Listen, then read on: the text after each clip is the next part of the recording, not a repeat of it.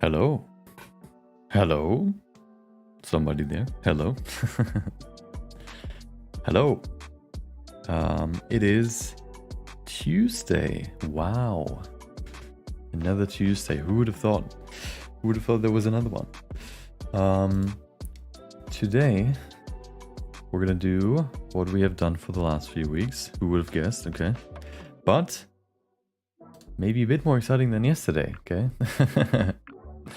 Yesterday we did a little bit more, what would you call it?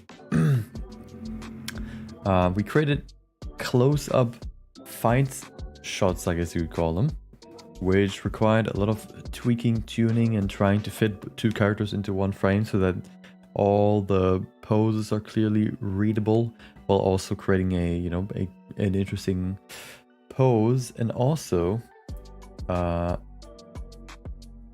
generally just creating a good composition. We created one full shot yesterday, and then half of it, it took 3 hours for one shot, and then and then the rest we spent creating or starting to create the first one. I finished that one, so now we have 3 of them, which should be enough. Which means now we can get into the last few shots, basically of the animation. There are only a few shots left. I don't think we're gonna finish it today, but we're getting closer and closer. So yes. Welcome Gamer Boy, welcome Heyo, welcome Sense, King Gurney, welcome. I'm doing pretty good. Hope you are all doing pretty good as well. At least pretty good, maybe even better than that. Okay. Welcome Elijah. Your art is so cool, thank you. I'm from Bangladesh, nice. Waiting for your next video, yeah, it's gonna be a bit, okay. You're gonna have to wait a bit longer, but we're getting closer and closer. Boom. Oh, look at this guy. Who is this? Yes, so let me show you what we've done yesterday.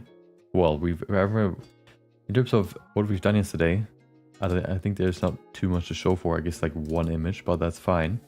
There you go. So basically these 3 shots that I'm going to show you in a second are basically intersplined or interwoven with this scene that I'm currently working on, which is basically, Deadpool and Wolverine clashing together.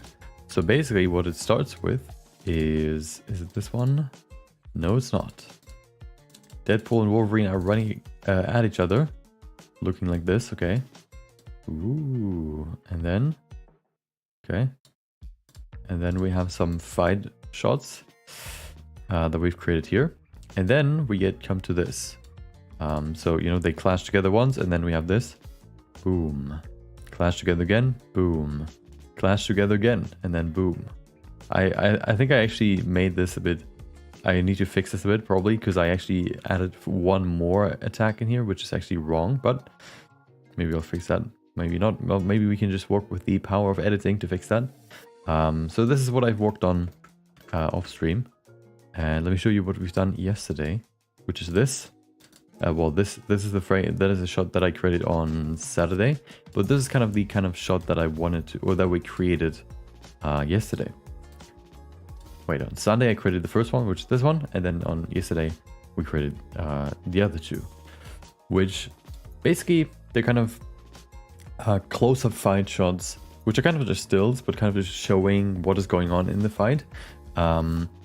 And they're pretty hard to create just because of because it's really hard to find a pose for both characters that signal, of course, that they're attacking each other.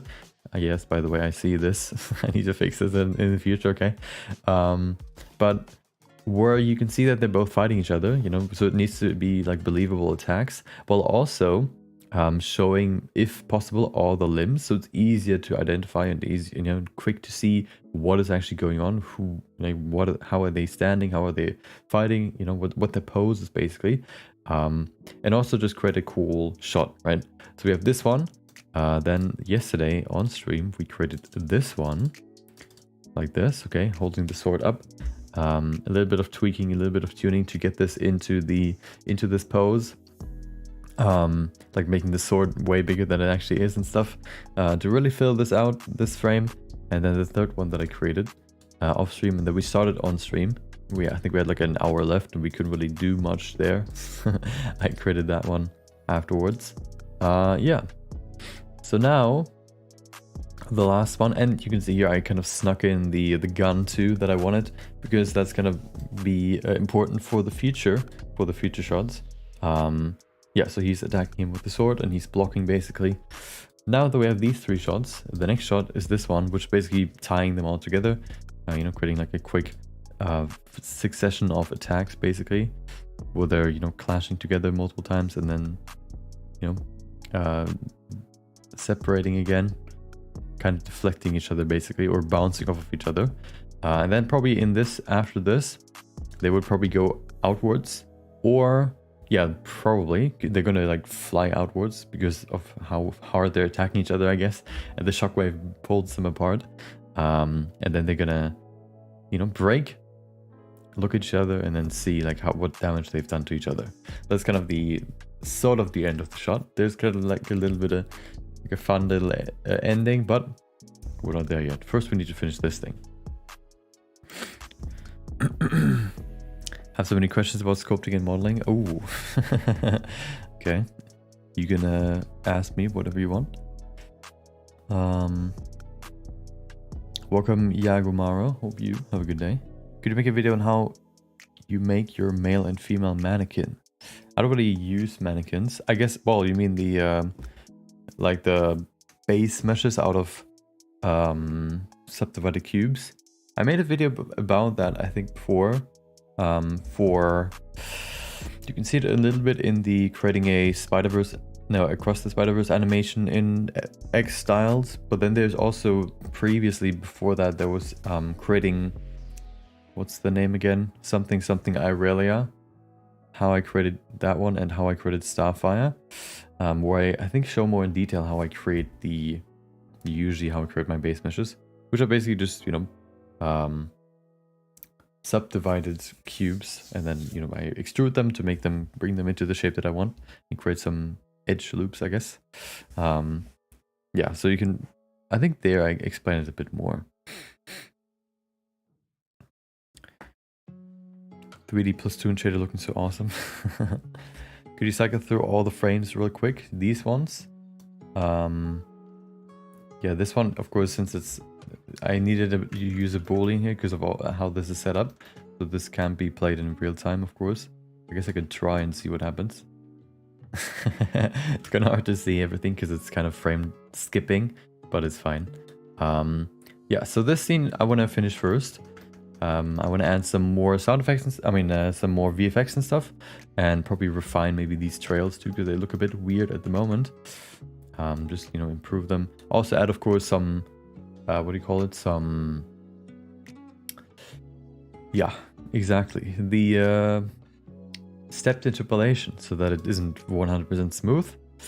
And we already have a shockwave, which is nice, which is a really, really fun and simple way to create these, which I can show you in a second. Yeah, so most of it is already set up, and once Deadpool is done, I need to just do that for Wolverine 2. Oh, of course, right now they're just kind of spheres that I gave the body shader to, so I need to replace those with the actual, you know, rigs too, but we'll get there eventually. Yeah. So I want to probably do the VFX first for Deadpool, or like the general VFX, and then copy what is necessary to Wolverine 2, and then go from there, and then create the rigs, and then we probably have some more time to create the next scenes, which aren't too bad.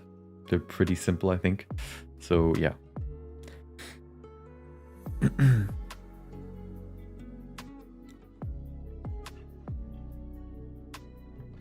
Please make Spider-Verse style second video. When the next movie comes out, I'll probably do the next one, the next film. What exactly did you do to learn how to use Blender so well? I did projects and more tutorials. Yeah, it's kind of like for me, it's always that I start a project, or like, you know, I learn the basics through like a beginner tutorial or like a few tutorials, and then I start a project, and then I run into a problem that I need to look up a tutorial for, or like an explanation. So I look it up, and then I know something new, and then I continue the project, and then I run into another problem. I look up the tutorial or like an explanation, learn something new, and then, you know, through that I learn more and more new stuff until I don't need to learn more new stuff, or the frequency at least of tutorials that I have to watch or explanations that I have to look up, you know, decreases more and more. That's kind of how I learn most of the time. I'm not really someone that, you know, just follows like a, I don't know, like a 10-hour course. I like to go into projects as fast as possible. Learning by doing is my favorite way of working, I guess, or learning. Okay. Yes. So, we have this, okay. I don't know why this shading looks weird, but so we have the Shockwave. Oh, let me show you what the Shockwave basically is. So the Shockwave is basically just a sphere. Look at this, a sphere, okay. And the way this works is basically you have a modifier, this vertex weight edit. What that means is if you have a vertex group, which is this one, right? You have a vertex group, and this vertex group has 100% strength. With this vertex weight edit, you can use a texture, which looks like this, just a cloud texture, for example. You could use a texture to change the value of the weights of that vertex group. So for example, let me see if I can actually create that real quick. If we have a plane, for example, and then we subdivide it, boom, okay, there you go. And then we do the same again. We create a vertex group, boom, assign, okay. So now this has 100% weight, as you can see here, okay. If we then go ahead and do the same again, which was vertex weight edit, we select the group, and then we need to say, let me just copy the settings because they're a bit specific. Oh, right, I need to say fall off type custom curve, so I can invert this. There you go. Okay. I don't know the 100% exact details why this works this way. Okay, so don't ask me to go into too much detail, but then you can basically say where's the influence coming from. You can say 100%, but that's kind of, you know, unnecessary. We're going to use a texture, which is going to be this one. And then I think that's all. Oh, intensity global. Okay. Global. There you go. And now if we apply this, we should theoretically see what this texture does. So the texture looks like this, right? So if we do this now, apply this, and then we go into weight painting again, you can see we get this. Basically the texture removes weight, you know, based on whether it's black or white, more or less, basically based on that. So then we have this pattern, and then we can use a mask texture. There you go. A mask texture is used to basically remove all vertices, or just to hide vertices, basically. Or basically, it's kind of like deleting it for future modifiers. So for example, if we now use the mask modifier, boom, if we increase this, you can see we delete. Oh, right, we need to select the vertex group first. There you go. We increase this now. We delete more and more of these vertices.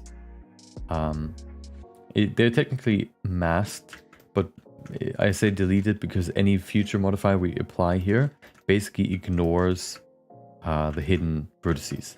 So we can, you know, you can see if we now go back to weight painting, you can see what is like the brightest area, the most red basically, stays the longest, has the highest value. So the threshold removes that the latest, I guess.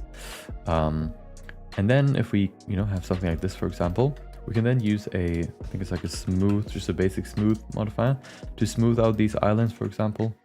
Set that to 1. And then jack that up a bit, maybe like 10.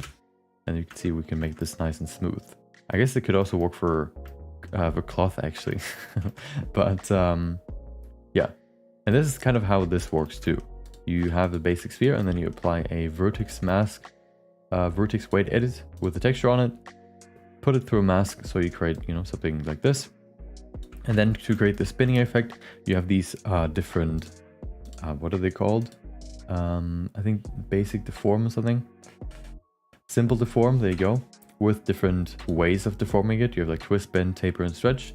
So the basic one is of course twist, which just, twists the whole thing, twists the whole mesh.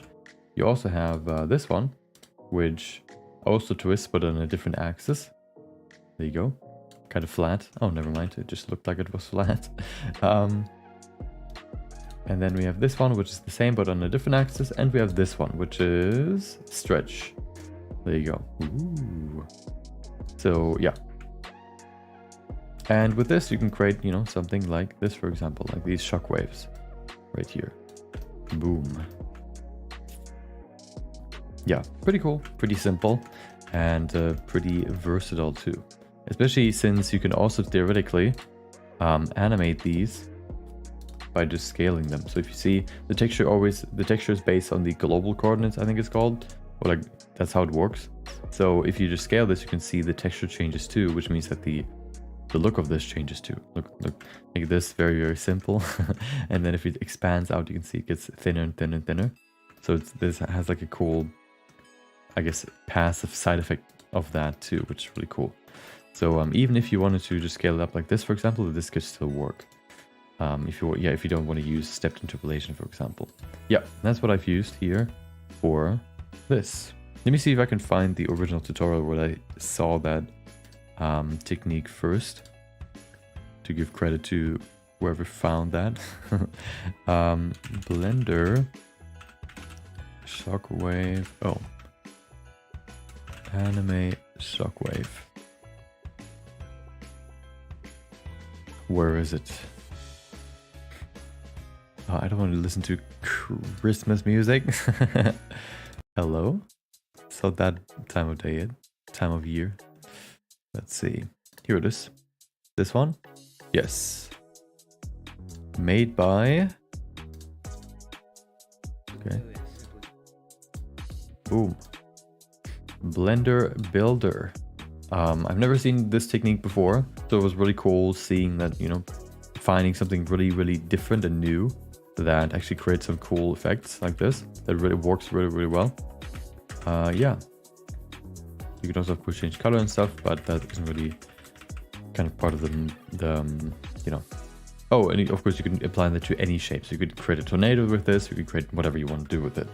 Yeah, it's a really, really neat little effect that can create some really, really cool, looking geometry. Yes, so basically now it's just about adding a bit more flair to this. I also thought about adding another trail to this, we'll see, but maybe also keeping them here, we'll see. It's so many decisions, but you can see right now everything is super, super smooth, since all I applied basically is just busier interpolation, so that everything is perfectly interpolated. But once all of this has linear interpolation, stepped interpolation, it should look a bit more choppy and a bit more like anime, I guess. That's my hope, at least. And yeah, so Deadpool's trail is basically there. I thought about adding a bit more to it, which I probably will.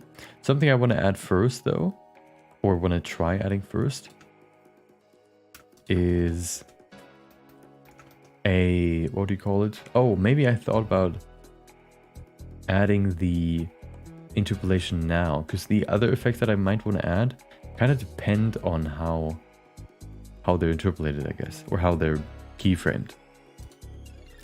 So I think I want to do that now. Basically what that means is pretty simple. I just want to create a keyframe for every second frame. Hold on, let me do this. Thank you. Okay, so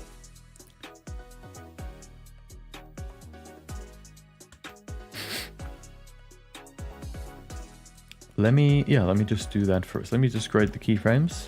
Like, you know, I just activate automatic keying and then press G to set a keyframe. And then that should be it. And do that a few times.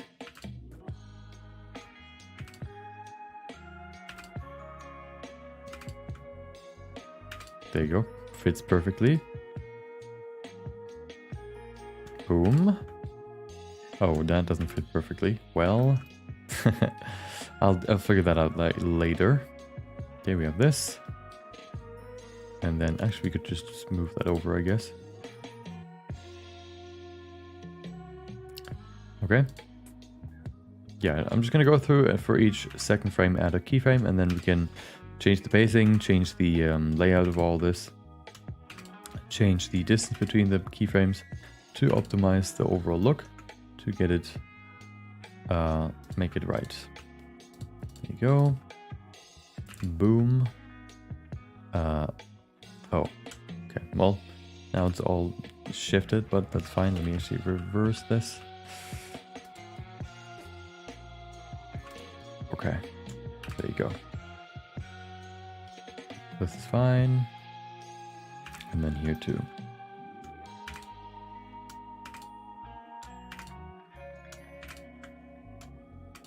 Oops. Okay, good. I don't really need this anymore, so I don't need to do anything here. Let me do the same for Wolverine's sphere placeholder. And then that is done. And then we can optimize the VFX.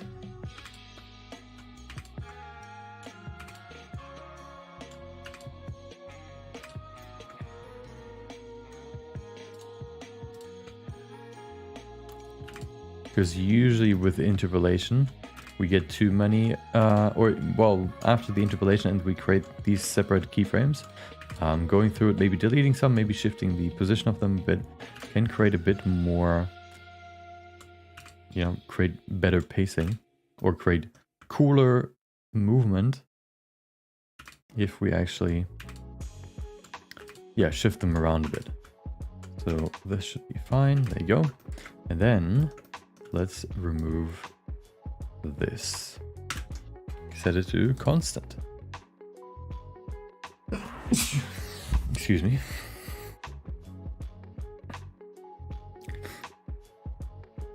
How are you doing? Pretty good. Welcome, Piyush. Hope you have a good day. Is it compulsory that I use a special tablet if I want to get into sculpting? You don't need to use a tablet to get into sculpting. It basically only really helps you with, it allows you, of course, to use pressure sensitivity. So dynamically change the thickness of your brush, for example, or the strength, which can be useful.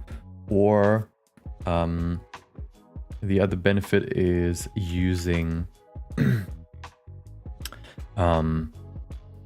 more ergonomic for your hand.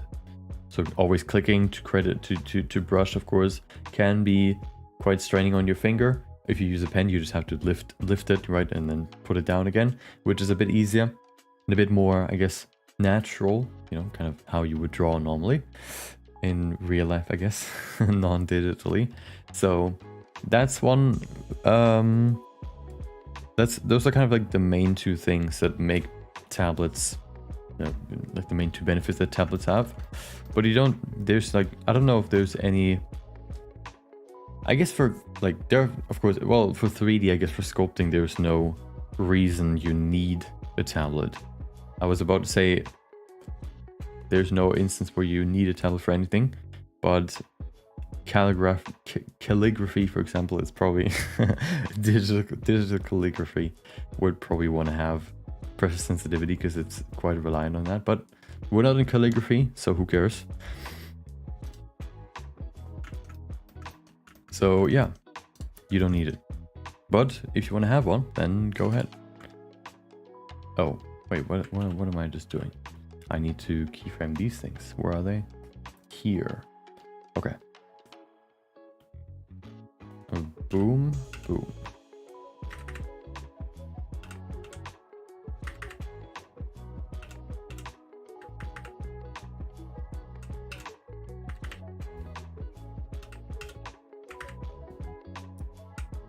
Okay. Oh, right, and then do this. Yes, that's good. Okay.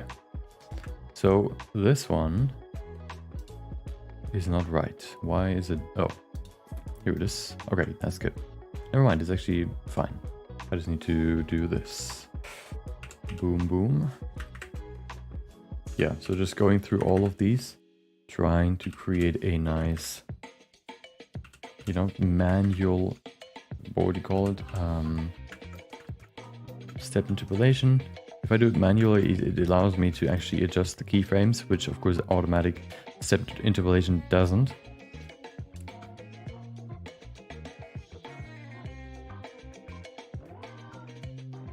And it's kind of important to have that because you can create some, yeah, a much better look if you do it manually. So before I, you know, in my previous animation for the Berserk animation, basically, I did automatic interpolation, or yeah, automatic stepped interpolation, which of course gave me way less freedom. So doing it this way, I think is the better way. It may take a bit longer, but it also will look better in the end. Less perfect, I guess you could call it. Okay, this would be good. Wait. What is this? I don't need you. Weird keyframe. Okay. Boom. Constant. Does it look good? Yes. Okay.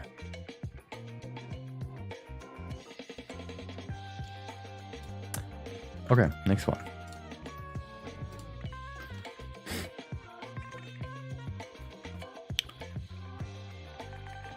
Can we get a preview teaser of any of the completed shots? Hold on.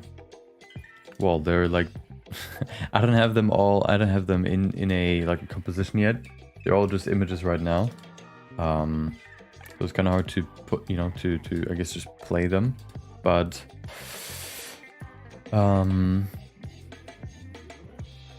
yeah, we're gonna put them together probably once we have every scene, which is probably gonna be tomorrow or the day after.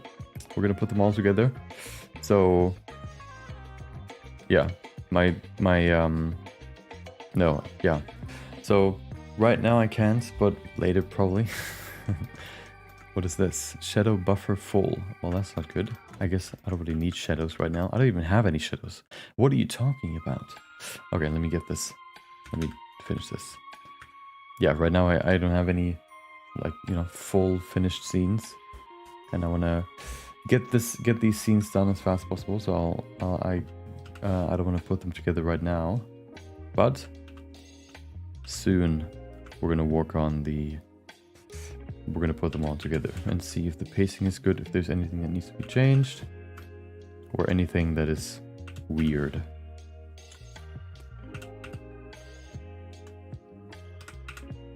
And then it goes into overpainting, which is the important part, because that's when the real look of the final animation gets created.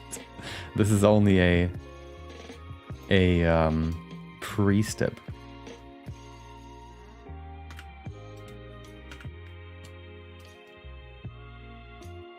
Okay, what is this?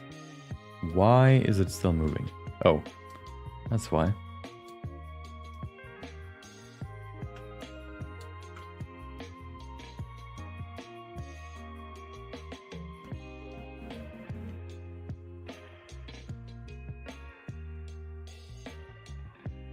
Okay, good. This one. Boom.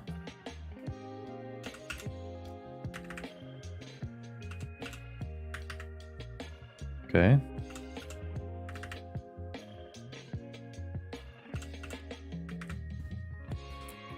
And then, oh, right, do this. Then we basically have all of them except, well, we have one more.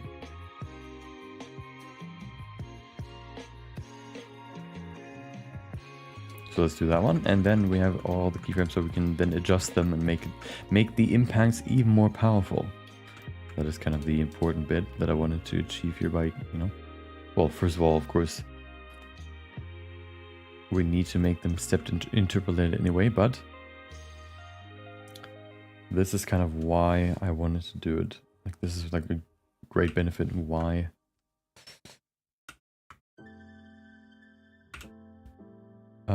manual interpolation, step interpolation is good, because then we can adjust the keyframes. Okay.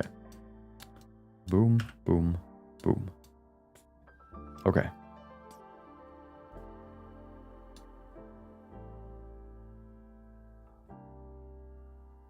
Good. So,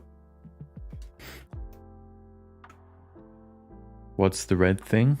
It's just a trail after Deadpool, like this. This one's going to be red. The other one's going to be yellow to indicate Wolverine. How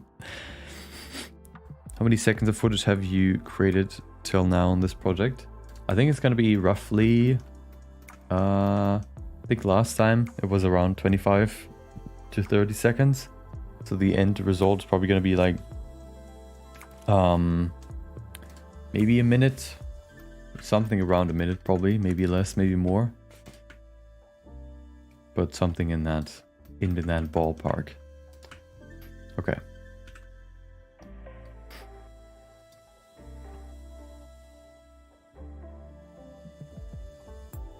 Good. So let's see if we can make this a bit more exciting. Basically just seeing if we can change some of these keyframes. So the first thing that I want to see is what happens if I just do this. Bring this one closer and remove this keyframe.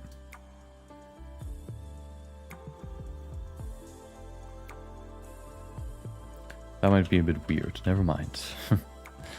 But maybe I can do this rather. What if I bring this further out? Then actually remove this one. Then I can shift this around a bit. Okay.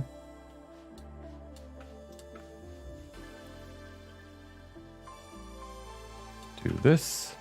And then here, we can create some more impact by leaving a bigger gap here.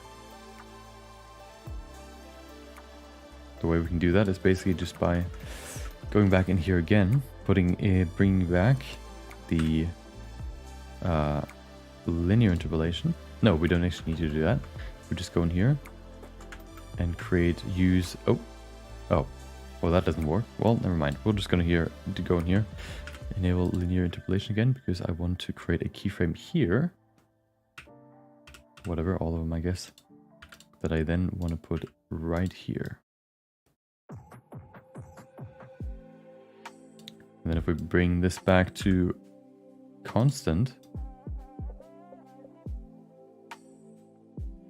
you can see, if we play this, by creating a very small movement in one frame, which is this one, very, very small movement, especially in the camera perspective. See, not much happens. And then jumping straight into a much further position like this, we can create like a very fast movement, which creates much more impact which creates much more power, I guess, when the impact happens. Maybe I need to delete this one too, but I kind of want to keep that one just to see how it looks. Okay.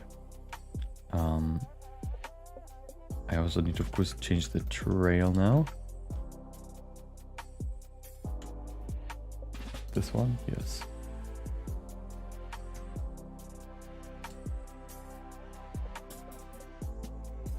Boom. Yes.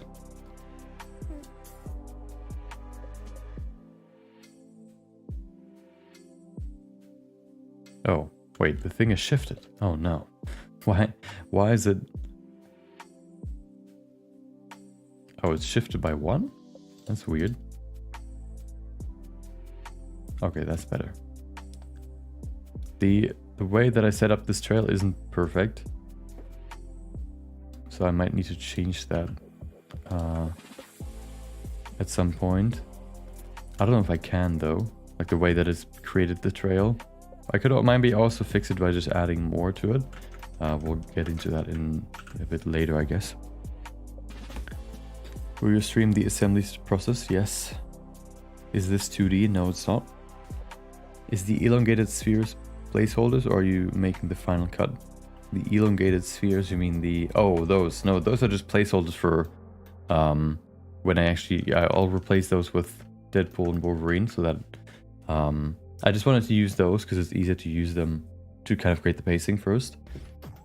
Yes, that's why I used the spheres for now. There's any tip to render mesh plane / image, make it original lighting color? Wait, what? Oh, wait.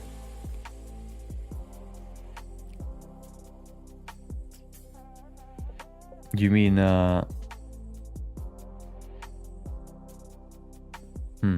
wait. Is there a tip to render a mesh plane / image, make it original lighting color? You mean copy the lighting from an image to your Blender scene or something else? Okay, let's see. Yes, I think that's better. And then we have this, of course. There we cut between these, cut to these, you know, close-up shots. This one's just going to be a pause weirdly here.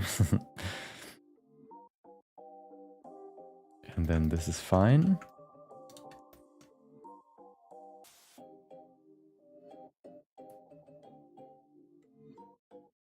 And then when the next jump happens,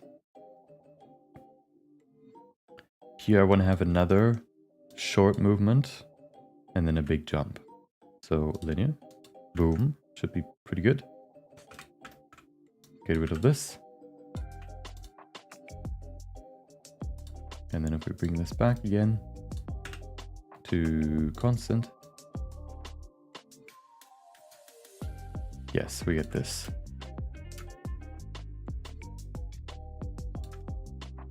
Actually, I kind of want to move it even less, so let's do that. I guess I could do that just by doing this. Linear again. Okay, move that over there. Linear again. No, just keyframe. Yeah, that's fine. Okay. This should be good. Constant. Yes. Okay. That's good. Now we need to change this one again. The trail. I guess I can just move this over. No, I'll do it manually.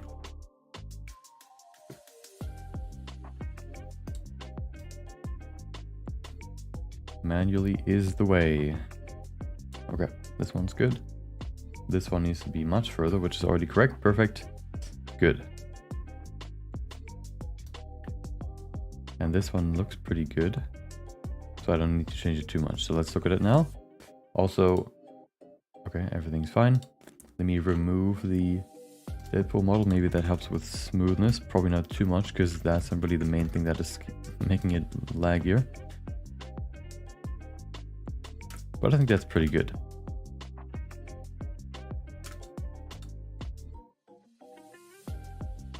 Okay, good. One thing I probably want to change though. Do I want to change it? So I probably want to change the direction they're moving in the end. Because they're supposed to clash together and then, you know, separate in two directions. And right now they're just moving, still moving forward basically towards the camera. Which isn't really what I want to have here. I probably need to change this. But that shouldn't be too hard.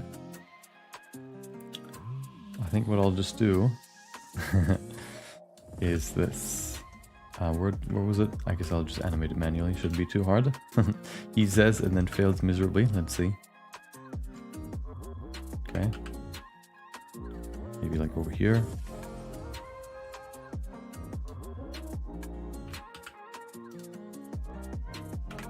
And then out of the frame. Good. And then we need to change this one too. This one, of course, yeah, it's the way that set this up doesn't really work for this now. I need to actually do it again, but shouldn't be too hard. Basically what this is, basically just like a sphere, I mean a curve that has been turned into like a plane basically, that has a texture applied to it. So when I set this up like this, it should be fine. And then I can just go in here, mark this as the 3D cursor, set it to transform based on the pivot point, which is the 3D cursor. And then if I create a new shape key here for this curve and scale it to 0, I have a little slider here that I can use to create this, make the curve longer or shorter. And that's what I can use here to create the animation. So here basically, I want to have a keyframe, and then here, boom, and then one more. Perfect.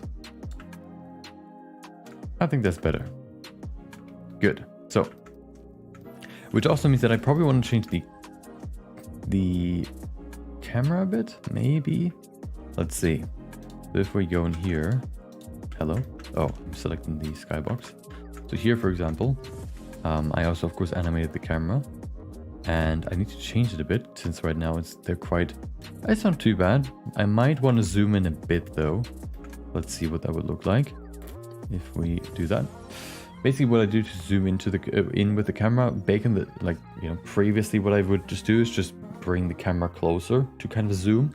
But you can also do that by using the camera sensor fit, camera size, which basically takes basically just zooms into what the camera can see.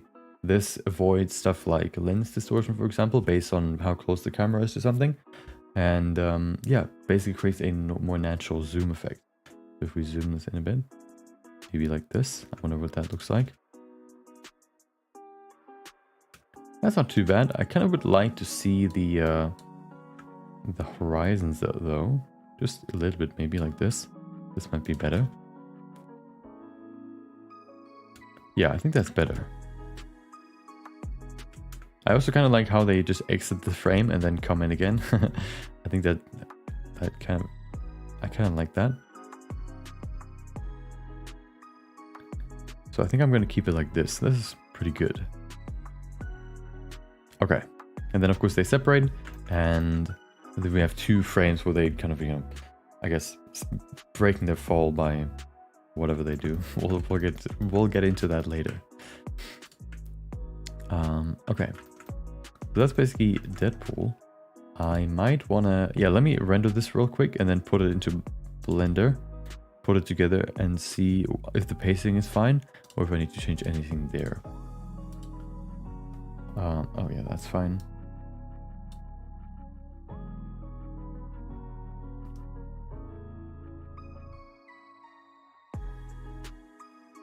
Okay, let's just end it there. 54. And then save it. Scene 23. These shots are a bit easier for the overpainting afterwards. They're not that many. It's like not that detailed, so I don't have to overpaint too much, which is pretty nice. So we might have 23 scenes, but not all of them need to be fixed in terms of lighting or shading or whatever. It's I think that's also some reason why maybe actual anime does that too, like these far away shots, not only because to create a different perspective, of course, but also just because it's easier to draw. There you go. Okay, render this and then we can look at it.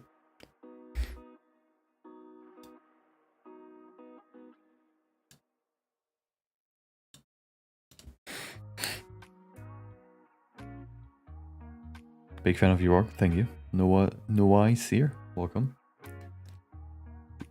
Did some face sculpting today. It is tedious. The more I do it, the easier it will get, but it takes a long time to do just one sculpt. Yeah, the more you do it, the more comfortable you get, and the more, well, just the faster it'll go, and the more effortless it'll be.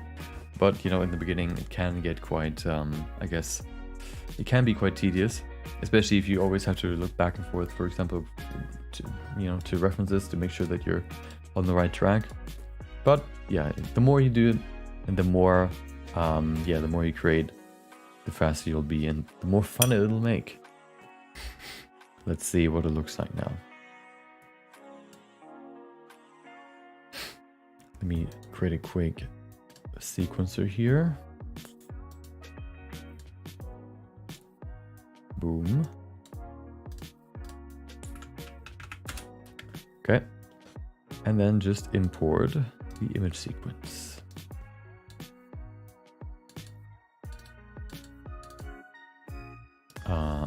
Here. So let's see if the framing is, or what it looks like with perfect playback, and if anything is wrong or not. Okay. I think that's fine. It's quite a short shot, of course, so it's, you know, it can be quite like weird to just see like a 1 or 2 seconds and then it's over. But in, you know, succession with multiple different shots, I think it's fine. Yes, good. Okay. I also like, I like the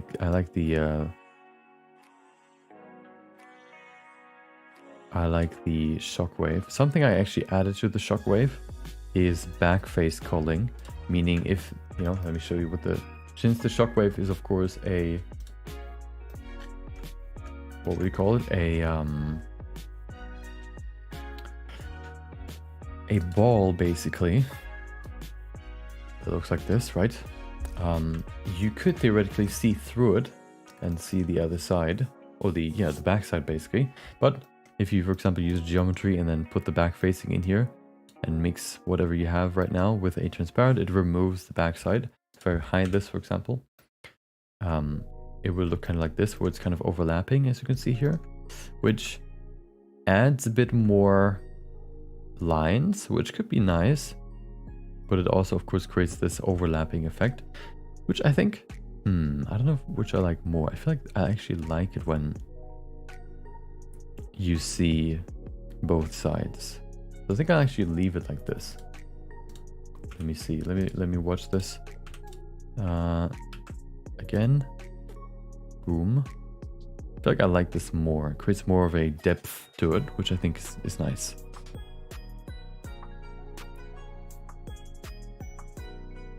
Okay. Good. That's nice. Let me watch this again. I think that's nice. It also looks nice and hand animated with the interpolation, which is nice.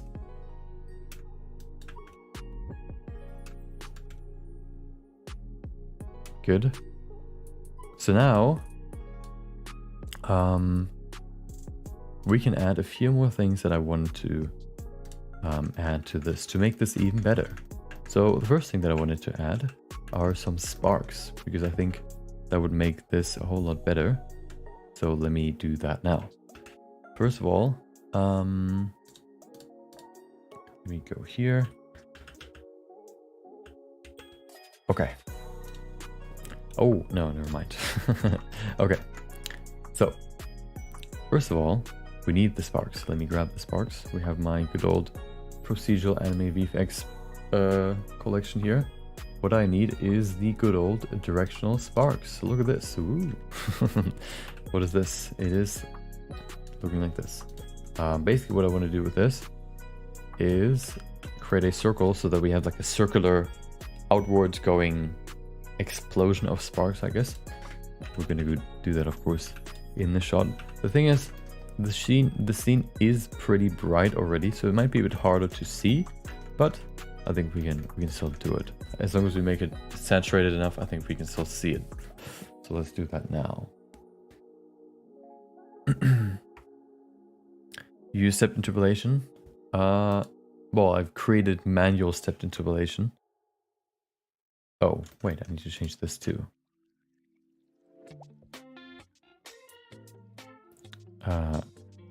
Okay, boom. Aha, okay. Yeah, I just, wait, am I weird? No, I'm good. I might be weird.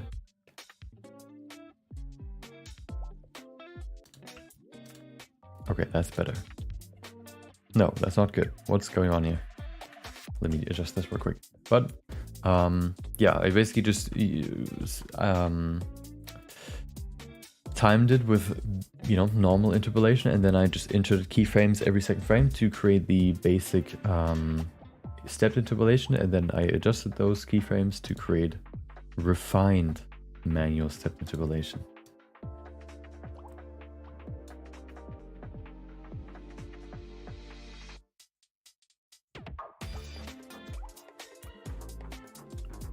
Okay, good. This is also kind of weird, creates like a weird glitch here. Let me adjust this real quick. This needs to be 0 or 1, I guess. Yes, good.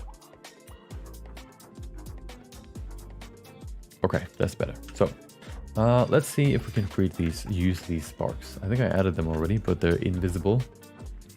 Did I? I did not. I need to copy them first. Copy and paste. Boom. Look at this. Okay, they're already visible, which is nice, but I want to change them a bit. First of all, the glowing emission doesn't need to be that high for now. Let me just set this to whatever, 5, I guess.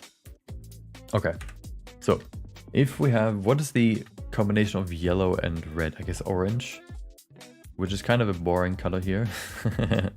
I need to see. Maybe we're going to use white. Maybe we're going to use, what else could we use?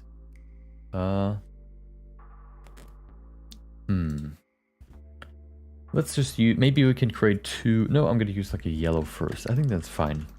But that, no, we're going to use orange. Never mind. I want to use orange here. Kind of like this, as a combination of the two. I think that's better. Okay, so first of all, if you look at this, it's quite a lot, first of all. Let's reduce the amount, but also they're a bit thin right now. So let me increase the width. Boom, look at this. Aha. Okay, next up, I need to adjust the height of this, since I want to basically make them flat and kind of, you know, go in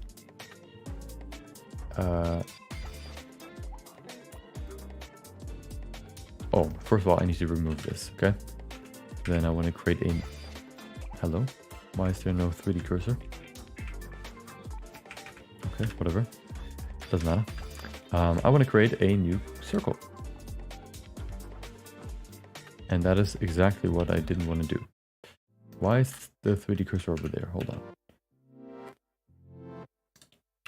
Ah, there you go. There you go. Okay, so circle, perfect. I want to have basically just like a, you know, normal circle around this for now, so I can customize this a bit more. If we were to play this now, you can see it creates this, which is nice. Basically what I want to have, but I want to make it a bit more. I want to fine tune it a bit. So I think the first thing that I want to do is just turn these handles into free ones. So I can just do this. I want to also hide this real quick so I can create a different shape first. Kind of like this maybe. Boom. Maybe like this. Just create like a more like a splat effect that isn't 100% round. Something that is a bit more uneven, I guess. Like this. Maybe even add one more in here. Subdivide. There you go. Bring those out. Just to create a more random look like this. Good.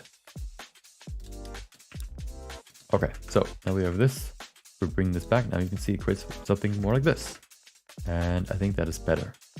Maybe it looks a bit too even. Maybe I can adjust it a bit more. This looks pretty cool now. Boom. Oh, look at this. This looks even better. Aha. This looks even better. Okay, good. Maybe the star? No, no star. No star allowed. This looks pretty good now. Okay, so we have this now, which then explodes into this, which is nice. Okay, and then let me adjust this a bit more. What I want to do next is the color's fine, but the amount, do I need less or more? I feel like the amount is pretty good, but maybe the turbulence is a bit too much. Also probably the length, but the length is not too much of an issue for me right now. But yeah, actually, no, it's fine. The length is fine. But what I want to do is I want to change the random start. Doesn't really work because that's just for this effect, but I don't need here. What I want to do is maybe scattering a bit. No, actually not. I like the geometric shape. Oh, what I wanted to do though is change the, I guess, rotation of this. I don't have that here, do I? No. I need to go into the actual geometry node settings. Right now, of course, they're diagonally going outwards. What I would rather do is have them go vertical, I guess. Which shouldn't be too bad. I just have to mute this. Boom. And then they're flat. Perfect. And that should make it a bit better. Look at this. Doesn't look too bad. I don't know what this flickering is, but I think it just disappears when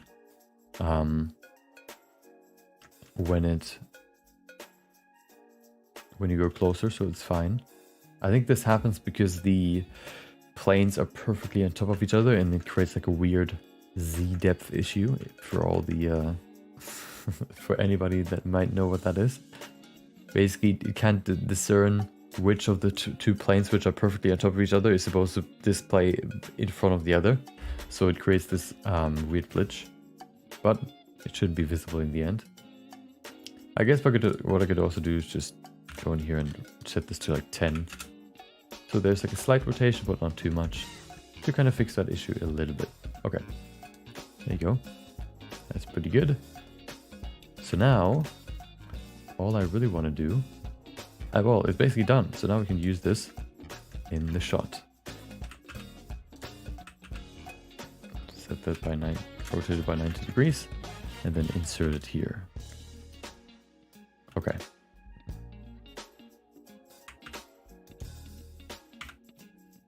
Might be a bit big right now.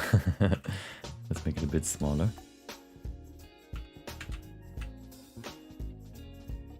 That's pretty good. So that's the first frame. Good. Second frame. Boom. Pew. And then, oops, I didn't keyframe this. Okay, second frame. Boom. And then third frame. Just a tiny bit left. Yes, there you go. And then fourth frame. Gone. Good. Yes, look at that. Oh my god. So much better. This is a bit weird, so I'm going to remove it here. I guess I'll just... Let's see. You know what I'll do? Boom. Go down. There you go. Easy. Yes, that's good.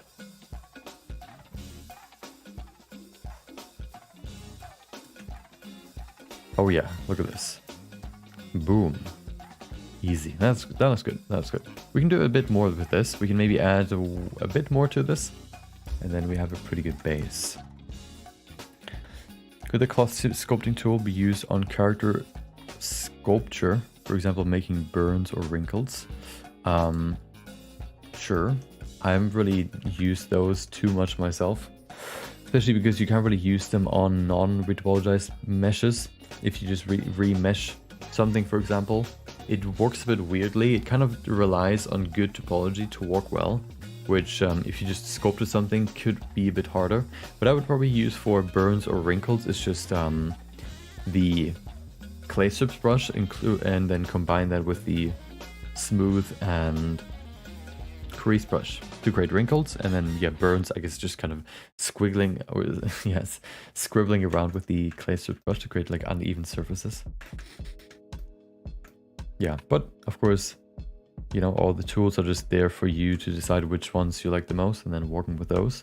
So if you, you know, prefer working with the cloth brush rather than the clay strips brush, for example, then of course do that. I just prefer, you know, the other thing. There you go, that's good. Okay, so we have one now. Let's just do the same again, but a bit later, right here. Wait, when did I? Okay, good. Here, duplicate, and move it up.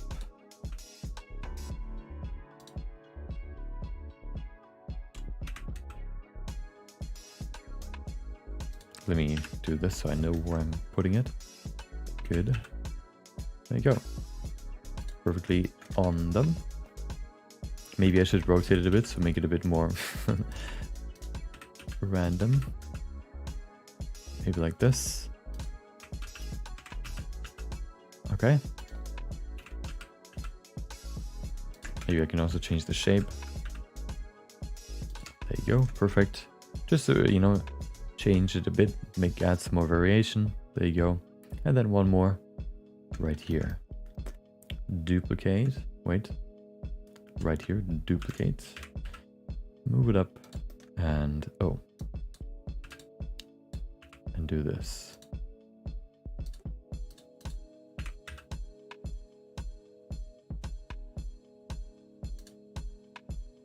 Wait, oops. This one. Wait, what? Oh, this one. Aha. Good. And then rotate it. Wow. Maybe sideways, that could be cool here.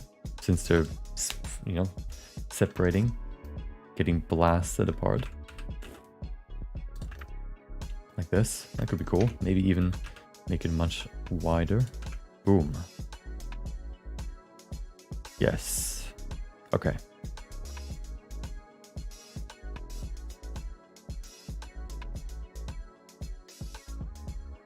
Boom. Boom.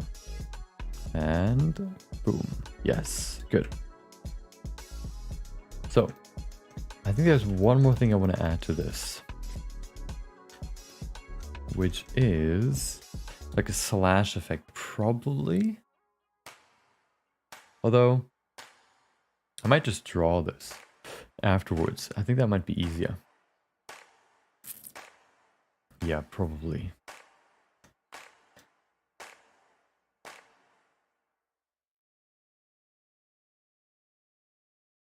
I think I'm going to render this and see if the sparks are fast enough or not. And then we can put that back in here.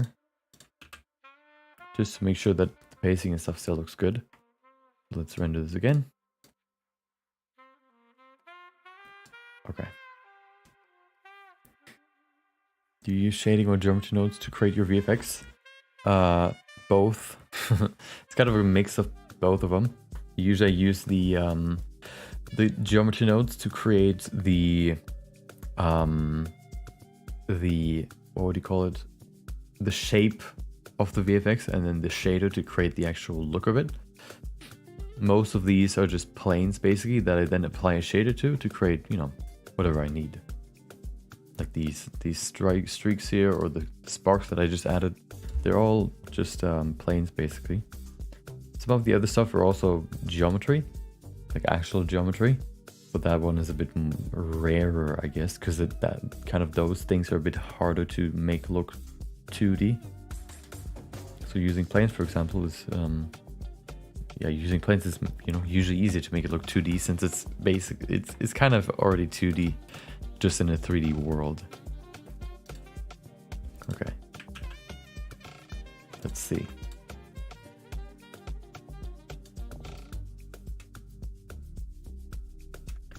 I actually might want to change the length of these. Wait. Yeah, I feel like they're there for too long. Are they? Yeah, I feel like they should be there for 2 frames. Like this one, and then, no, this one's already too much.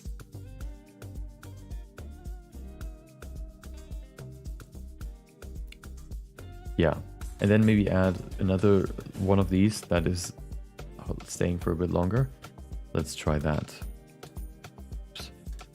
Let's see what that would look like. So try that again. So this one shouldn't stay for that long. Here it needs to go. So just do this, I guess. Oops. 5, there you go. Get rid of this. Yeah, be gone. Good. Do that for the next one. So this one also just 2 frames. 1. No, this one's already too much, so there you go. And then 1 more, and then we can render it again to see what it looks like. This one. Yes, that should be better. Okay. What is this weird shading? Okay, let's save this, render it again. And then see if that looks better.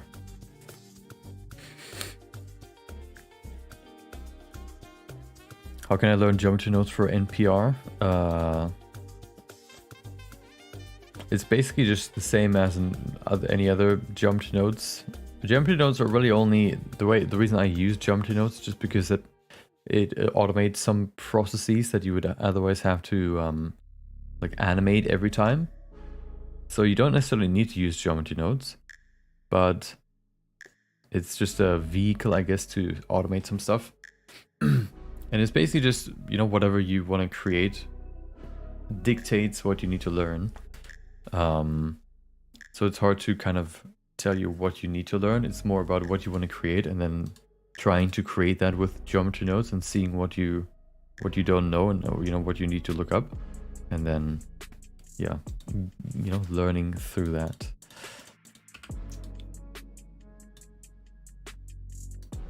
So for example, for my thing, I wanted to have like a shockwave of debris that goes outwards, which for that, for example, I needed to figure out how I can calculate when they're like randomly distributed points, how they can calculate the rotation away or to the middle point or to the to the pivot point of the object, for example. Stuff like that I just had to look up because it's kind of a niche thing that you need to figure out, and it's only really necessary for that one effect. But like, yeah, it's like a fairly niche thing that I needed for that effect, which which might not be necessary for most other stuff, but of course for this thing I need to learn it. So geometry nodes is very, very personalized, I guess, in what you learn and how you use it. But usually if you the more you learn about geometry nodes, the more you also understand how it works. So sometimes you also just know how to do something even though you haven't looked up how to do it, since you kind of know how the nodes, for example, work together and stuff. So yeah, it's just about creating projects and seeing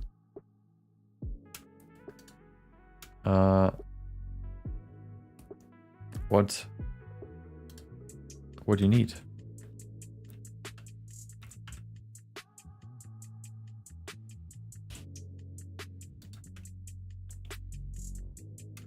Okay. I feel like I kind of want to have another frame, but maybe not as linearly outwards. Maybe for this one it's better to have this frame and then have one that is very, very wide. That might be better. Let's see what that would look like. It looks so funny just seeing it in the viewport perspective. There's all these planes and cubes and circles. Yeah, so this one shouldn't be here. It should be out. Where's the maximum? Ah, there you go. And here I probably also need to change the length then. Like this should be better. So really far outwards. See on the edges, we're right on the edges there. Kind of like this. And then it can be gone. Be gone. Good. This should also change. Make it a bit thinner. Since I changed the length, this has also changed.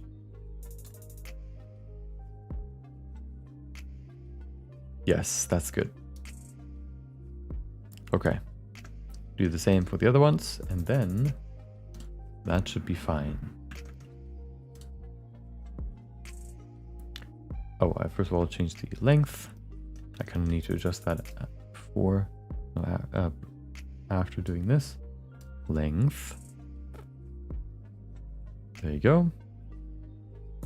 Okay, that's fine. Have this be thinner. Boom. And then splat. Yes, that's good. And then be gone 5. Okay. And then one more. Hopefully this looks better. I think it'll look better, but it's all about trying. Only the test can show us if it looks good or not. It is already kind of on the borders, so that's nice. This one, I guess, can be smaller then. Maybe this way. Nah, a bit more.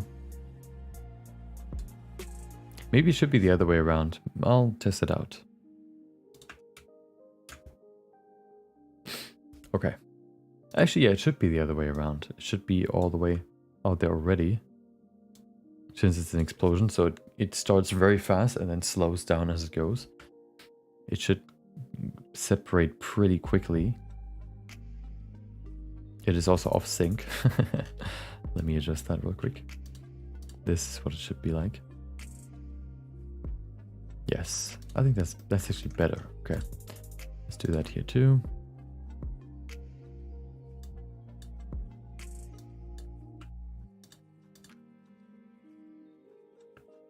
Actually, I need to do this. There you go.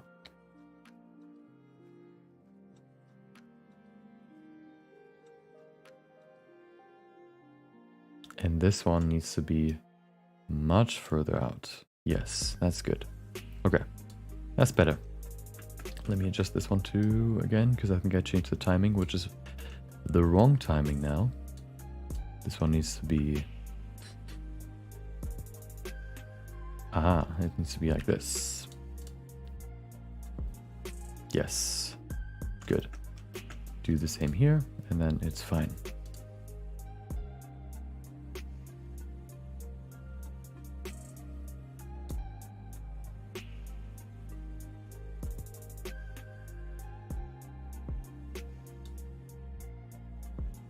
Yeah, that's good.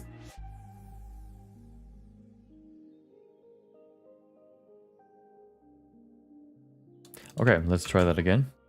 Render it again and see if it looks better now. Okay.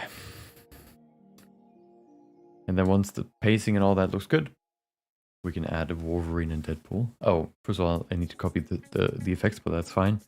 I'll do that when we get there. But yeah, once that's done, we just add the actual characters and then that should be enough.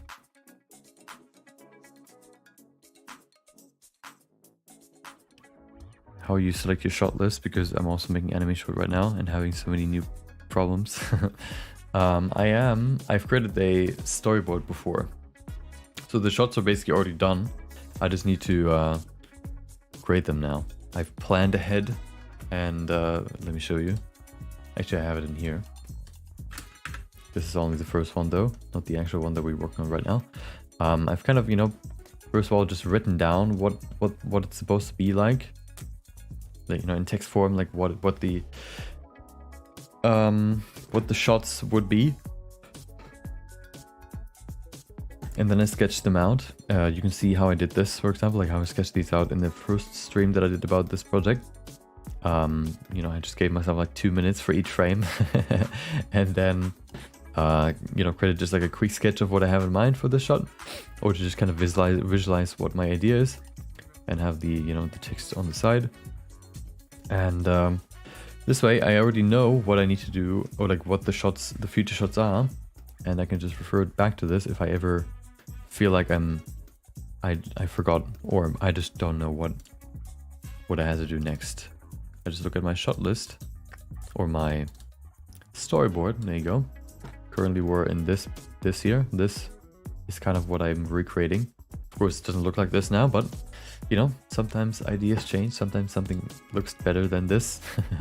So I moved to something else. So after this is done, we go to this one.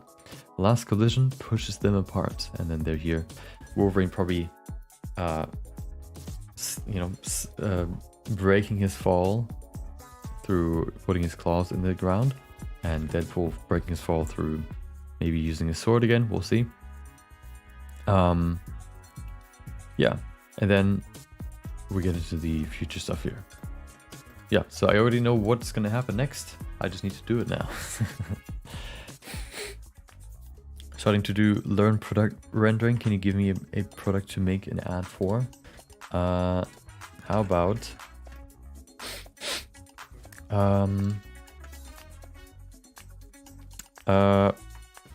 oh, well, what about a mouse? You know, not a real mouse, but a computer mouse.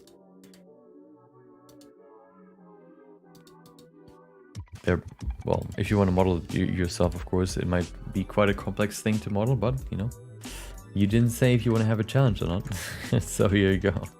I made it a bit more challenging than just some basic shapes. Oh, wait, have I tested the new one yet? No, I haven't. Good. Let's test it now.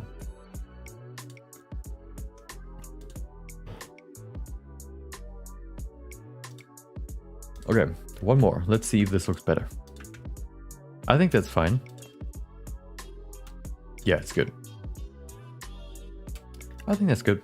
So now we need... I want to adjust the trail a bit, because I feel like it can still be improved. I just need to think about it a bit more. So the way that I did it for this other shot, for the previous shot with these trails, this one, you can see we also still use the meteor effect, I call it, which is like the tip thing that kind of trails off at the end. But I combined that with another one. The problem with the other one is that they don't have a clear ending and beginning. It's this effect right here. It's the wind streak. Nope, this one. If you look at this, you can see it looks like this.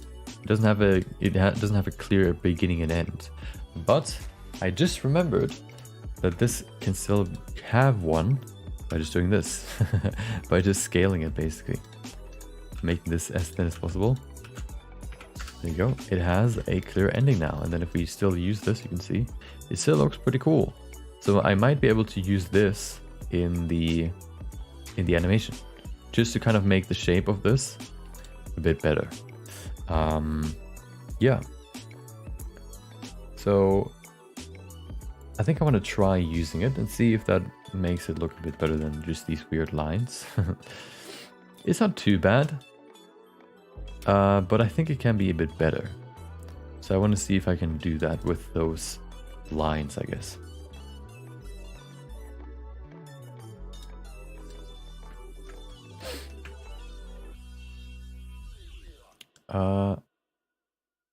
Okay. You know what I'm going to try right now? I'm going to stand up. I have a standing desk, believe it or not. So for the first time in a stream, I'm actually going to stand. I think you can hear my desk right now because it's so loud.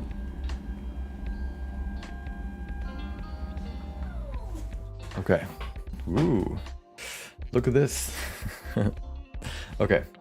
So I need to remind myself to stand more because it's more healthy than only sitting.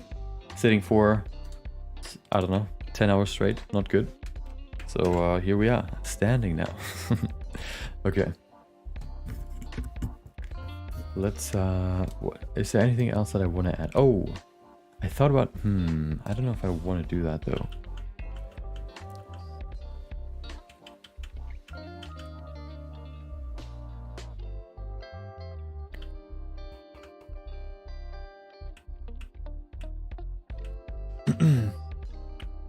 No, I want to do the trail now.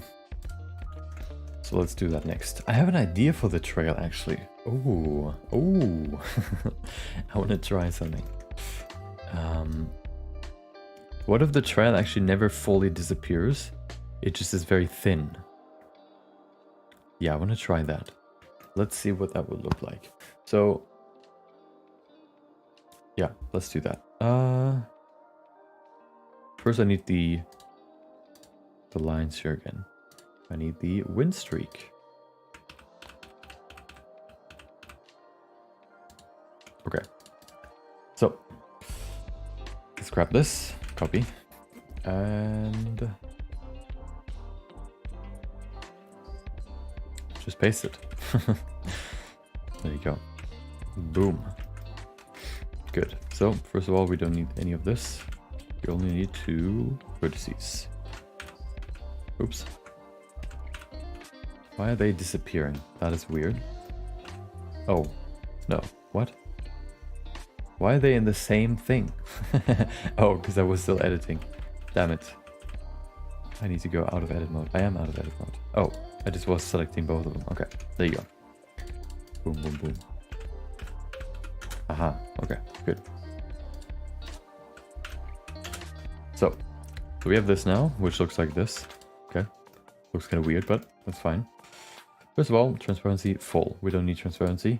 Nobody wants transparency. We also need to change the color to this. Okay, has to have the same color so they fit 100% together. There you go. And then let me change the look of this a bit. So this of course is kind of meant to be some like wind and stuff for, I don't know, like you have like a charge, you charge up a ball, for example, and you like pull air in. You could use these to create this kind of effect, right? But for this, it's a bit different. I want to use this as like remaining energy lines or whatever. So I want to change the thickness first of all to fill this fully. Hopefully it's fully filled. There's no gaps anymore, which is nice. And then we can also change the scale to make it a bit more even.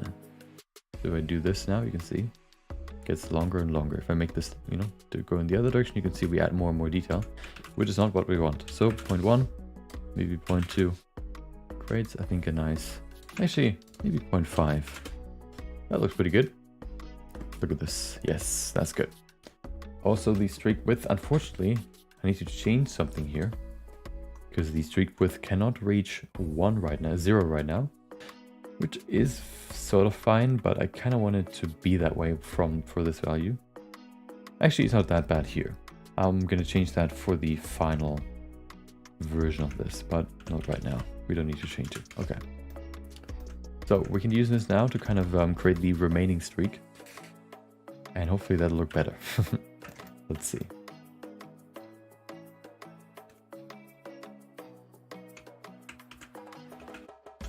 There you go. So where's the first streak? Basically, I kind of want to just go here. Okay, that's good. What's the emission for this?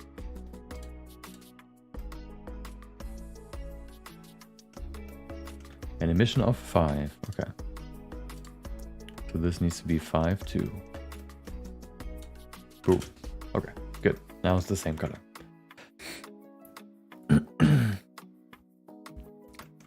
Let's go in here and start right here. And we can move this over there too. And then we can do the same for the other side. I don't know where the other side is. Oh. There it is.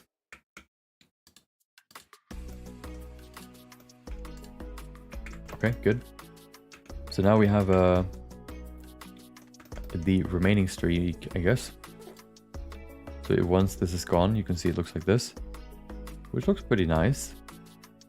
I probably would like this to change a bit more now, though. Oh, the sequence isn't animated. Okay. Whatever, I'll do that later.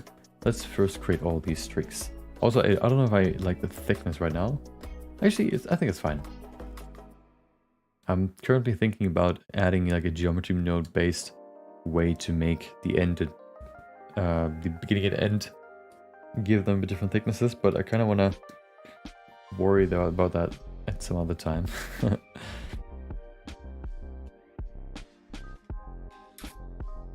But But I think this can look good. Now what I want to do basically is adjust it a bit, okay? First of all, this needs to be smaller.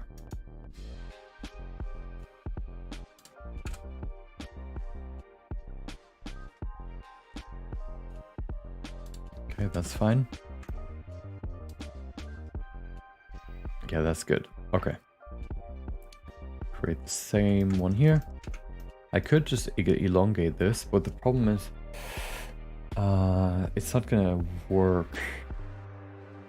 Is it gonna work? No, it's not gonna work. I would like to have them separated, I think. I think that'll make it easier. So let me do that. Yeah, duplicate. And create this thing again. Just do this. Let me switch the direction just to keep it even. And then do the same here.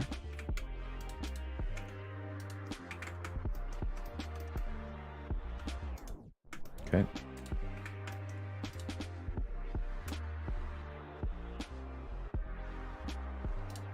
Good. Oh, I am maybe a bit too far. There you go. That's better. Okay, so that if this goes away, yeah, look at this. We have these nice lines right there. I think that'll look nice. Better than before, I think. Looks a bit jittery right now, but we can still adjust it. Make it a bit simpler. Let's see, like the waviness frequency, for example, or the noise scale. If we reduce that, or the noise strength, I guess. Never mind, maybe the waviness strength, or both of them. We can make it a bit simpler. Yeah, I'll get into that later. I guess the scale is the thing that changes the most. If you change this, you can see it gets a bit evener. Yeah, we'll get into that in a second. First, I want to just lay out the lines. Work on light rabbit. Can you make more sculpting videos on Blender? You mean tutorials? Or just generally? Sometimes I still cover sculpting in my videos, but you know, not as in depth, I guess, as like tutorials, for example. And so far, I don't see myself getting back to that. Maybe at some point, but no promises.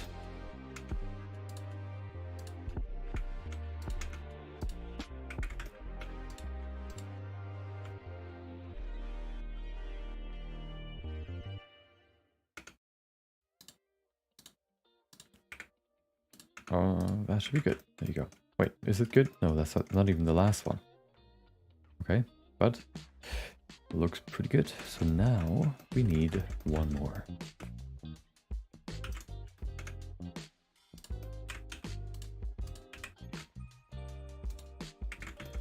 Boom. Oh. Whatever, I'll figure it out now, actually. Just right now. Oops, this is kind of important.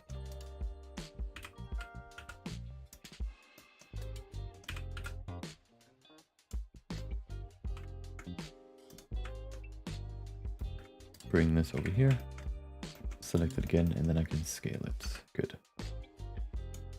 It's not visible there, but it's still better if I keep this behind the ball shape here, so that's good. And then of course we need this here.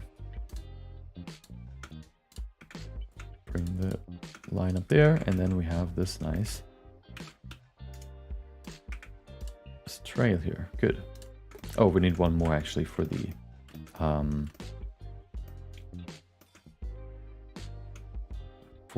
last, what would you call it? Explosion? Collision? No, it's not a collision is when they come together. What is it when they exit the collision? the blowback? The shockwave? Whatever. Something.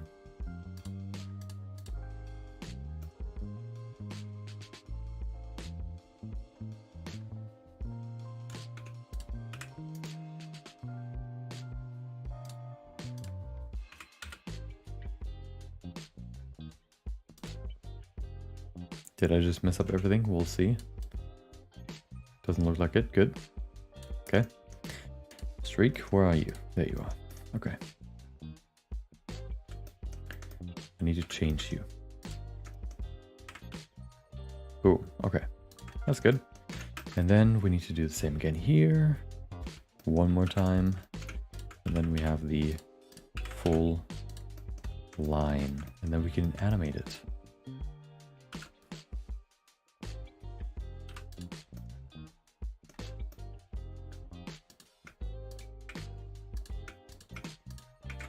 Boom. And then here the same.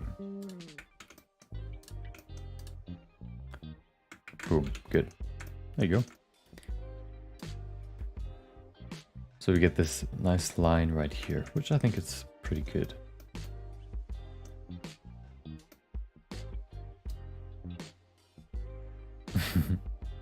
Now I just need to animate it so that it isn't there before it even, you know, Deadpool even moves there.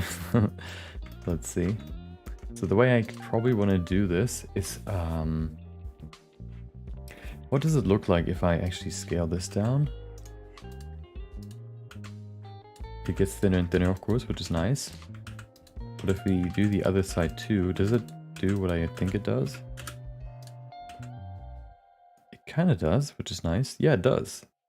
It kind of moves in this direction, as you can see. Ooh, which is nice. So I might be able to use this. We'll see.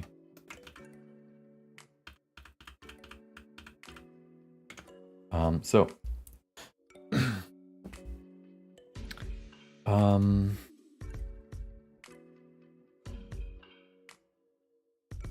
first, I think I just need to animate it just how I did it for the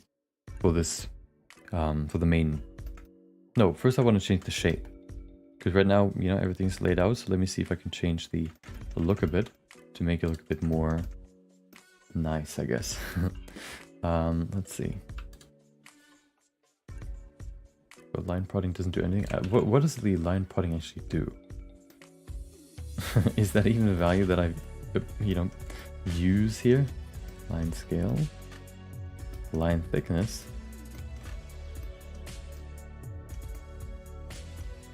Line prodding. Wait. Line prodding isn't even in here. What? I feel like I wanted to use it, but I just forgot about it. What does line prodding do? Or what is it supposed to do? Huh, weird. Let me note that down real quick.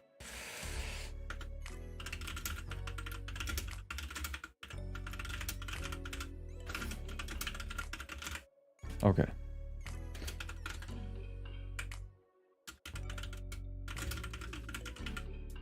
So let's see if we can make this a bit simpler, because right now like kind of this weird jittery look, it's a bit weird. So maybe if we,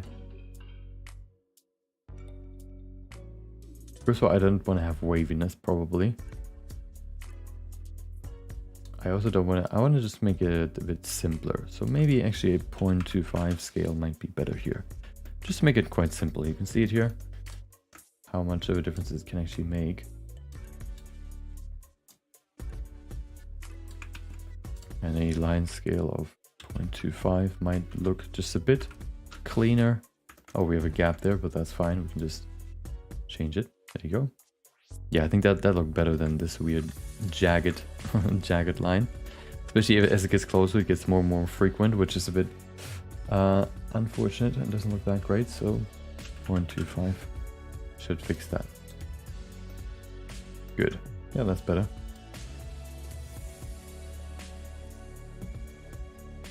There you go. And then the same here.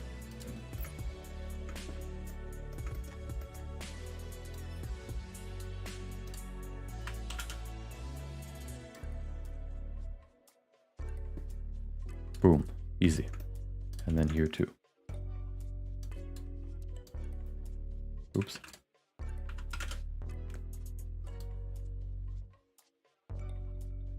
There you go. That's better than before. Good.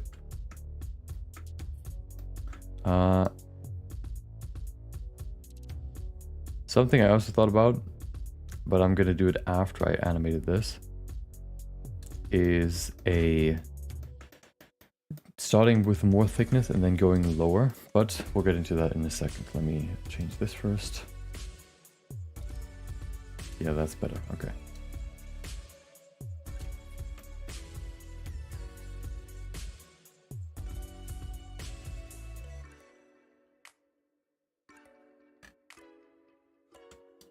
Oh, something I want to do first is actually animate this.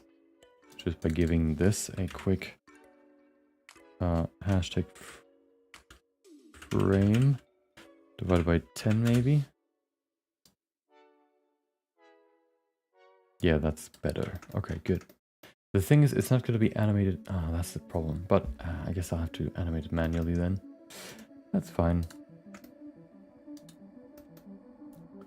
I want this thing, right? If I do this, you can see changes, and I kind of want to use that here.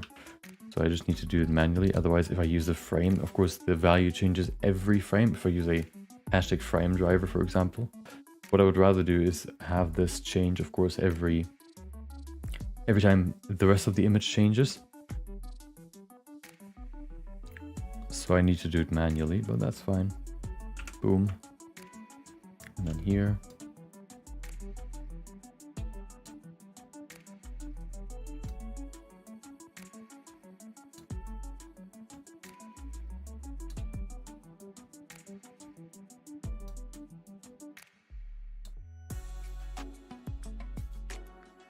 Oh, this is actually not right. That's right.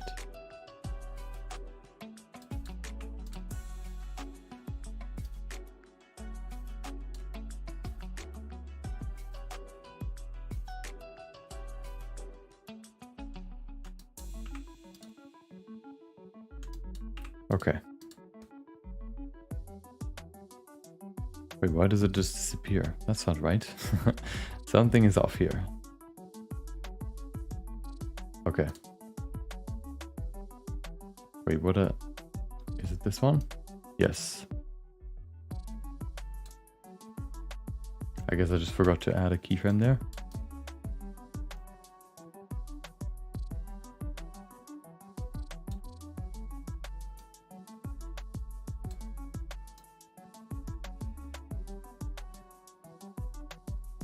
Okay. That should be good. So now we have this animated. Actually, we haven't animated it fully. There's a few more keyframes here that I forgot. And that should be fine. So now it actually moves as well, which looks a bit more, organic, I guess. Not a huge movement, but it still makes it look better than before, which is all we care about. Let's go here and do the sequence here. Okay.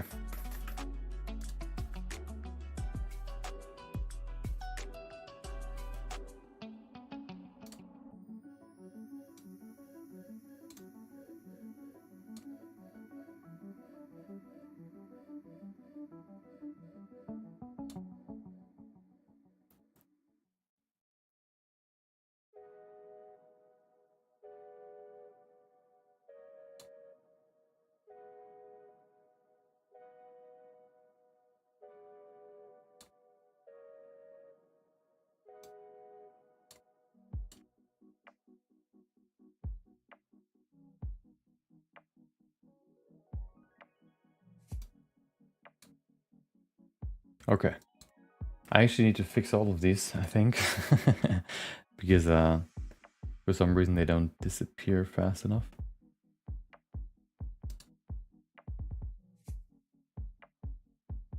I think I could just remove them here, actually.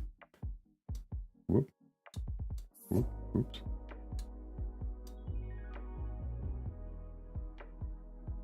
Yeah, that's fine.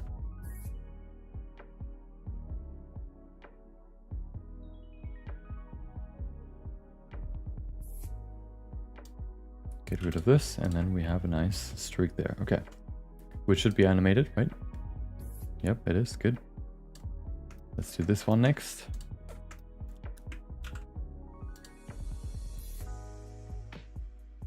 Okay. welcome Dylan Draws. Hope you have a good day. Let's make sure that you stay hydrated.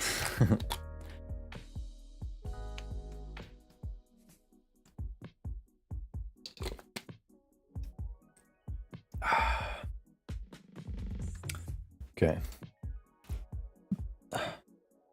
I'm actually looking forward to the moment we get into the overpainting, because that's when the whole animation levels up to a whole new level.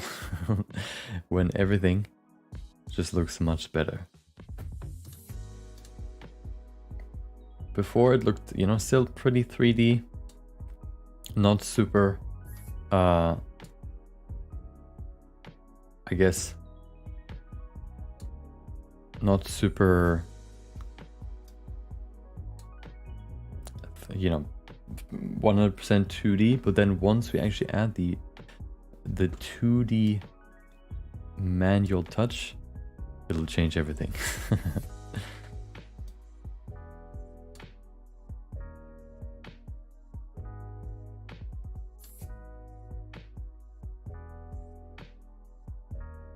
And it'll be in that moment when it goes from okay to great.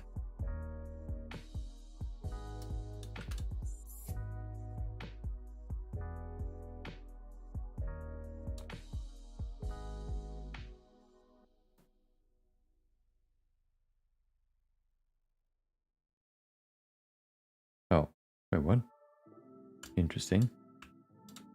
There you go.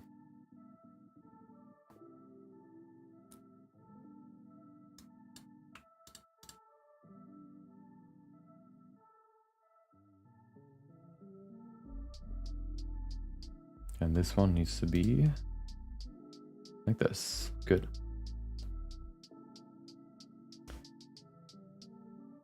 Having so much fun with the kinetic rush challenge. Really learning a lot in Blender and loving it way more than Maya, which is what I used before. Oh, yeah. Yeah, it's like challenges like this can really... I think that, you know, some people join sometimes and talk about how the...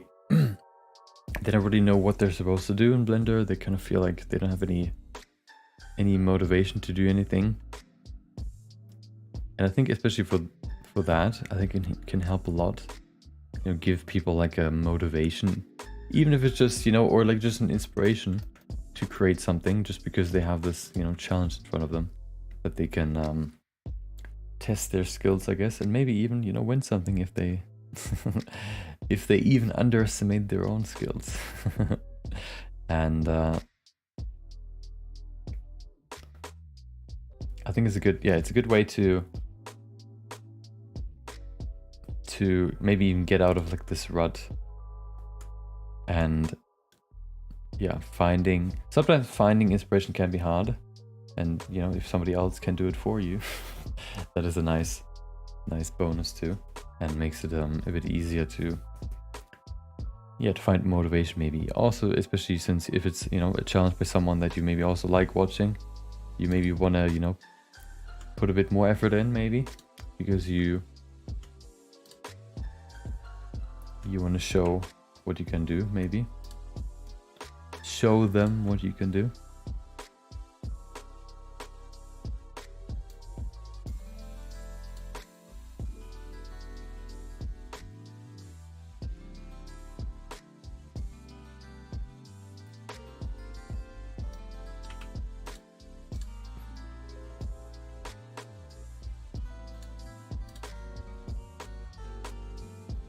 Oh, wait, what? Need to do this. Yes. Okay, that's fine.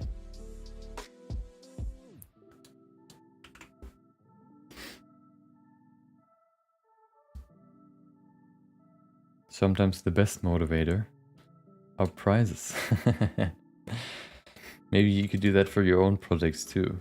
Every time you finish a project, you can, I don't know, get yourself a treat, whatever it is.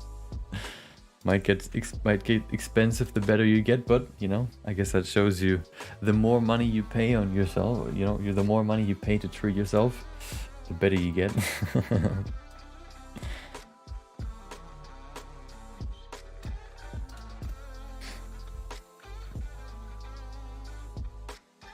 So it might not even be a bad thing that you know, treat yourself so much, because you're at least, you know, getting better.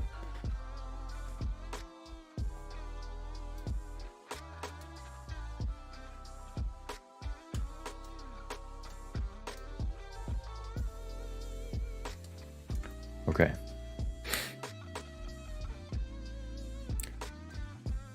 First, doing a full course and trying to create something similar on your own after has been a good way to work too. Yeah, I think that's a good way to learn too. It's kind of like reading something, or reading, or like it's kind of like similar to math, where you learn a new formula and then you just apply it by doing it over and over again to understand it and learn it. You can kind of do the same for art too, where you, for example, do a tutorial and then try to create basically what you created in the tutorial, or maybe something with a slight variation on your own, to see if you have actually learned, you know, to just kind of, you know, I guess keep it in your mind what you've just learned or what you've just done, so that, you know, what you've just learned sticks better in your mind. That's kind of how I always learned, at least for like classes like biology, where it's more about, I guess, yeah, not learning, but what was it called when you have to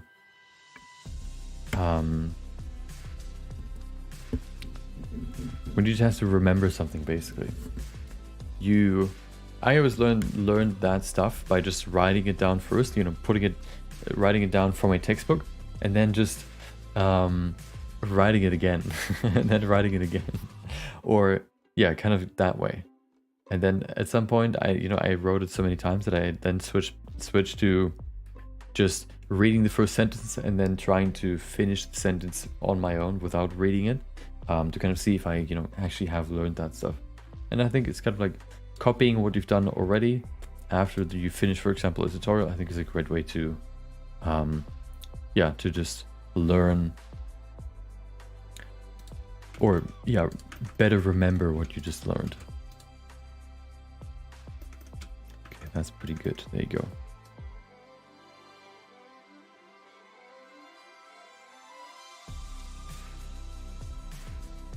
Okay, let's animate this.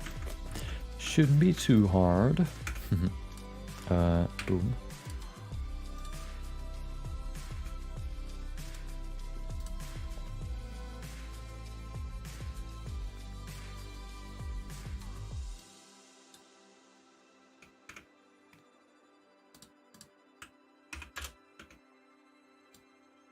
Okay.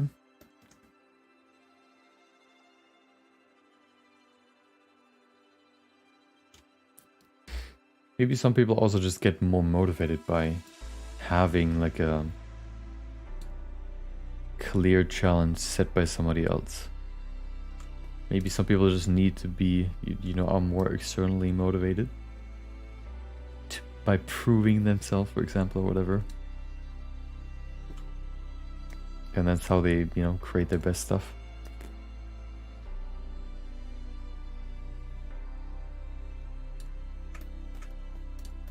There are, of course, you know, multiple different ways of getting inspired, and, you know, some people might be that way, some people might be the other way. But the problem is always, you know, you're a certain way, and a big thing that can always happen, or that you always have to be aware of, that is to not assume that how you behave or how you are, for example, is also how everybody else is. Like that how your experience is the norm. Never, you know, think like, oh, I do it this way, why don't you do it this way? There are probably multiple reasons why that's the case. And being aware of, you know, that nobody is, you know, the same, is a good way to, yeah, it's just something important to keep in mind. What is this? Oh, right.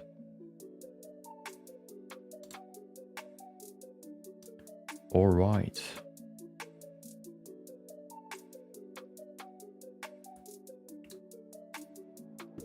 Some people learn better through hour-long courses. Some people learn better through personal projects. Some people might learn better through personal training. You know, one-on-one with a person, maybe even just copying, right? The way I started learning to draw, for example, was just to take, well, that was just, I guess, fun. I didn't really focus on learning that way, but I kind of, basically by copying or not tracing, but yep, kind of tracing, but it's not as exact. Just kind of basically trying to copy what somebody else has drawn.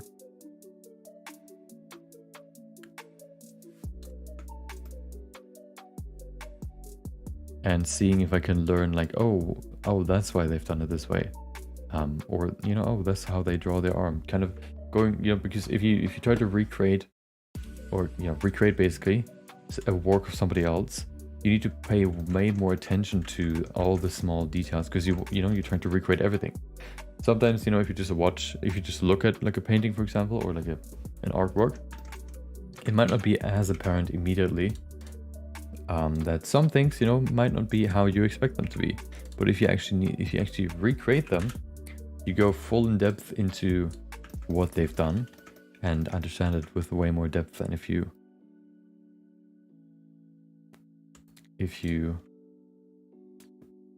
oh, boom, if you just look at it.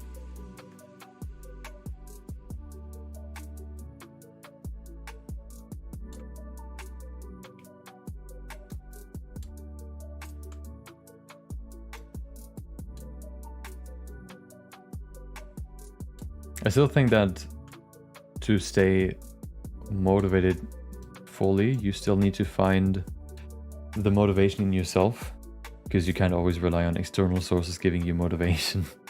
But you know, as long as you don't treat it, as long as it is not your job, I guess it isn't that important. You know, if it's just a hobby, for example, you can also just not do it for a while and then pick it back up when you have a cool, inspiring idea, for example. Okay, yeah, you get inspired by something. Of course, if it's your job, you want it to be something that you actually like doing every day, or that you could see yourself doing every day. But that, you know, that's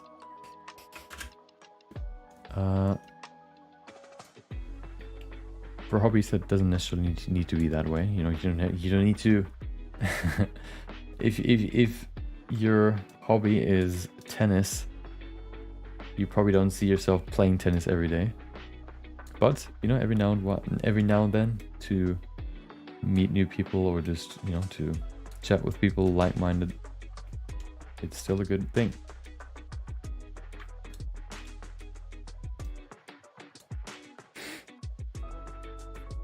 Welcome, Farouk.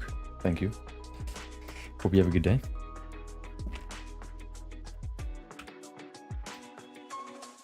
Boom. Okay, one more. And then this side is done. And then I need to do the same for the other side. But it's fine. If you've done it once, the second time will be faster.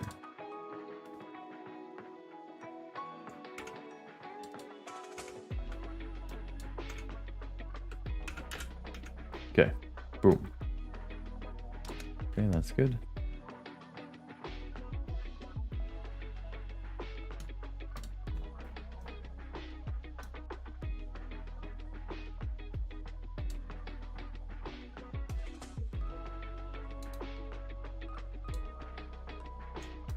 Okay, look at this.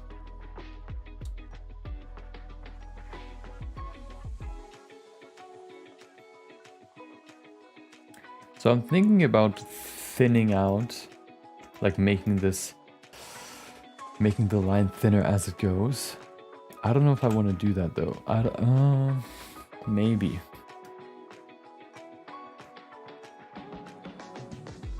Maybe. I'm not sure.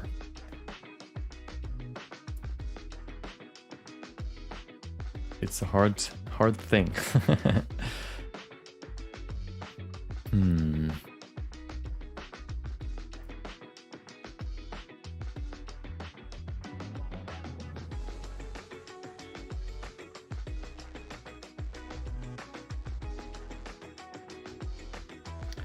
So basically what I could do here is, you know, as they go forward, I could just create a shape key here again, which I think you can do that. Let's actually test this. If I scale this to 0 now, you can see, ooh, we can make it thinner, and then it, you know, it as you can see here, kind of thins out like this, which is pretty nice. I don't know if I want to do that, but I think it would be helpful here, or it would look better than it just staying forever.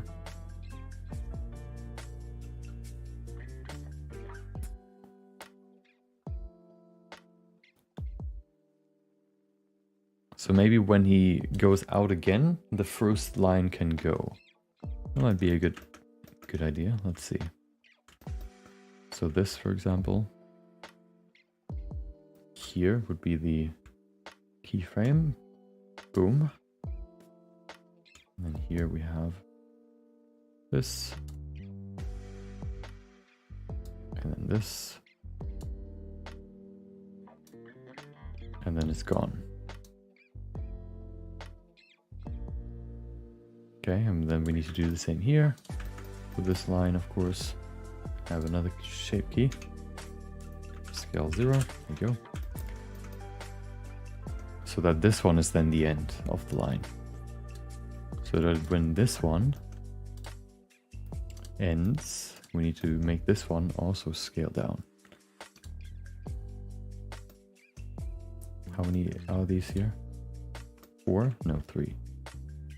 Okay.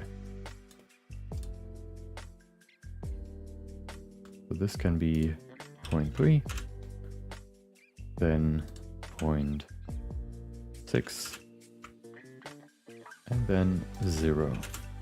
Oops, I mean 1. There you go. I feel like that's better, rather than the line staying forever.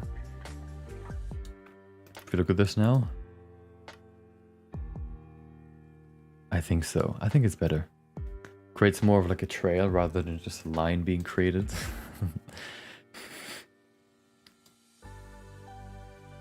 Let's grab the... Oh, let's do the same here again. Another shape key. Boom. So this. And this should happen when it goes in again. Yes.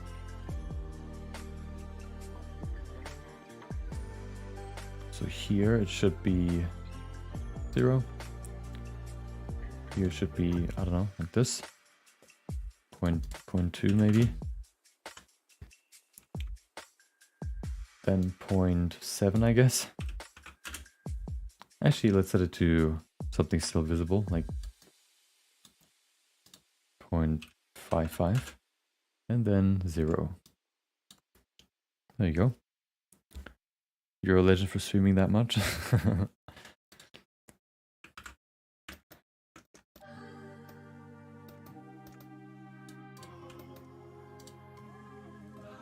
It's an easy way for me to share more of what I do, I guess. Why is this one already thinner? That's kind of weird. Oh, well, I guess that's just the shape of it. Just the shape of it. Okay. You know, there are different ways that I can show what I do by creating videos, which are very broad and just kind of separates the project, which doesn't convey that much info. I could create newsletter posts, which I still do, where I can go in depth into a certain topic, or I could just stream, so you can just, if you're curious about a certain project, you can just watch the whole stream to know what I did.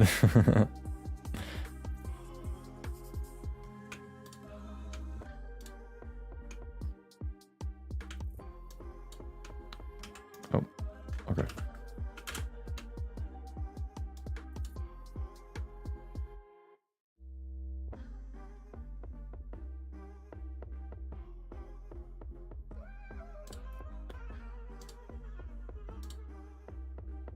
And you can also ask questions, which of course you can't really do. Well, you can kind of do it, of course, before, but of course now it's much easier.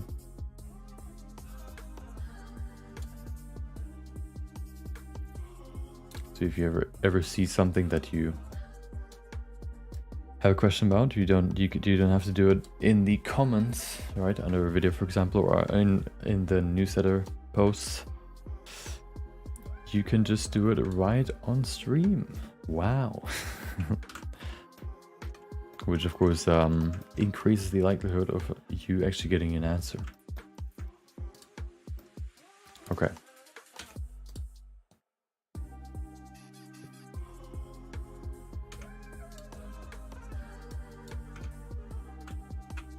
Set that to 0, perfect. And then we have another one. We need 2 more of these and then we should be good.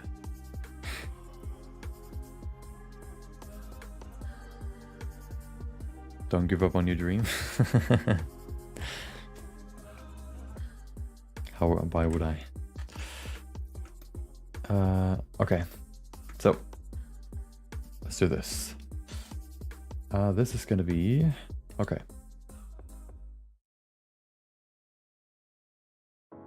Here. Boom. Oh, damn it. Okay. Boom.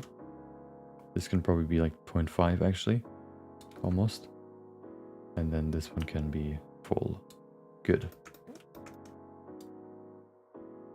Yes. Okay, then one more.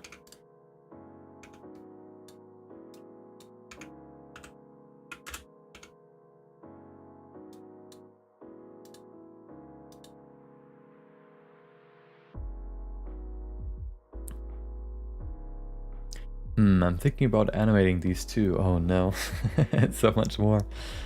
Actually, what would it look like? I don't think I need to. I think it's fine if they just are stationary. We'll see. Let's do this first. Okay, there you go. Go here, keyframe, make it thinner. And fully thin it. Perfect. I think that's better. Look at this. Ooh. Yeah, I think so. Let's render it again just to see it, and then we are good. Okay. Boom.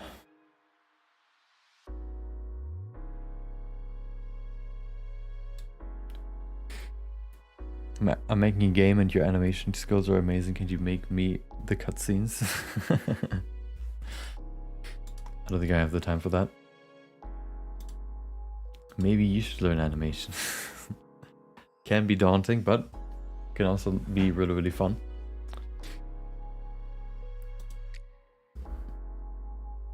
I feel like, well, actually no, never mind. Okay, good. Let's look at it again and see what it looks like. Get this out of here. Add a new updated sequence. What does it look like? Does it help? I think so. I think it looks better now. It's kind of like, it makes it a bit easier to see that it's just a line following the ball, or of course Deadpool, rather than just being some weird line being there. I'm thinking about animating it, but I don't think it's going to be that visible.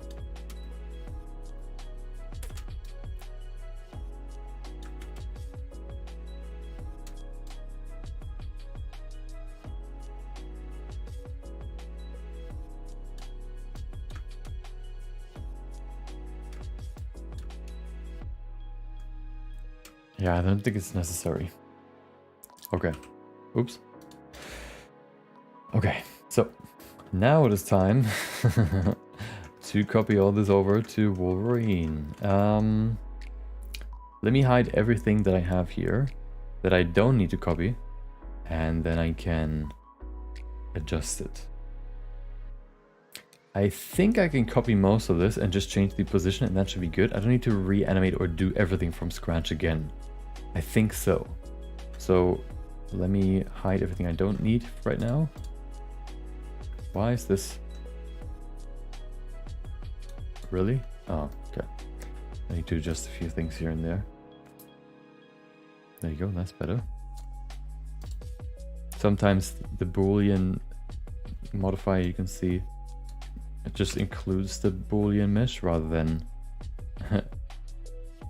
removing the other mesh. So that's good. Let me check that real quick for all of these. Just make sure that it's correct.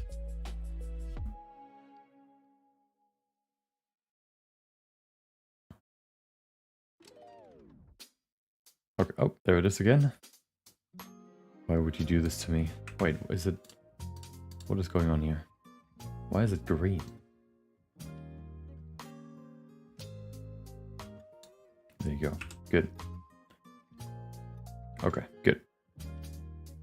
Really love the improvement. Welcome, Kadir. I appreciate it. Welcome to Shaw. Hope you have a good day too. Okay, good.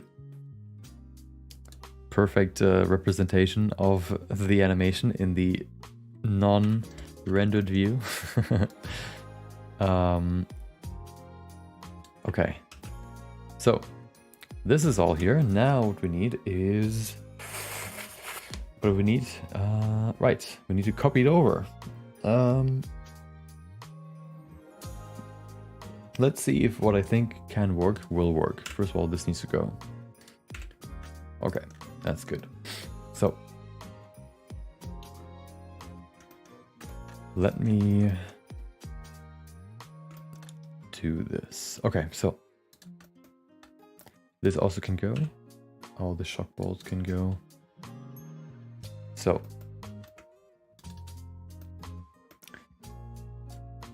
let's just go one by one and see if what I have in mind works. So theoretically, if I duplicate this, okay.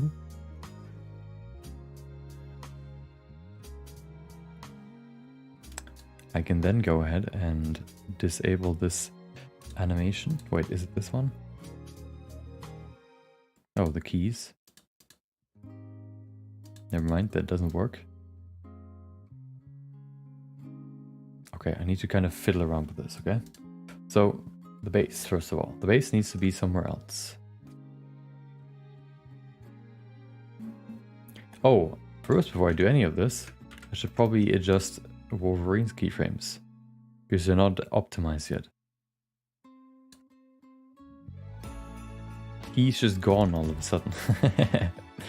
Let me fix that. Dude, Christmas music again? Why? I didn't Christmas music right now. Is that actually Christmas music? I think it's just like romantic music. Yeah, it is. Okay. I'll allow it, okay? Oh, this one time I'll allow it. Okay. That's better. I still want to see it.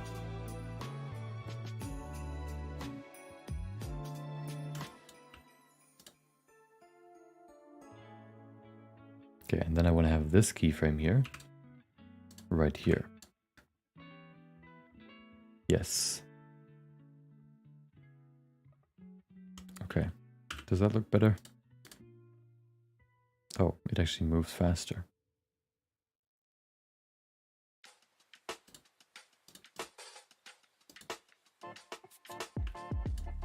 Okay. Boom. Yes. Good. Wait, did I really shift those? Oh, okay. I get it. I get it.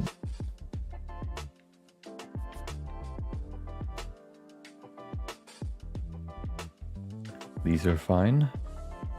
And then... Actually, I kind of want to stop it here.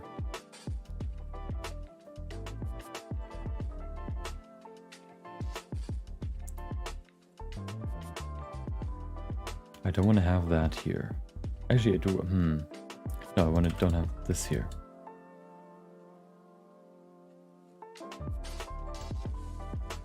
This is better. Okay, and then zoom out. Boom.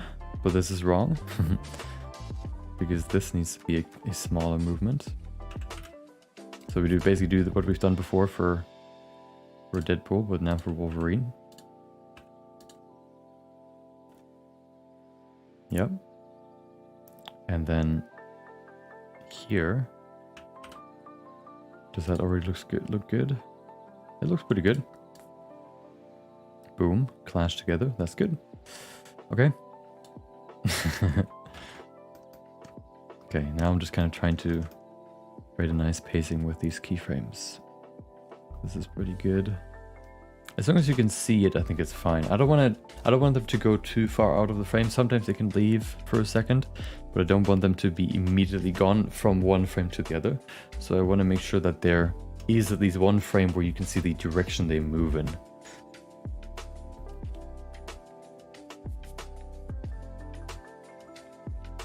What is this movement? Hello?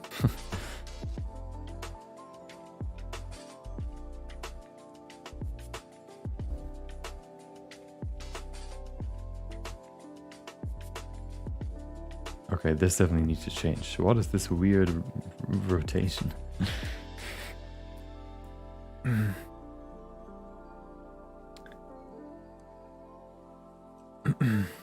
Gonna make a course about this.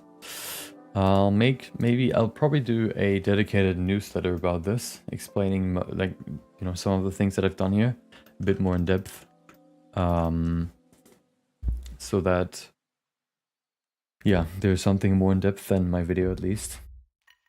Yeah. I'm still, you know, I don't have the perfect workflow for this yet, so I'm still developing it myself. So I wouldn't really want to create a course about any of this at this moment.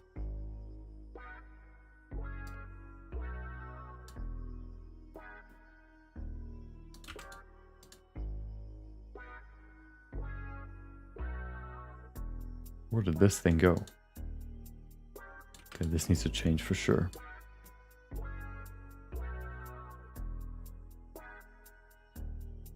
Okay.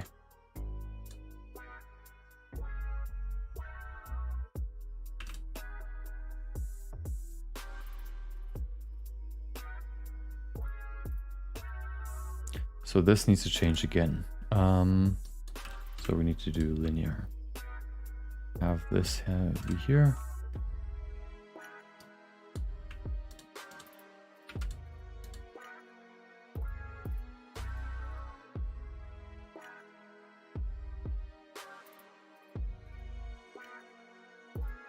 I think that's better. So if we now do this constant. Yeah, that's good.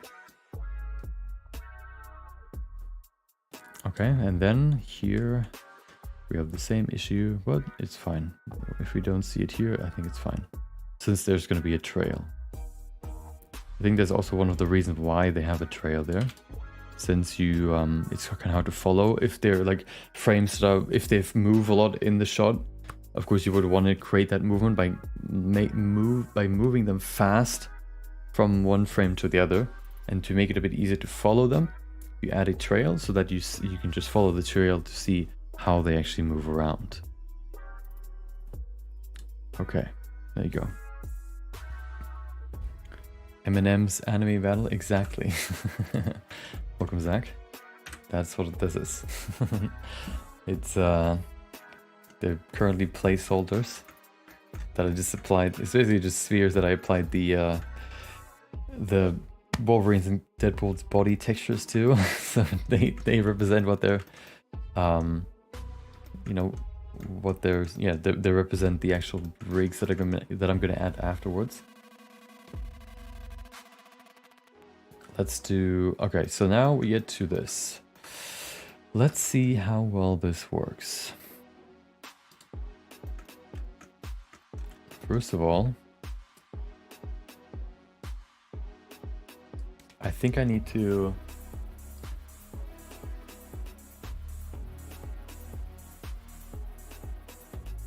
it's easier to just create the shape keys again, which shouldn't be too bad. Oops, hold on. Remove the keyframes. I think it's easier if I do that. Okay.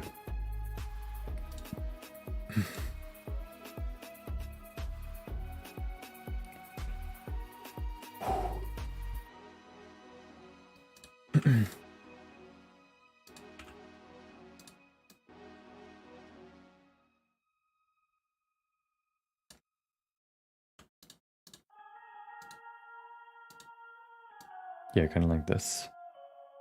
No, wait, what? What is going on here? Right here, and then have this one. No, this one's fine actually. I think this is fine. I just need to... the keyframes are a bit different than Deadpool, a bit uneven, but it should still be manageable. So this... Oh, I made a mistake. Damn it. I deleted the keyframe from one that I didn't want to delete them from. Okay. Is that the same? No. Okay, good.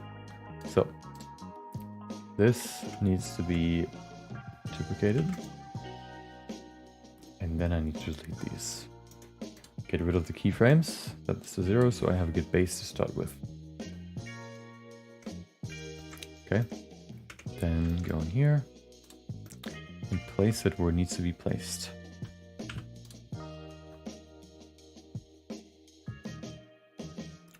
Kind of hard to see it when it's off screen, but let's go here. Yes. I think this is a good position, so let me put this over there. Wow. And then of course change the color. What color did I use? Damn it, I need to open the previous shot.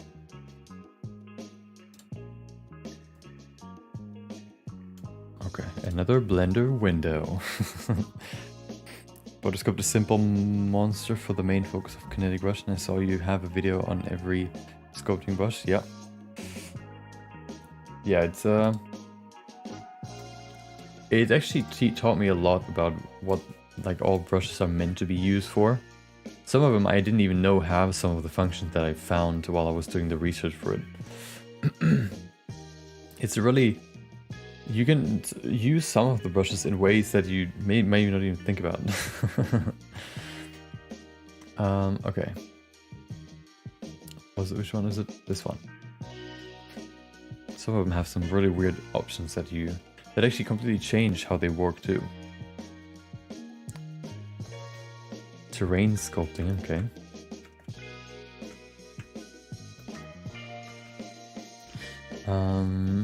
Okay, what color did it use? It should have 5 glow strength, right? It does. Good. Okay. Boom. Nice.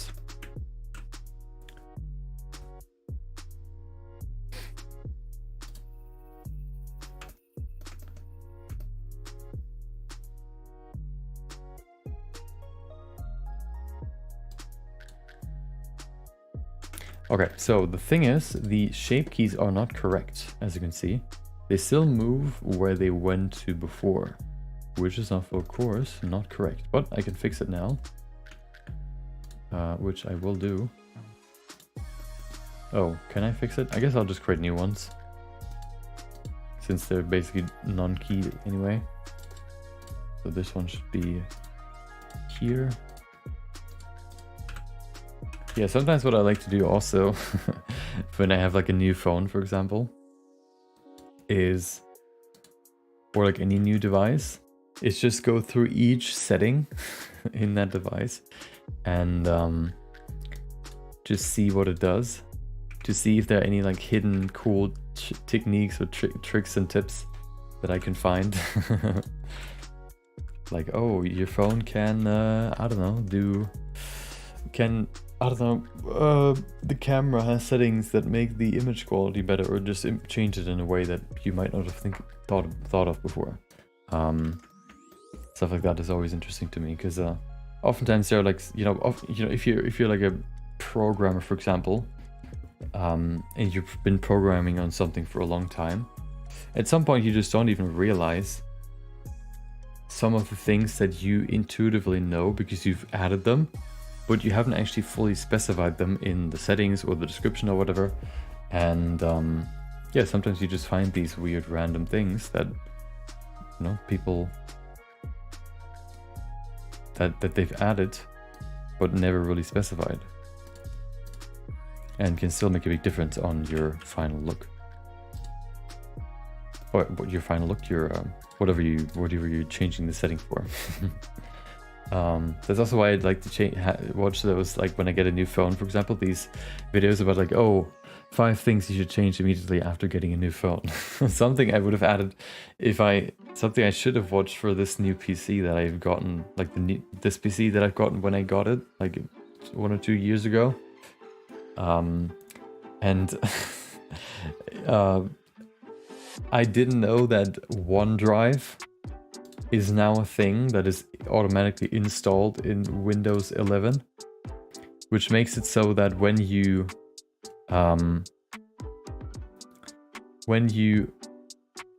enable it, right, it automatically backs up all your stuff, all your files into a second folder, which is the OneDrive folder on your device.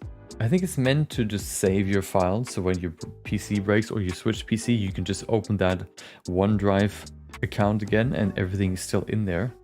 But it's like super annoying since it's like so deeply baked into your system, and once you've activated it once, you just can't get rid of it anymore. And then you're just sitting there with this super annoying program that just saves, or that just creates weird directories. Or something also annoying that creates is that if you save something on the desktop, I don't know if it always happens, but it happened in the beginning, it wouldn't show up on the desktop. It would show up when you look it up in the file explorer, but it wouldn't show up if you just look at the desktop.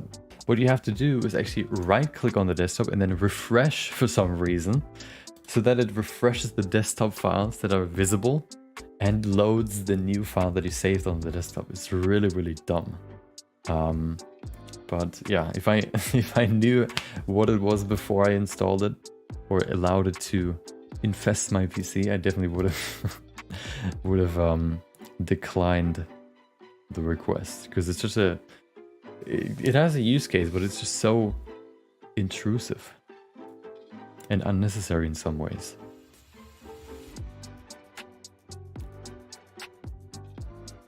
Okay, so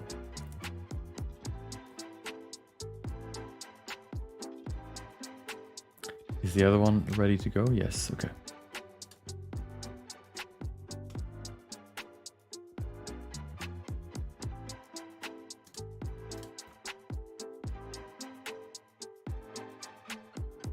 Kind of like the widgets back in the day, like, oh, weather widget for your desktop. Or oh, now you can have a, how do you even know, like a notification, or like a, what's this, like a sticky notes widget, for floating sticky note widget for your desktop. And then back in the day, you're just enabling all of them because they seem cool, but they just clog up your desktop with random trash that nobody needs.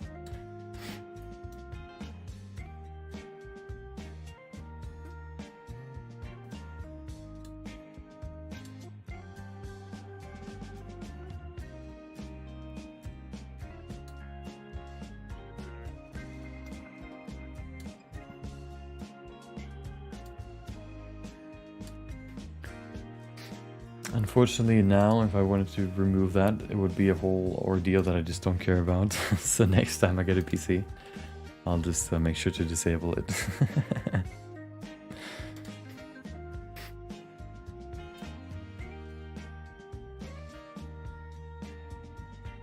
It's the same with the, they stopped asking me now, but they asked me like, hey, do you want to use this free however long trial of Microsoft 360 whatever, like all the XP, no, not XP, what's it called, Excel and Word and all those programs. There's like a trial for it that it asks you if you want to use it when you first, you know, set up your Windows, and then it just sometimes asks you again after, like, oh, it's been a month, do you want to test it now? It's been a month. You can always just either click yes or remind me later. You can never say like, nope, I don't want to hear from this ever again. So I'm waiting for the next one to pop up so I can decline it again, because I don't need it.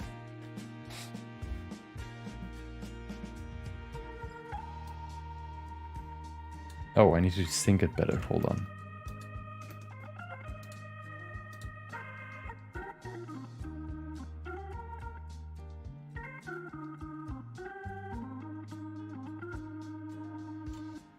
Huh. This isn't good. I need to change this.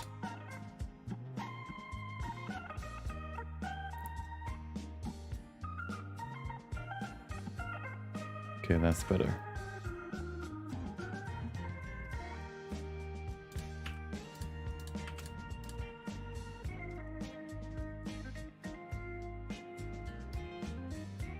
Okay, yeah, that's better. That's the first trail. On to the next one. Tried to model Deadpool, and I figured out the best way to make him is to make most of the clothing details on a normal map. I'm probably gonna scope the details, then bake them. Yeah. I think that's kind of the hierarchy of how you add details. The biggest details that are supposed to actually make a difference in the silhouette of the character too, you would want to create by actually adding them to the model, right? Making them into the model themselves with retopology, for example, and sculpting them in. And then some finer details that aren't necessarily that significant, you can sculpt, but then bake out into a normal map so that they're still there, but you know, they're not as, you don't need as much geometry. And then you can add, like, for very, very fine details, you can use, you know, texture maps, like bump maps, for example, to create, I don't know, like the fabric texture on his suit, for example. That's kind of the hierarchy that I at least know for details on models. Do you have any recommendations on what workflows or tools I should use? There's a baking add-on that is supposed to make everything easier. I've not tried it myself, so I couldn't tell you if it's good, but I've heard a lot of other people say that it's good. Otherwise, yeah, you can just bake them with the multi-res bake. You can just check a tutorial for that. There's nothing crazy about it. It's not some weird, you know, wild complex thing to do. Just, you know, sculpting it, and then you can bake the deformation that you add in the higher subdivision levels, basically, of the multi-res modifier. You can bake those into a normal map, and then yeah, you just apply it. Sometimes it can be a bit glitchy, which is annoying, but yeah, it kind of depends. Sometimes it works well, sometimes it doesn't. Just something to be aware of, I guess.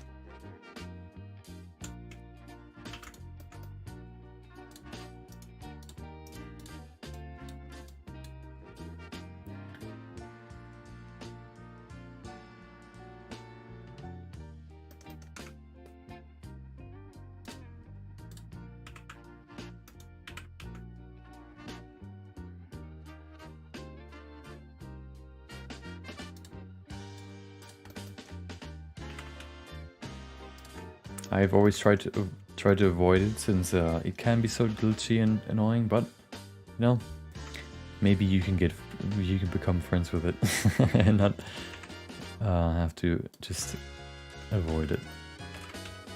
Since it's basically how you create any game models, right? You create the details first in a high resolution model, and then you create a low resolution model.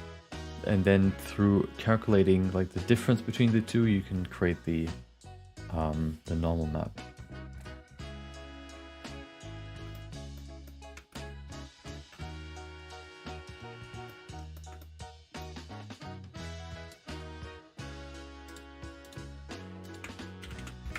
So I think if you just play around with it and maybe do it a few times, you can probably find a workflow that is glitch-free and consistent.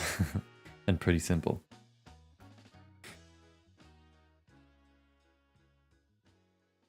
Can I share my work on Discord? I'm asking for your permission because of the rules. You can share your work in the I made this version 2 channel. So yeah, there's a channel for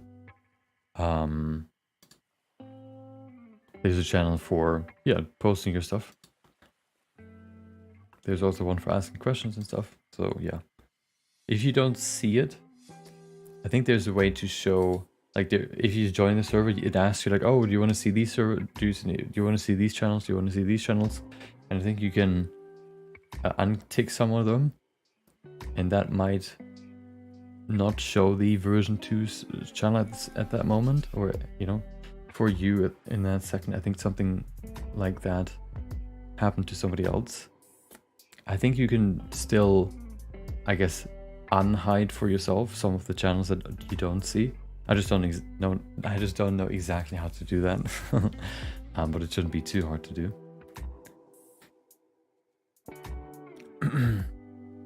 Welcome Adis, thank you.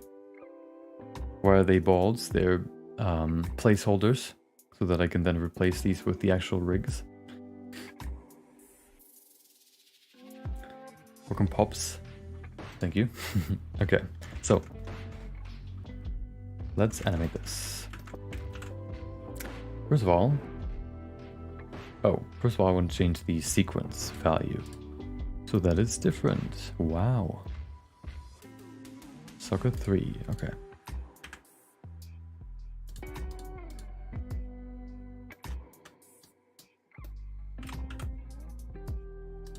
Good. Okay, now we need to do the shape keys.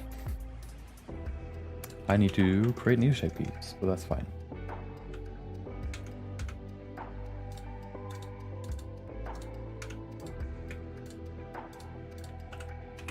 There you go. Did that work? Yes, it did. Good. And then here do the same. Does it work? Yes. Good. So, first one.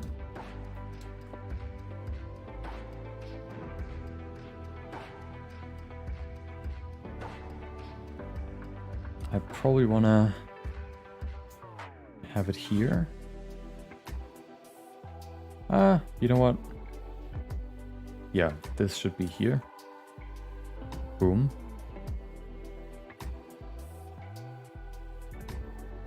It's kind of looking weird, but it's fine. It's fine. I know what I'm doing, trust me.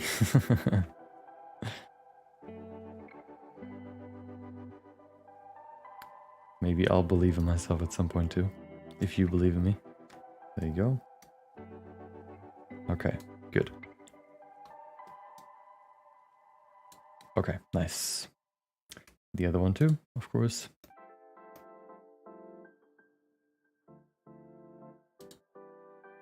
I guess I'll just copy the other side since, you know, why not?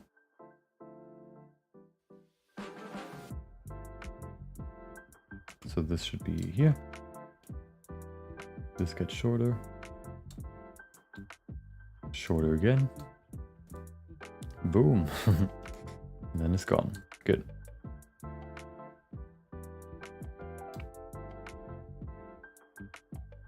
I think that is fine. I might actually want to make it a bit thinner. I don't think you see the change, so you know what? Who cares? It's fine. Okay, next one. Welcome Morad, hope you have a good day. Is it the personal feedback V2? No, that's for asking for questions. Let me show you. So I made a new channel since at some point Discord introduced this forum feature where it just shows posts in a different way. Before it was just a normal chat, chat channel. Unfortunately, I can't change an old channel to a new one. Like types, I can't change channel types. But I don't know how to. Hold on, let me try this. I actually am curious if this works. So if I do this, if you click on this, does it move you to that channel? Is it this one? Yes, this one. Does it move you to that channel? it's basically an invite link to that channel theoretically, if it works. And then you should be in that. No, never mind. Yeah. And theoretically, that should work. Maybe not.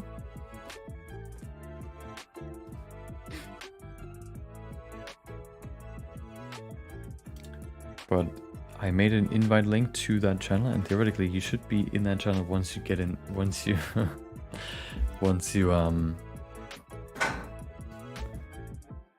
click it. Let me see if I can change anything in the server settings, since there was what would you call it? A server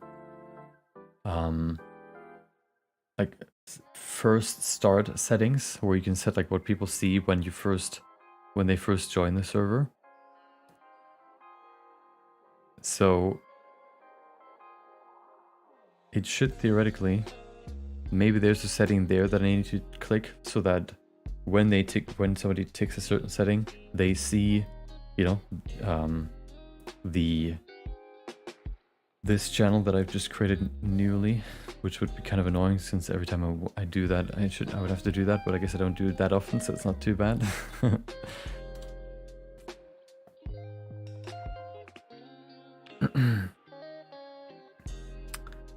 I appreciate it, Cropped. Welcome. Hope you have good weather in Italy right now. Okay. Let me check these settings. Stickers. Onboarding. There it is. Default channels. Aha.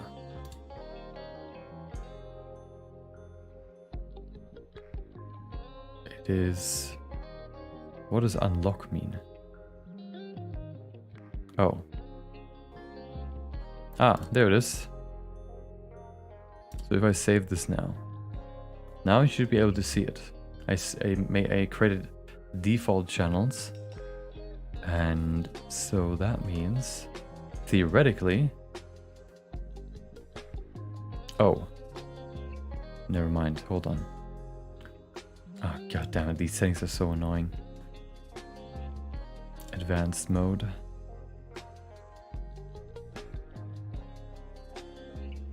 Oh god. Okay, I'll just do this. There you go.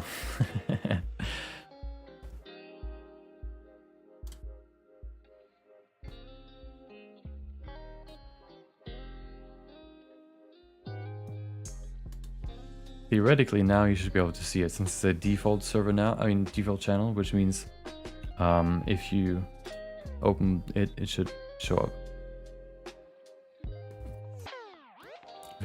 When I asked for ideas for a monster design, should I post the Kinetic Rush video and personal feedback? Yeah, you can do that. You can post it in there and then just ask, like, hey, do you have any monster ideas? Usually, if you give a more specific question, if you use the title to post a more specific question, you're more likely to get an answer. Okay.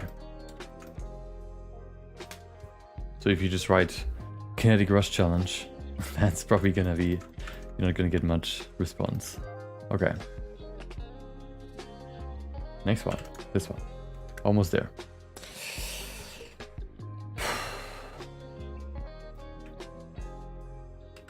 Okay. I need to do this. Did I duplicate it? Yes.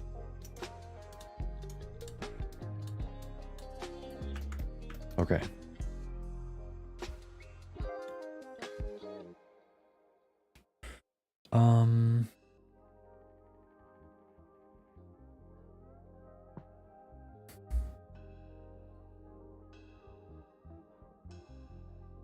Oh, right. I remember. I remember what I'm doing.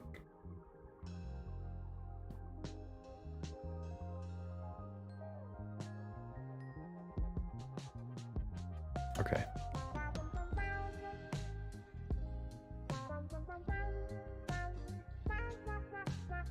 Let's set this up. Okay.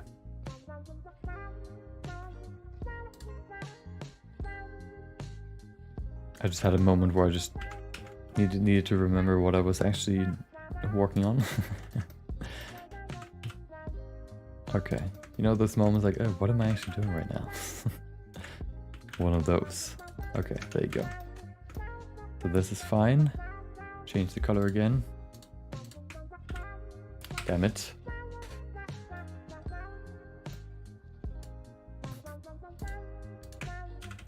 Okay.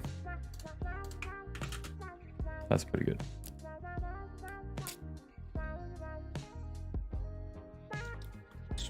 Alternate stream title. 2 beans make amazing Deadpool anime scene. Room Christian. Moin moin. Hope you had a good day. So far. Okay, so this looks good. Let's create the, what would you call it? Of course, the shape keys. Boom. This there. And then this one there. Good. So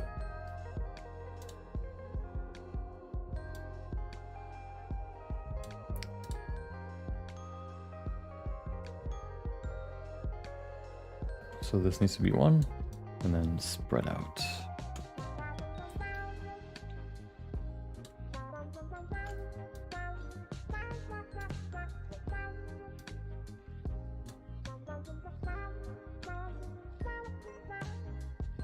There you go.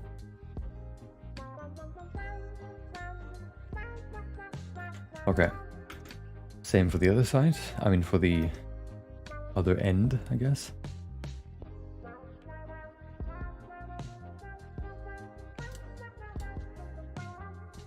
Wait, did I just... Oh my god.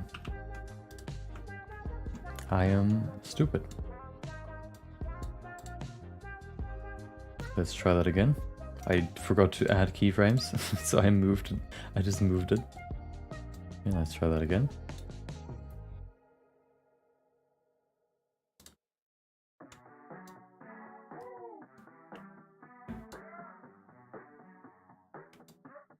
Interesting song. I don't mind it though. Maybe future video song. Okay, that's pretty good. And then of course the ending here, finally we can keyframe it.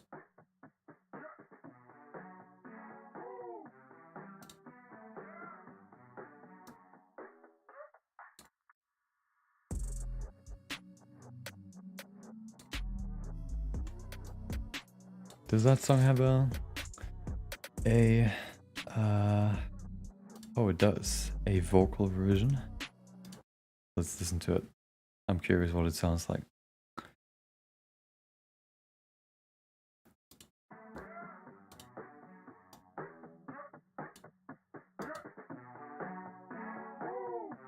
Hey Puka, hope you have a good day. Hope you do too. Arashi. Hope you have a good day. Oops.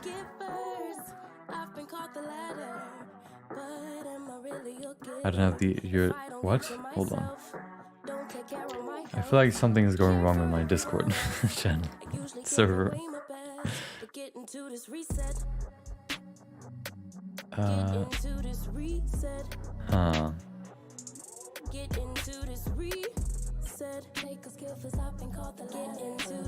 You mean feedback? You don't have the permissions?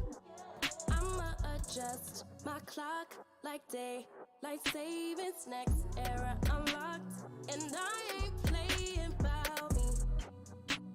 You think I'm acting brand new, but this was me before you. Ain't nothing to start over. Owe me on a new vibe. She blowing my high. Gotta recalibrate my sunlight. Yeah. Reset. Weird.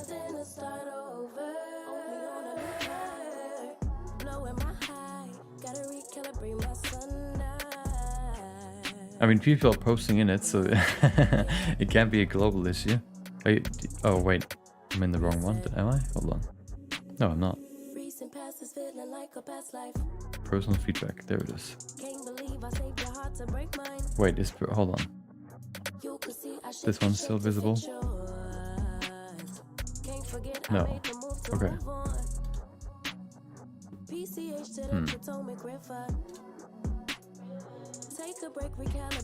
Weird. I don't know what it is.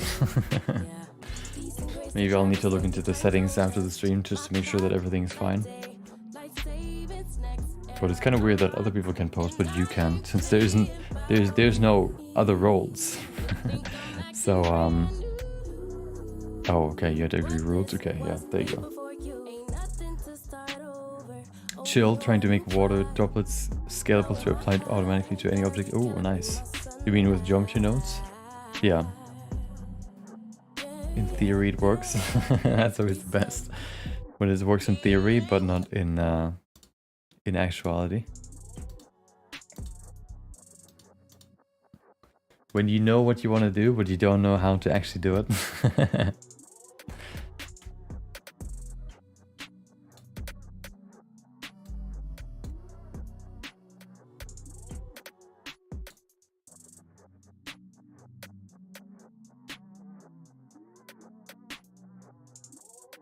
Okay, good. So, next one. Wait, what? Hold on. Ah, okay.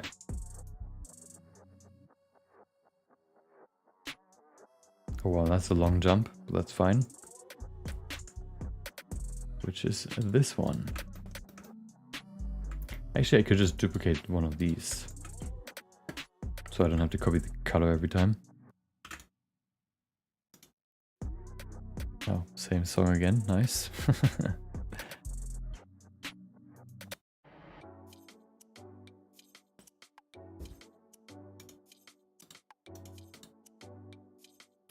Okay. Once again, I want to change the values of these steps. Good. And then, let's see. So,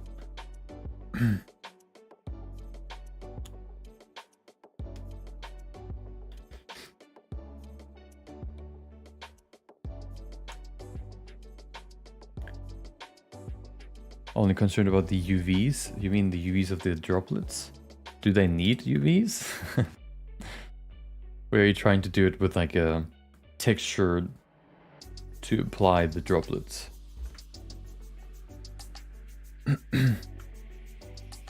Like droplets don't necessarily need UVs, but maybe you need them for anything specific. Maybe you want them to have them, I guess. But I would think that you don't necessarily need UVs for like water droplets.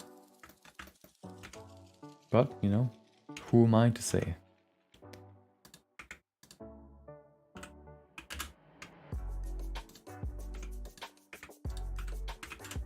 Okay.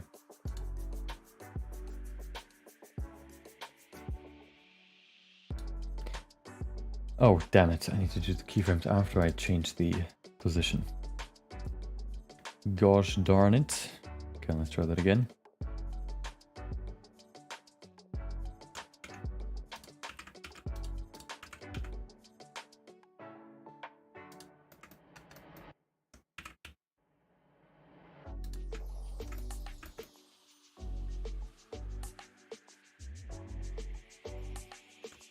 Okay.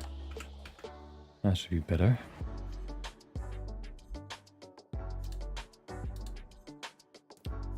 So, okay. Let's see. Keyframes we can create now. Do this. You know, this is kind of the tedious process, but once it is done, we have a cool shot, okay? It's kind of the same with sculpting or like creating hair with hair particles. It's like the cool, in my opinion, the best way to create hair, or you know, to create realistic hair. Like curve hair, depending on if you want to use geometry nodes or particles, I guess. And it looks really cool, but it also takes a long time to create, which is the annoying part. It's like the best, it looks the best, but it also takes ages to create. Just give me something that's easier to do or faster. But no, I guess sometimes you can reuse a hairstyle, but usually, you know, you probably want to have a unique one. And then it can be really hard to create it. Okay.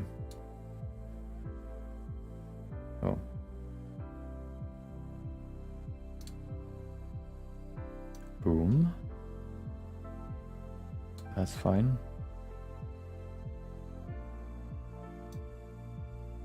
That's a big jump.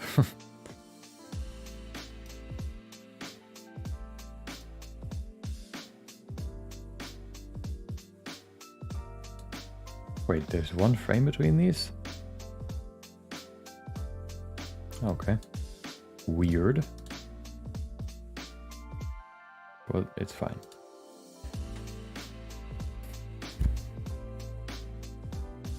I have a geometry shell generated which basically copies the mesh of the input mesh from the collection. Collection is essential since the automation will put the new object into the collection. Wait, you can put objects in collections in geometry nodes? Is that a thing? That feels weird. I feel like you're trolling right now.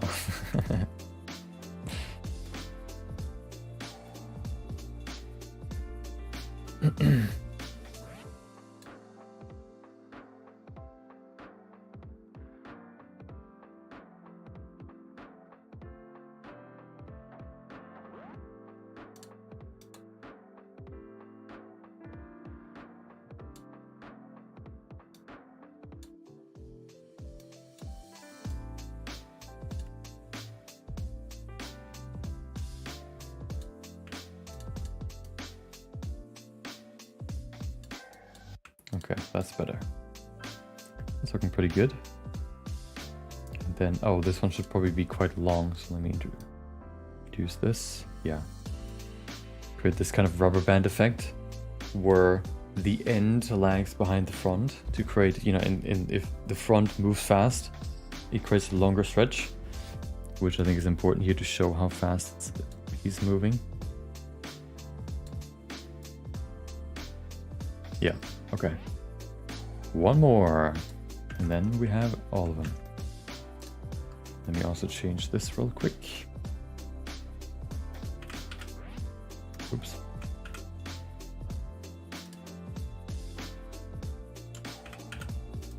Okay, so one more, and then the lines, and then we're done.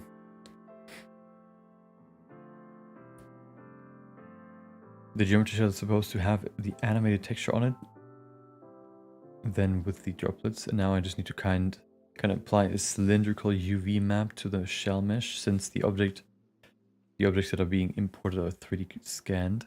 Oh, okay. It really works. Okay.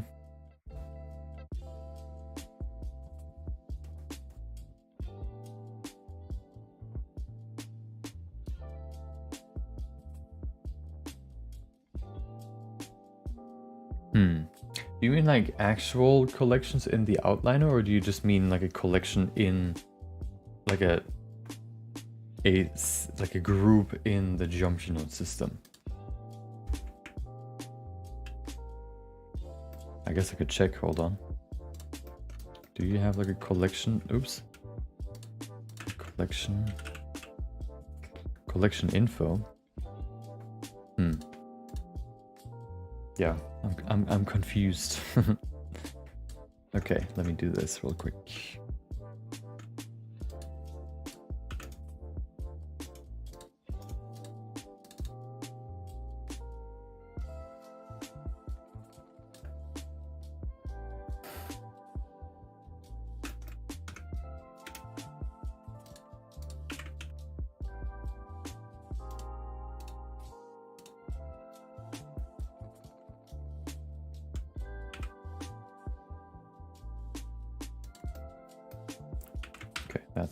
That's good. Does that look good here? Yes, it does. Good. So, it is time for keyframes.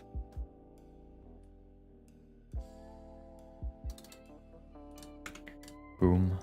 Oh, it's already there, but there you go. Okay.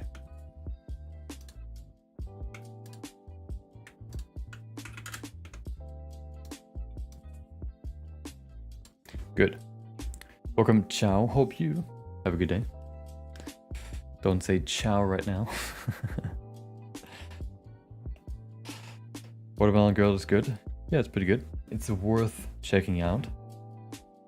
It's a good aspirational, I guess, piece of film where you can see what is possible and maybe, you know, get inspired to do the same. Collection in the outliner, really? I don't believe you. Oh, that's what you mean. I thought you mean you can use geometry nodes, for example, to move this Meteor Strike VFX thing into a collection in the outliner. Right, you can't even see what I mean. But what you mean is you can pull collections into the geometry nodes so that you can then use it in geometry nodes. Yeah. You sample it basically, yeah. My brain is too fast for my fingers. How are you doing? Doing pretty good. How are you doing? Have you had a good day? Working on this soon. Finished animation block out, I guess, and then we can get into the actual important part of all of this, making it look to D. Not really a D, but you get what I mean. Which this looks kind of 2D right now, but it looked even more 2D. It looked 2D'er once we get to the end. Let me show you what the difference will be, okay? To visualize what I mean. Maybe these shots are not going to be as different, but look at this. So here's a before and after of one of the animations that I already refined. There you go. So this is the unrefined version, okay? Look at it. Keep it in your mind. This is what it looks like before it's refined. Okay.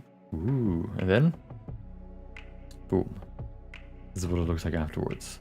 Refined lighting, refined shadows, refined lines and stuff. More lines, like, you know, creating a better structure for the fingers, for example, here. To create something, you know, more 2D looking. Because this looks kind of, you know, much too... like you would never draw shadows like this. So going through it and, you know, adding those manual adjustments are kind of important to make something look actually 2D. I guess it's kind of like 2D, 3D instead of fully 3D, but, you know, I never said that it's fully 3D, so you can't blame me.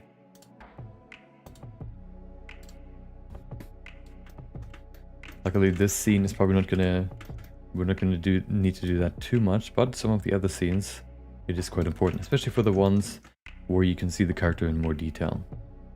You know, these faraway shots are usually the ones where the characters, especially also in 2D, right, in actual anime, are drawn pretty simple.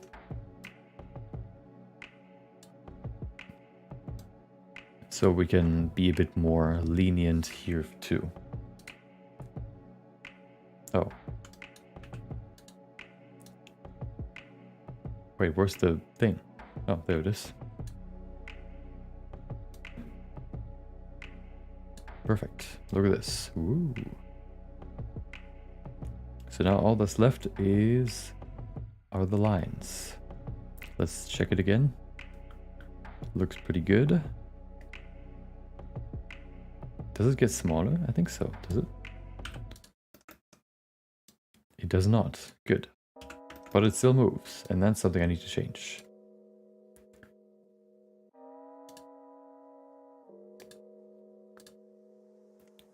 Get this. Wait.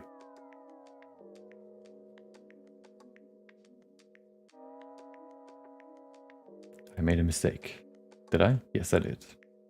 Let me move this over here. What is this doing? Wait. Oh, I see my mistake. Ah, hold on. This needs to be here. That's better. Okay. Now it is also animated. Good. Is this one also wrong? Have I just found a fatal error in my animation? What is this? Oh, I have not. Good. Why is it dotted? What is happening here? Why is it so weird? Whatever.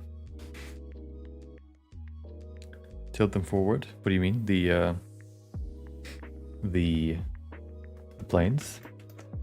Or the curves? Or you mean the spheres? The spheres are just placeholders for now.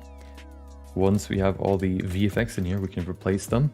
Basically just parent, actually, yeah, probably just parent the actual rigs to the spheres, so they just follow that, and then maybe create some poses to, I guess, fit them better into whatever they're doing in the moment. Or like, you know, based on the movement. But we'll get to that in a second. Let's do these lines first, and then we can go from there. Did you plan on to insert sound effects? If yes, where did you plan to take sounds? I have a subscription to Epidemic Sounds, which I use to get my music for my videos, and also they have sound effects, so I can use their sound effects for my animation too. Sometimes I also grab some from like video games, for example, if I can't find the right one that I'm looking for, you know, in the library there. Like some, I don't know, maybe like a punch sound effect from Super Smash Bros. Or whatever. Because usually those aren't really, they can't really enforce the copyright, because then all the videos on YouTube would be copyright struck. So you can use those, for example. Or sometimes you can also just find sort of, I guess, sound effects just on YouTube that can work. Usually I try to avoid those just because they're like in the gray zone of, you know, viability, since I don't know if they, you know, if the people that uploaded them actually have the rights to them, and they're allowed to say that that the sound effect is free to use or not. Sometimes people just upload them and then say, hey, it's free to use, even though it's not. It's just, you know, it's kind of a gray zone, and I'd like to stay pretty far out of that if I can. So usually I can find, you know, enough good ones on Epidemic Sound. And since I've done it a few times now, I have quite a big collection of sound effects, so it doesn't take that long to find, you know, whatever I need. Usually, like sword effects, sword sound effects and stuff like that, explosions, I have quite a few of. And you can be pretty lenient, or you can be pretty, what would you call it? Pretty creative with sound effects for anime, I found. So even if you maybe not found the perfect one, you can still find one that, you know, might fit. Since it just kind of, I guess, supports the feeling that you want to have in the shot.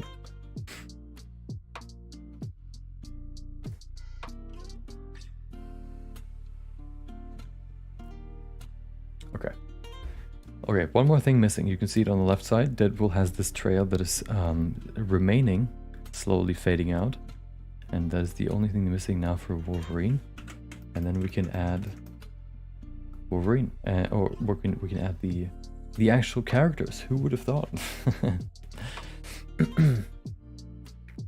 What is this? Oh, what? Whatever.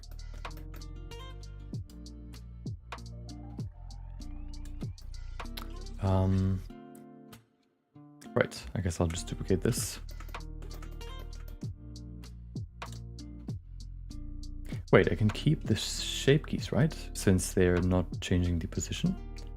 Aha, I can do this though. Yes, good. Okay, so basically what I want to do is basically just have the same path as Deadpool's side, but on Wolverine's side, just follow this. So this is the end for the first path.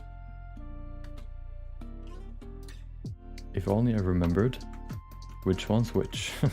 Which one did I just duplicate? This one, okay. Aha, okay. Oh, god damn it. I'll just create a new keyframe.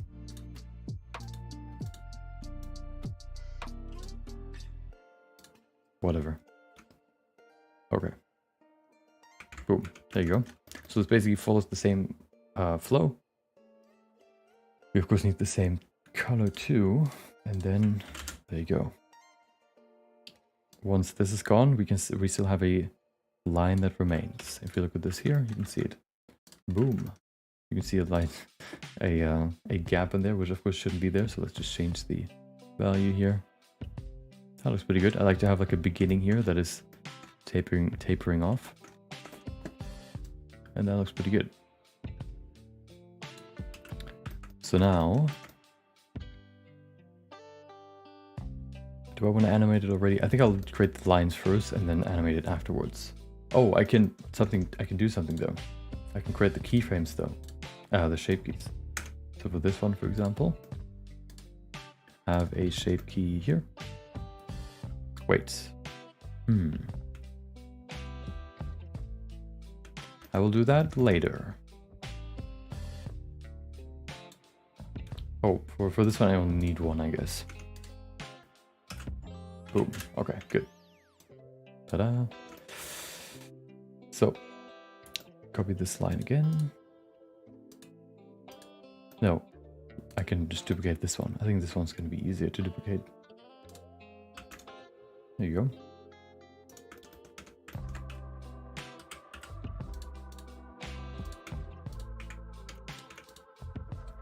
Zip. Perfect. Snap it to there and then make sure that the... what's it called? Radius is the same. Perfect. Post my kinetic rush so far on the personal feedback channel. Would be cool if you want to check it out. You don't need to spend time on feedback, of course. Yeah. I'll probably check it out afterwards. Usually, yeah.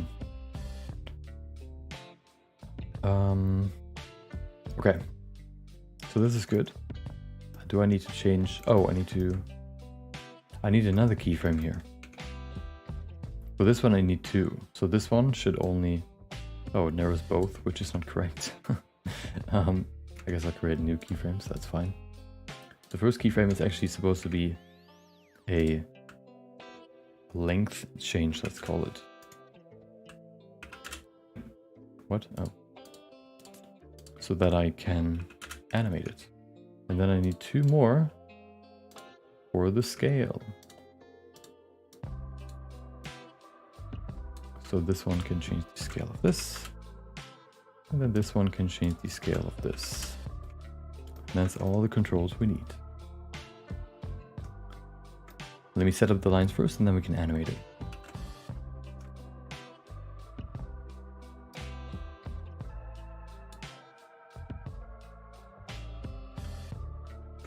Oh, why is it so far away? That's interesting.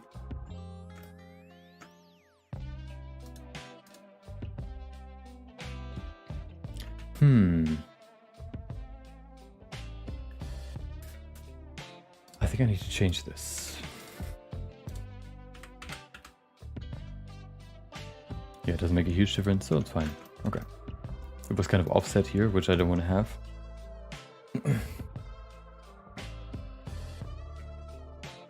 At this pace, we might see this done in 2026. Maybe. It'll probably be done in the next few weeks. If you've ever seen any of my other projects, they take a bit, but they're worth it, so it's all good.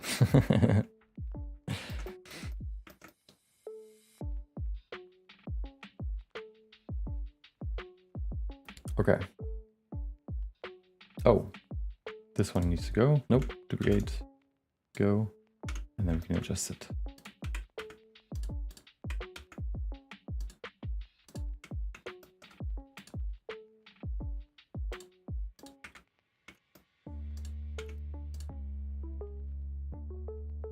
Okay. Is that the last one? No, it's not. Okay. ET's not. Good. So These should still work. Yes, good. Oh, why do the... I don't know why this one always closes both. I guess it doesn't really matter, so it's fine. Let me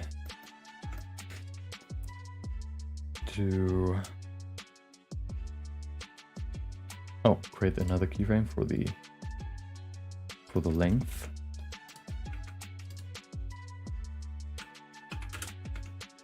Good. Okay. It is animatable. And then we need one more. No, two more.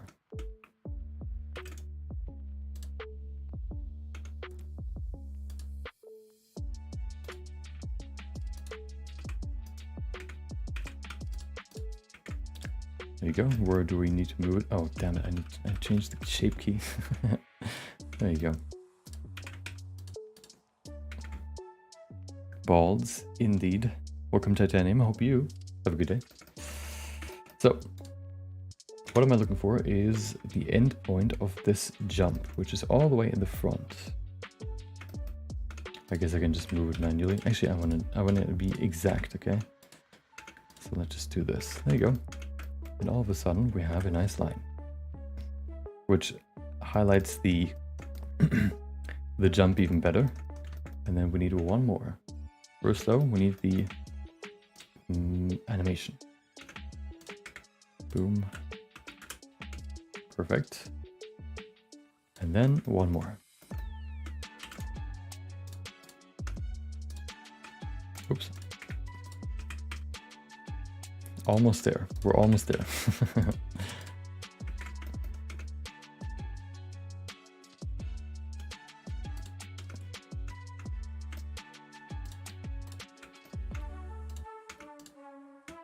Okay, good. So, oh, one more thing. Boom. So now we can animate it. Shouldn't be too hard. He said, and then failed miserably. Probably not, because I did it already. But maybe we'll find some hidden glitches we've never seen before. You never know. Okay.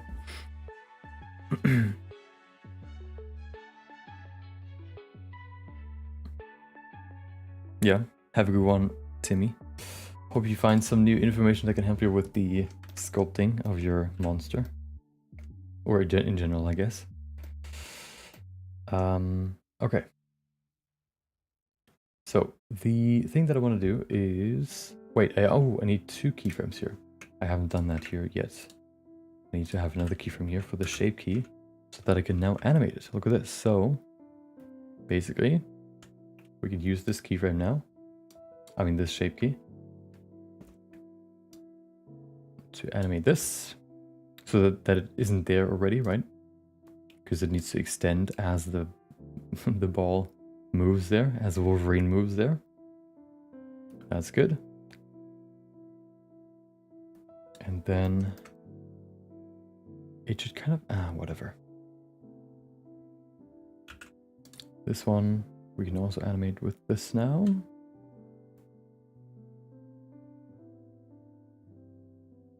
I guess we can do it here.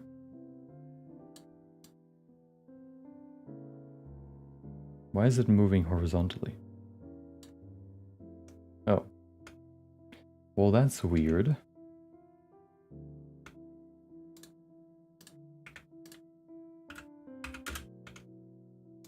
That's better, okay. Also something that I just recently learned, that you can apply shape keys to curves, which is actually pretty useful.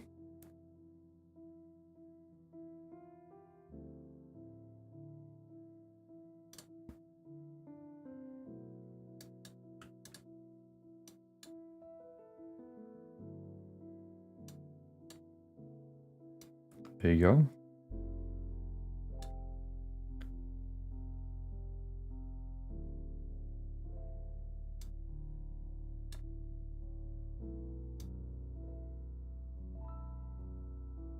And as long as it isn't in front of the actual tip of the blast, I guess you could call it, the trail, it should be fine.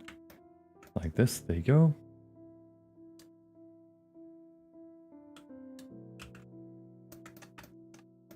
Good. So that's animated. Next one. A few more. Can we see the progress till now, like early access? I can show you what this looked like when we rendered it last to see if the pacing looks good. Here you go. Nothing great yet, but a lot has changed since then. We've added, no, the lines are already in there already, but unfortunately, like I have all of these in image sequences, so I can't really just play it for you. I guess I could go through each scene and do it like this, but it's also slower and stuff, right? And not really refined. So I can show you, like some of the shots, for example, but I can't really show you like an early access version of the animation. Just some previews. This one is probably one of my favorite scenes here, this one.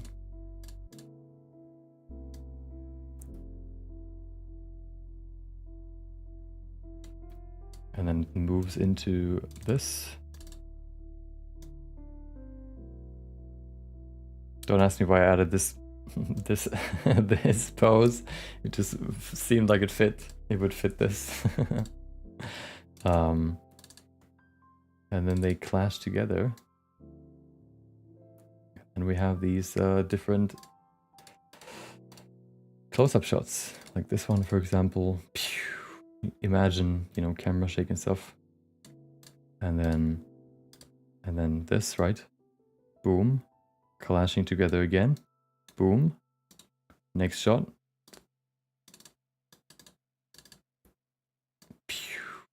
Okay. And then boom. Clashing together again.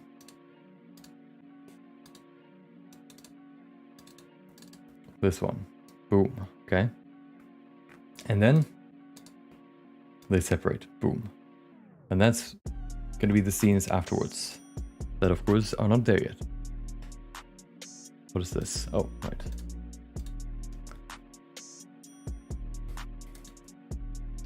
Okay, so let's animate the last few streaks, and then we have everything there. This is done, this is done. This should work, right? Yes, good.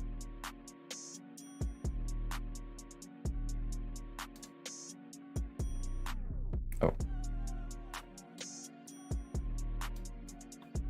Boom.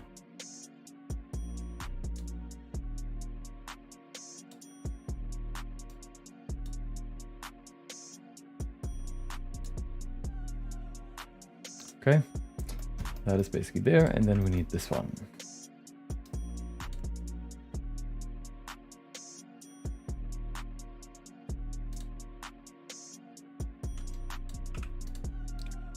Let's get this done real quick.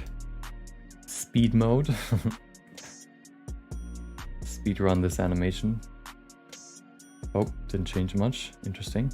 Right, because I made it 3 here. Boom. And there you go. Wait, did I? Oh, I hit this stuff. Okay. Use DaVinci. I do use it. There's a software called DJV. It's used to play image sequences. Yeah, I usually just put it into either DaVinci or just Blender, and add it as an image sequence, and then I can watch it too.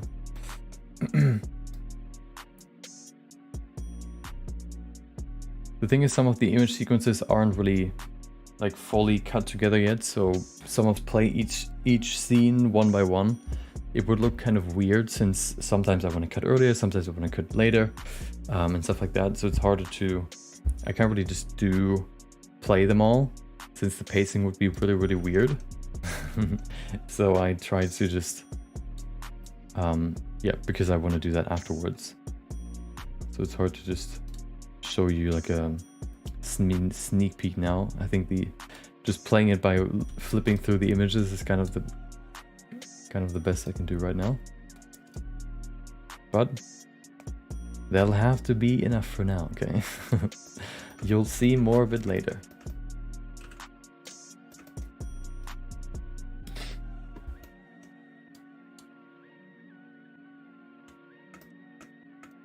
Okay.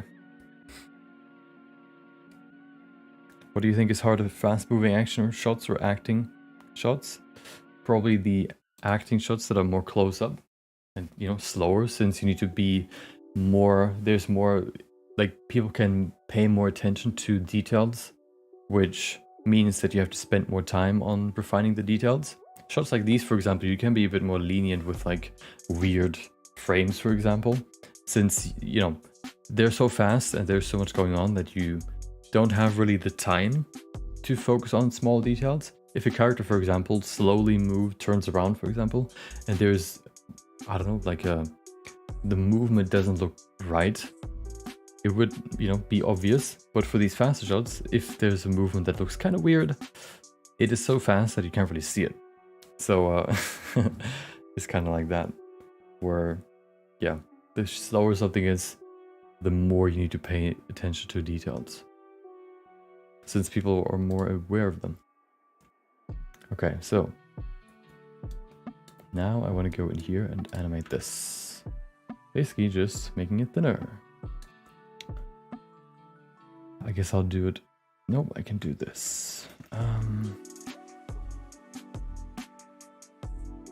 Oh right, I remember now.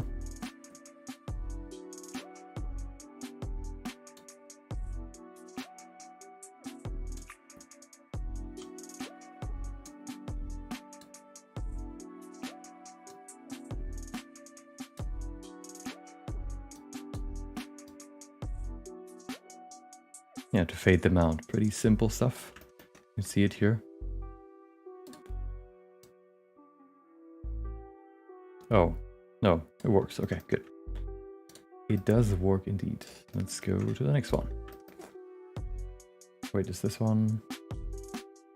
Oh, I need to also adjust this here. Since when this is gone, this needs to be thinner too. This is going to be the new end. I need to also keyframe this.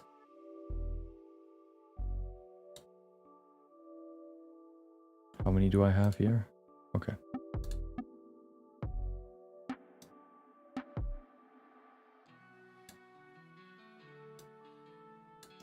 There you go. Good.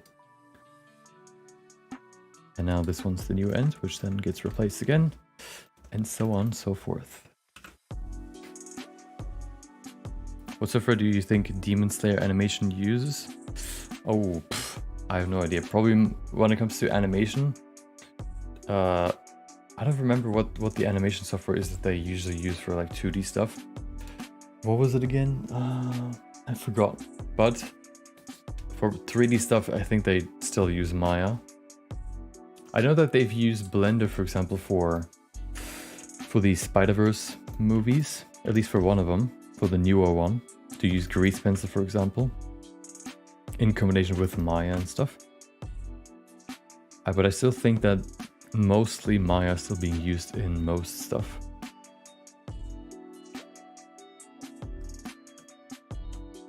In most, you know, workflows, since it's also the one that most people are used to.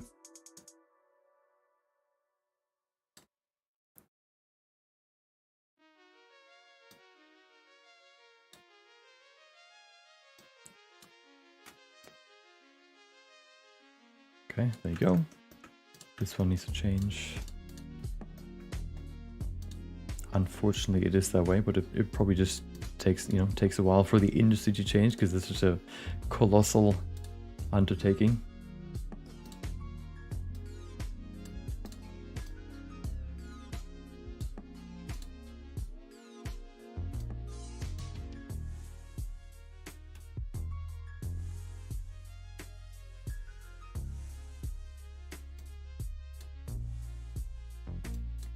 You know, if you ask like 300 people to switch from one program to the other, that seems like a big undertaking. Especially you probably want to do that in one breath, because then that's a whole lot of more trouble. And then if anything goes wrong and the program actually doesn't work how you think it should, or how you want it to work, then you're screwed, and you need to go back to what you've done before, but all the workflows have already changed and stuff. So, you know, making big changes like that for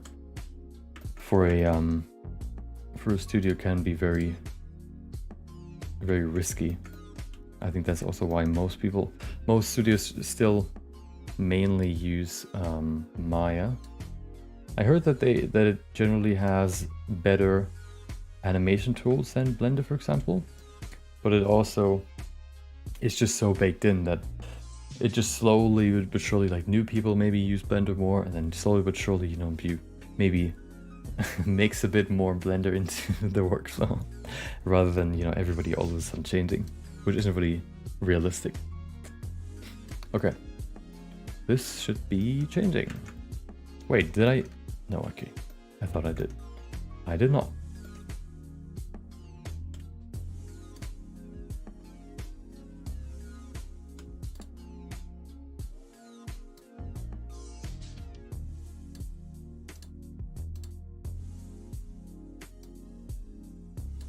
But it's, you know, some of the shots are kind of obvious that they use 3D for them.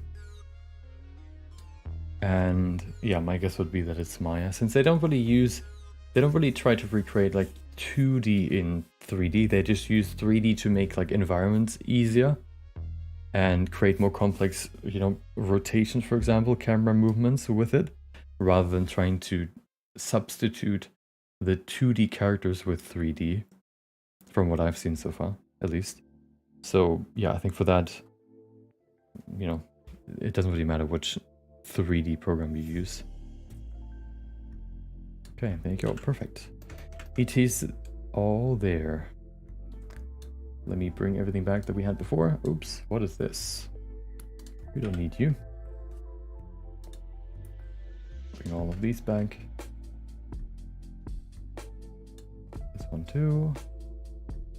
Okay, is everything back? I think so. Let's render it again and then see the final VFX version, and then we can add the characters. Wow, we finally get to the characters. The spheres have played their part. Now it is time for the real actors.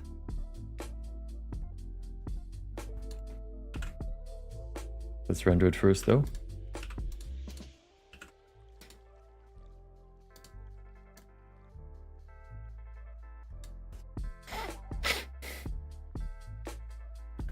Did your Blender file ever get corrupted? No. I think Blender has a pretty robust way of backing up your files, where you either, if it just crashes, right, you can just use the autosave to regain your progress, or at least save most of it if you haven't saved for a long time. And if the file gets corrupted, you can still have the blend1 file, which is basically just a backup, like a second save, that if you change the 1, if you remove the 1 from that file, you basically just create the, you basically have the same file.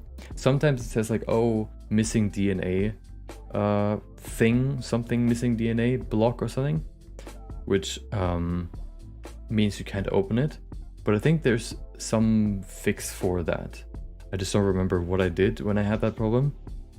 That should fix that issue. So usually it's not really that any files just get unusable. Yeah, I don't think I ever had that actually. Which is good, because it shouldn't be that way. How much Maya do you know? Nothing. I've never used Maya in my life. I would rather, you know, not use Maya for 3 months and buy myself a whole new wardrobe, rather than pay, how much is it, like thousands of dollars per month or so, like at least hundreds of dollars per month, just to use a 3D program that I could substitute with another one that is free, or replace rather than substitute. Okay. Oh, let's see what it looks like now.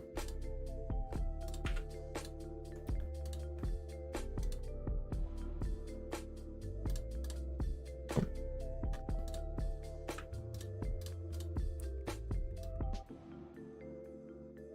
Yeah, this section here looks kind of weird how it's kind of stretched, but I know, let's play it in full speed so we can look at it. Oops. It's not really that visible since it's just like one frame. It's kind of like how smear frame anatomy looks weird sometimes. It's such a fast frame that it's not really visible. So I think it's fine. Yeah, I think it's fine. So now all that's left is the characters. Wow, let's add those now. Shouldn't be too hard because I don't want to make the animation too complex. Usually if you have these far out shots, I guess these landscape shots, for example, where people fight, the characters in them are very, very simple and they don't really change too much. So we can probably get away with quite a few poses here. Usually happens when electricity goes off. Yeah. Well, but even then you still have the autosave, right?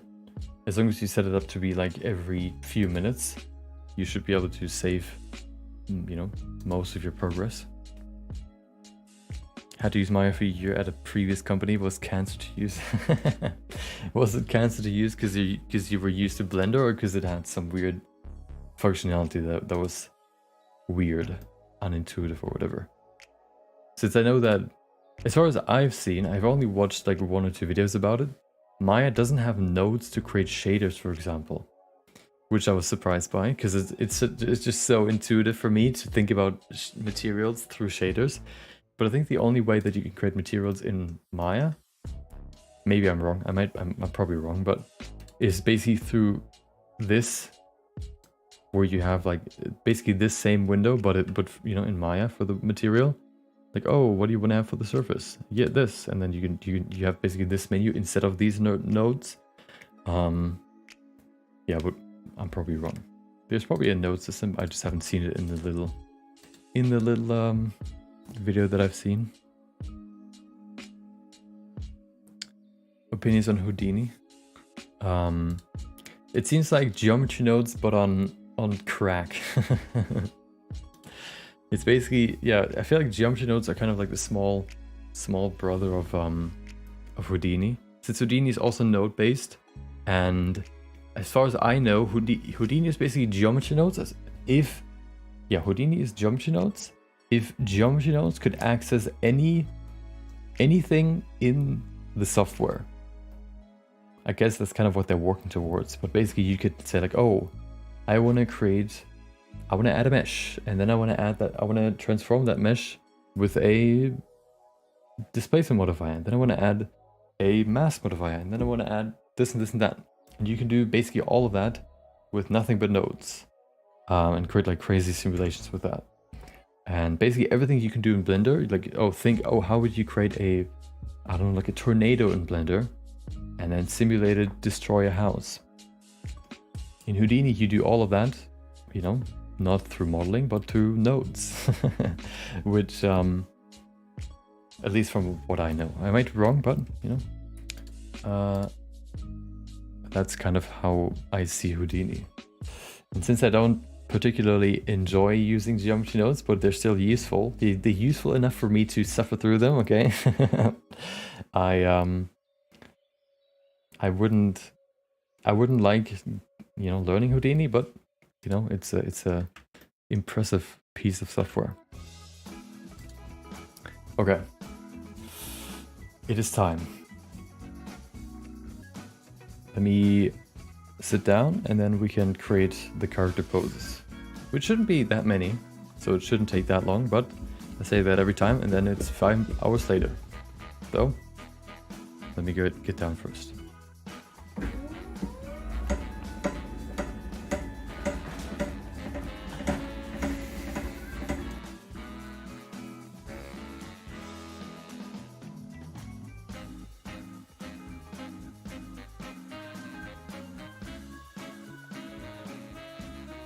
Okay, you just heard that buzzing and cranking. That was my table moving down. Unfortunately, there's like a weird screw that isn't screwed in, which means that one of the rotating things isn't perfectly, you know, perfectly fit together. So yeah, it cracks a bit. But sometimes I'm scared that it just explodes and pierces my leg. But I'll just ignore it, okay? I don't want to deal with it right now. Okay.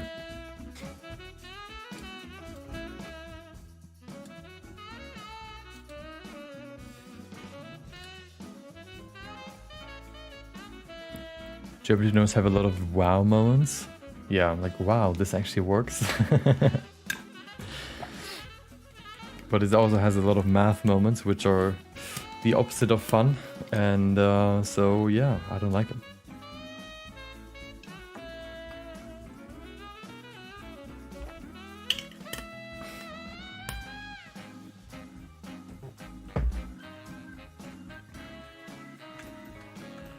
Okay, so let me show you what we're gonna do now. We have Deadpool and Wolverine in here. There you go. So, now what we can do is basically just go to the beginning. Oh, let me sort this real quick so I can actually see anything, or yeah, see everything I need. Let me sort this through collections. VFX. All of this needs to go. Okay. Why is the camera out of the camera collection? Wait, why is there a second camera? Where is the second camera? What are you doing here? What brings you here? Who brought you? What is this?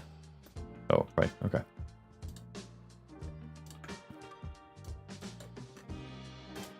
So, VFX are here, good. So, now we have these spheres, placeholders for the actual rigs, of course. Ooh. So what we can do now is basically just move them into the sphere, like this, okay? They become the sphere, and then, I actually don't know if this works, but I think so. If I go here, I can go to bone constraints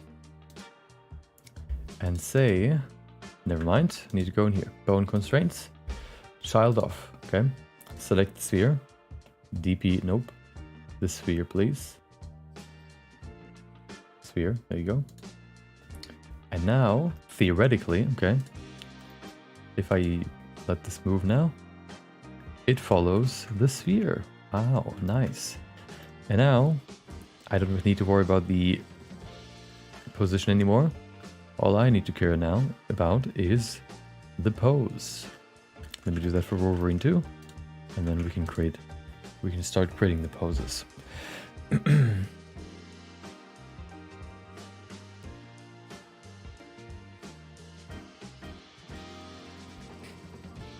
Luckily, there are a lot of Blender nerds out there that enjoy it, and they're happily sharing their Yeah, I think that's also one of the things.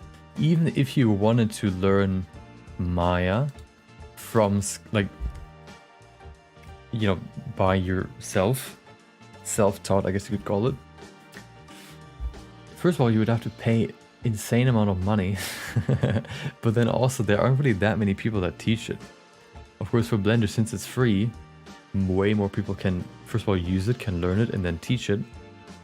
Whereas, you know, if you're, which are also people that maybe also only use it as a hobby, for example. Whereas for Maya, you're probably not going to use it as a hobby. You're only really using it if you're like in the industry, and then if you're in the industry, you probably already are working. So, you know, maybe you're less inclined to teach on the side, since you already work, you know, a job in your, you know, mainly. And then there is probably also, I don't know, I feel like it just doesn't feel like Maya is meant to be learned through self-teaching.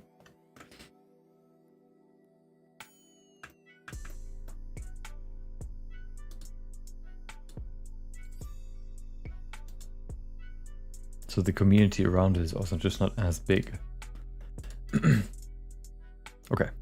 Look at this. Wow, they're moving. Okay. Let me hide these, call them something. Wolverine parents.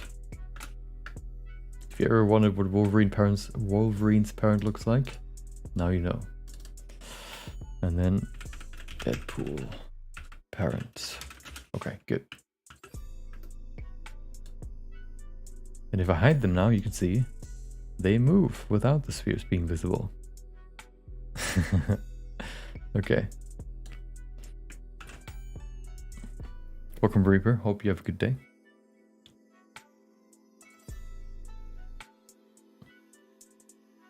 Problem solved problems, Blender.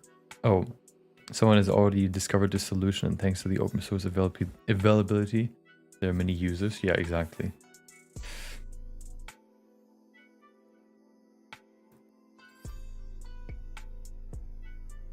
Though until this day I have not found a solution or someone with a solution that can do the same as the inherent fracture effector of cinema. Is that the fracture where you fracture something into multiple pieces? Is that what you're trying to do?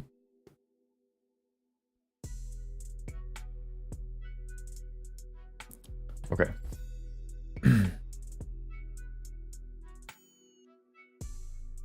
So I feel like I want to have kind of two main poses here.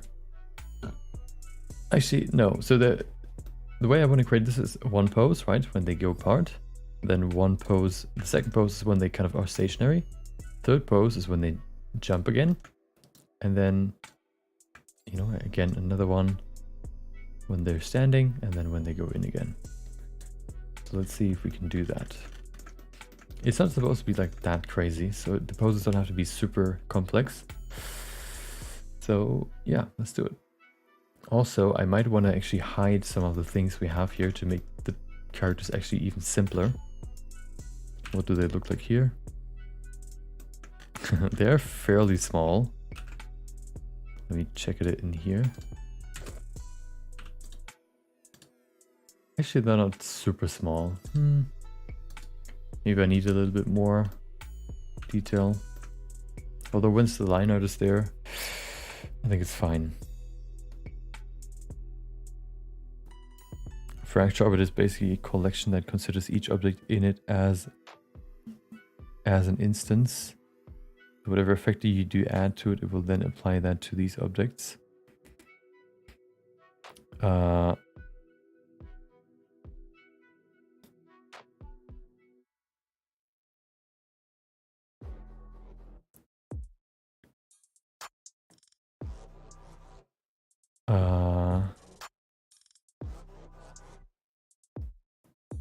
You mean that each object wait.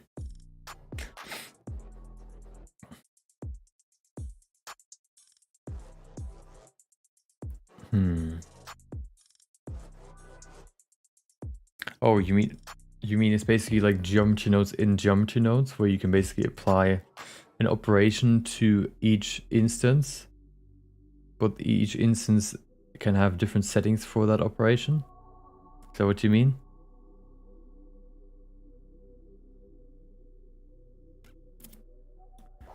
Okay, hold on. Yes.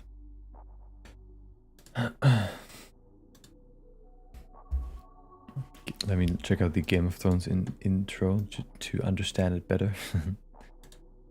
Yeah.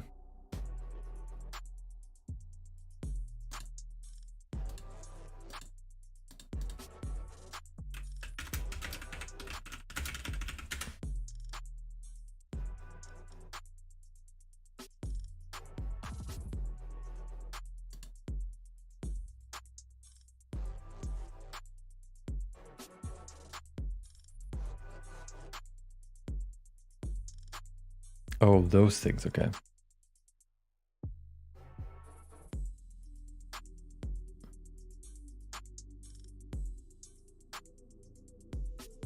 Okay.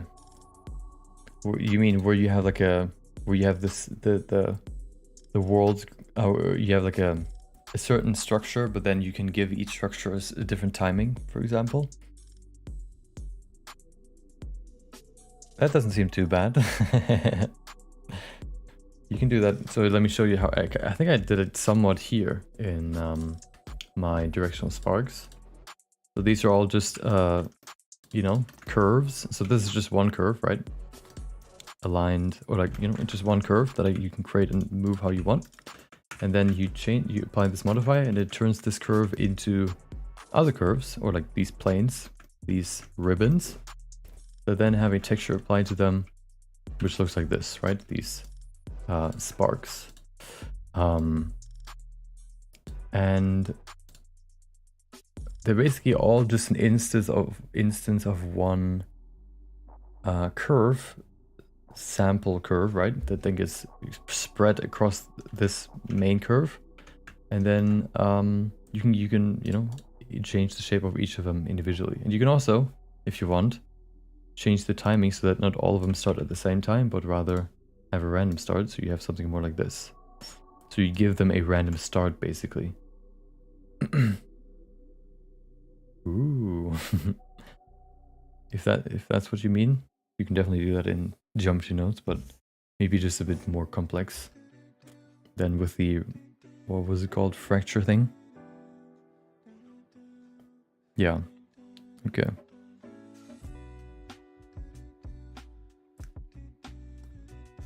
Okay. I'm curious about something. Hopefully this doesn't crash anything, but I'm just curious what it would look like if I increase the amount to 1000. Oh, look at this. What if this? Oh. Ooh. Looks pretty neat. The thing is, they're all instances, so I can add like millions of these and it shouldn't lag too much. Let me do that. Hold on. 10,000.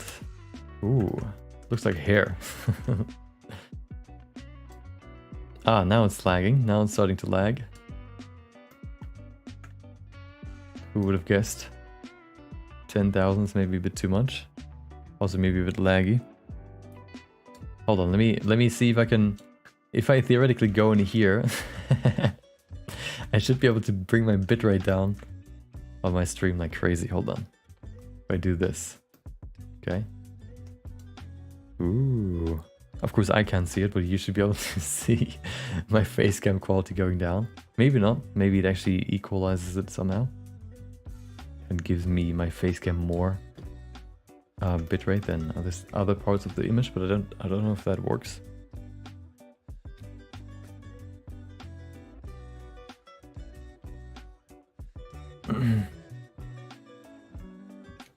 The geo nodes of these effects. Here you go. It's maybe a bit too much to explain, you know, in a quick short amount of time. Basically what it does, we can go through them individually, I guess. So first of all, you have the main curve, right? You have this curve. Ta-da! That's the curve that you start with, that you create yourself. If you wanted to, you could create another one. Like this one. Ooh, we have a circle, okay. Actually, a circle is not that good. Wait.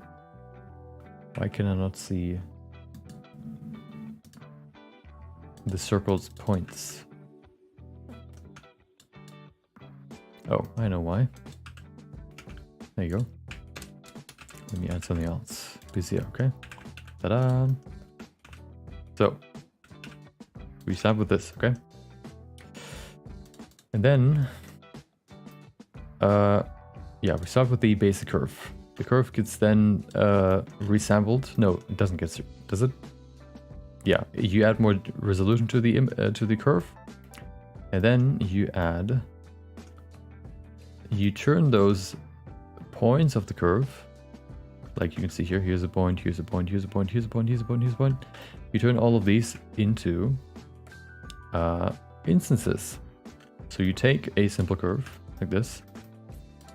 The curve is right there. I don't know if you can see it. There you go. You take the curve, you transform it so it's diagonal. And then you use it as an instance. You apply it as an instance to the curve. You can see if you go closer, you should be able to see the individual curves. As you can see, we have 10,000 right now, so it's harder to see. Let me set this down to 100. There you go. Okay. So they all just get, you know, placed in onto the curve, and the rotation of the curve gets calculated so that it always faces away from the middle point, the pivot point, basically. So if we go in here, we can't even see the pivot point. I don't know why, but basically, yeah. There you go. It faces, they all face away from this orange dot right here. This one in the middle. Okay, so they all get placed like this. Then they get turned into actual geometry, which is kind of a side thing. What does this do again? Oh, right, it gives them a random turbulence, I called it. Kind of just like a random shape, right? Basically by giving these curves that I just used as, you know, placed on the main curve, by changing the position of each point of that curve with a noise texture, I can give them a random position. There you go. Okay. And then afterwards we save the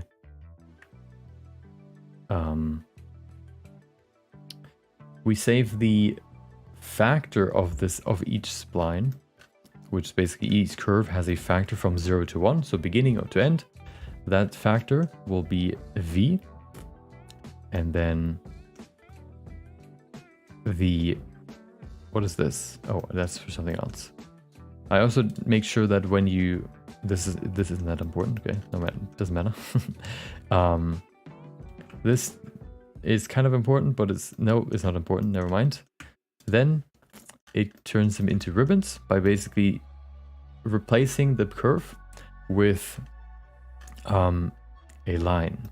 So this line right here, this line basically is being used just how you would use it for when you apply geometry or like a curve profile to a curve. That is how you can create a ribbon in Geometry Nodes 2. You, from the width or the length of that profile curve, you save the factor of that curve as a view, and then you can combine the V value that we saved before from the curve length, right, with the curve width that we saved from the curve profile line to create a UV map for this ribbon. And then we have these ribbons, and then we go into the shader editor to create the shader to create a shader that creates these lines. Where's my preview thing? It's gone. What? Hello? I did something wrong.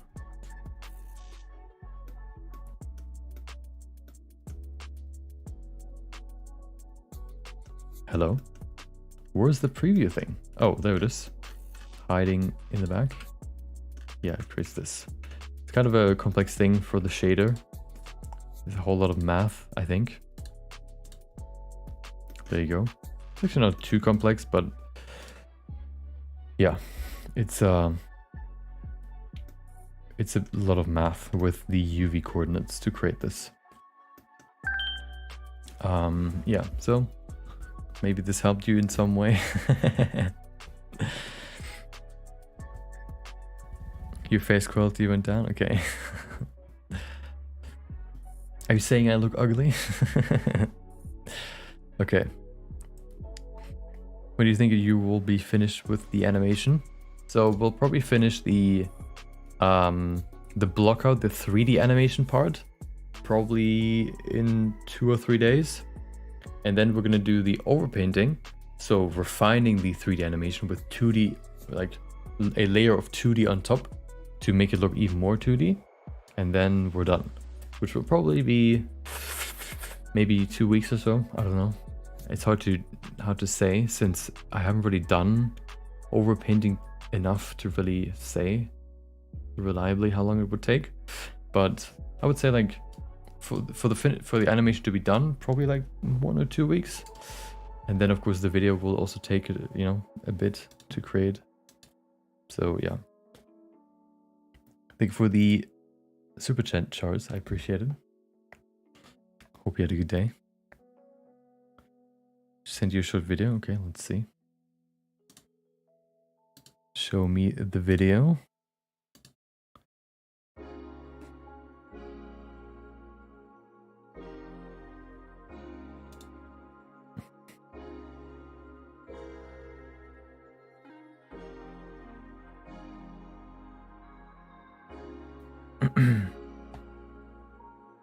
Okay, multiple objects in the scene. Okay. Oh.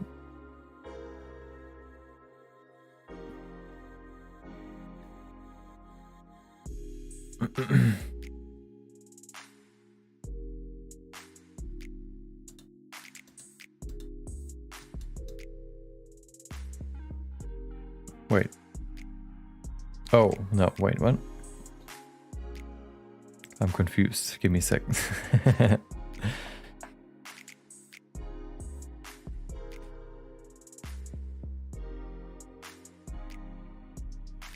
Okay. Ah, okay. Yeah. Oh, okay, yeah. Yep.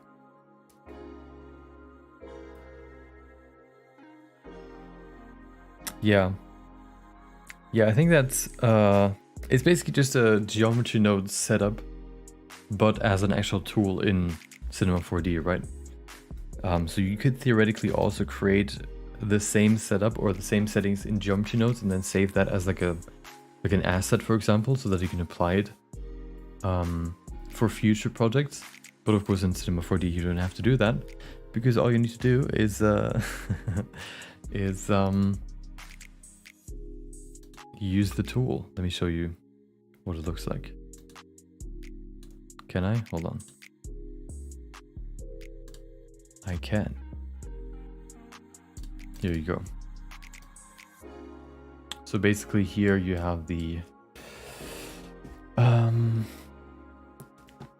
you have these things, right?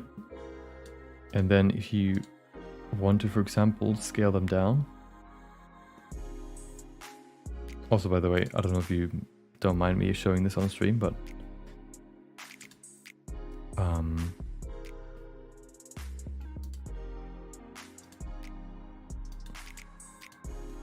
yeah, so you can scale them down. So if you do it like this, you can see all of them scale down. Well, then you can change this to this, and then they do it individually. And then you can also change it more, give them like a random offset, so they do it individually. Okay. I think I need a quick break from the animation, so let's do that actually. I can show you how that works. And then, yeah, we can go back to it. Okay, so actually, no, we're not going to get back to it, but yeah, hold on. Let's do this first. So actually, I'm going to do a new file. Oh.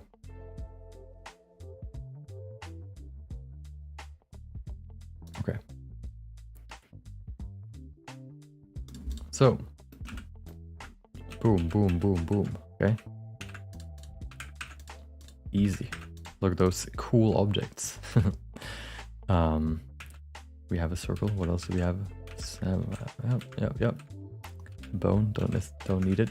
How about a monkey? There you go. So we put them all into geometry. Okay. And then we can create. So what you can do, for example, if you don't want to apply the modifier to any of these, what you could also do theoretically is just create another cube and then create a geometry node system and just disconnect the main geometry input, and then the cube is gone but the object still remains, and then you can just work with this. So then you can just pull the collection in there, and then if you put it in, you can see, of course, the collection is still here, even though I hide it. So if I move this now, you can see it's part of the same object. Of course, you can also separate them and reset them, which reset isn't really necessary. For this one, I guess you only really need transform geometry. There you go. So if you scale this now, oh, you need to, oh, they're separated, okay. Oh, right. Oh, that's the issue, right? Since you're not working with, if you create all the objects in geometry nodes, it might be easier. There's a way to do scaling. Damn, I think I had a, did I have a geometry node set up for this? To scale, oh, I remember. Wait, do I? There's a setup to scale separate meshes.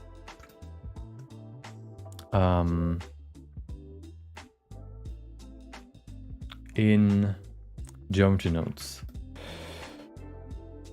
But it's a bit weird. Let's see if I have a setup for that.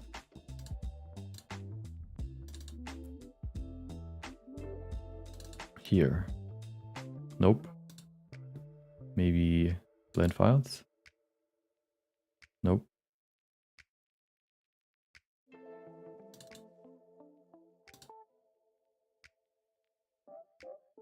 Yeah, it was something like how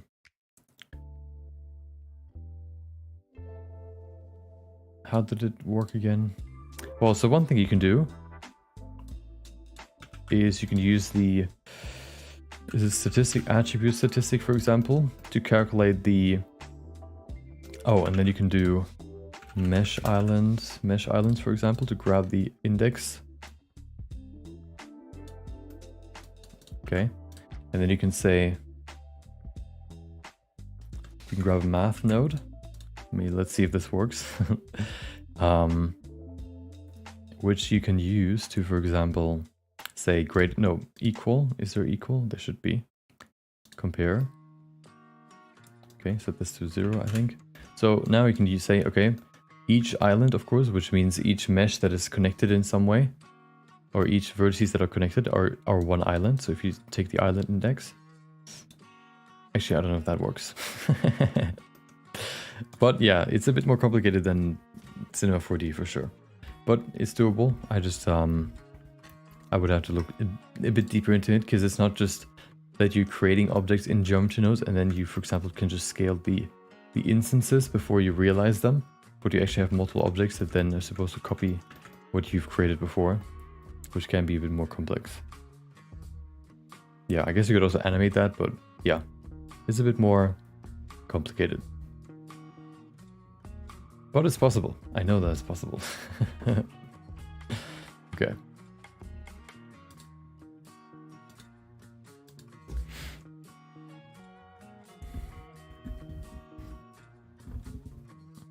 I appreciate Blenderizer.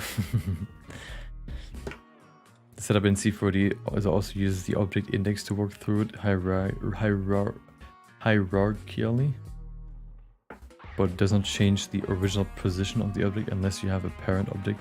Yeah.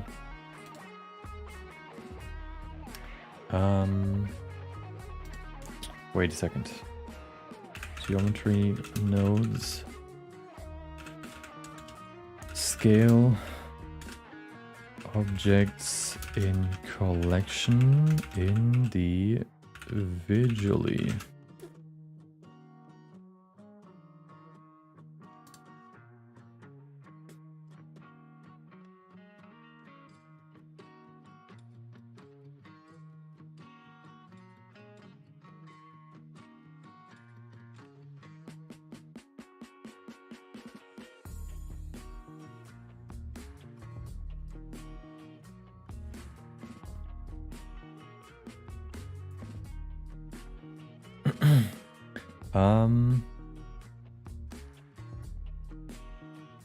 Let's see.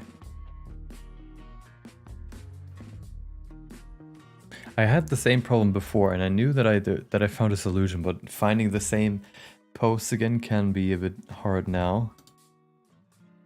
Scale separately. Is it this one? Hold on. Welcome, EL Cradon. Hope you have a good day. What's your approach when creating a character that you want to animate? Do you sculpt and returbo and rig, or box model and rig? I guess it depends on the complexity of the model. Or if I have a... Wait, what? If I have a... What would you call it? A base mesh already ready. So if I don't have a base mesh and I want to create a character, I would first... If it's a complex model, I would... Well, if it's a full body model, for example, I would probably create a blockout and then remesh it and then, you know, refine it through sculpting and then retopologize it. If it's just a head, for example, I would rather just sculpt it, because that's like it's harder to change the proportions of a body, for example, if you sculpt everything, than if you, for example, if you use, you know, blockouts, because blockouts are easier to change because they're all individual objects. Yeah, so it's definitely better, I think, to do a blockout before you get into sculpting, because yeah, it's just easier to change.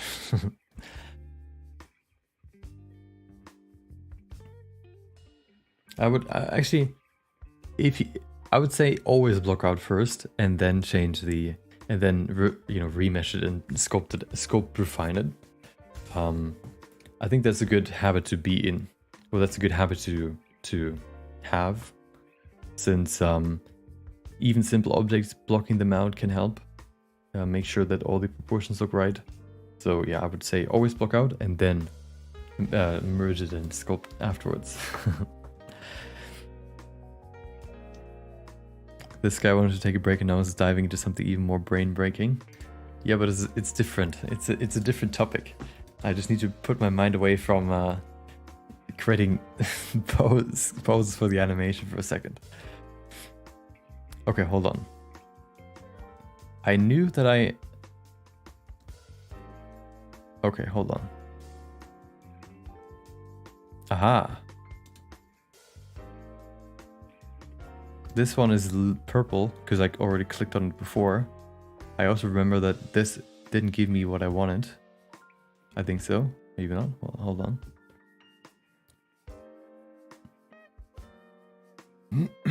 So what does he do here?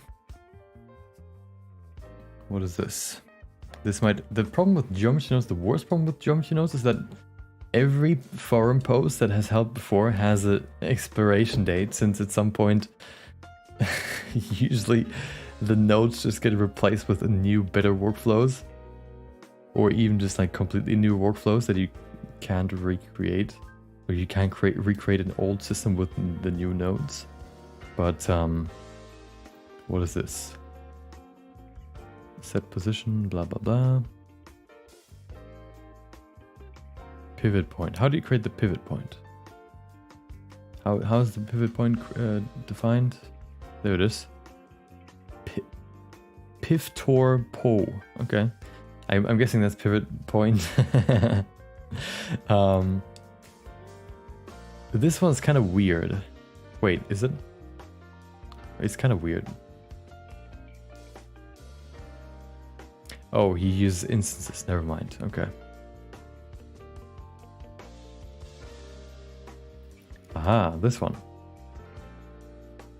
Oh, never mind. This is just edit mode.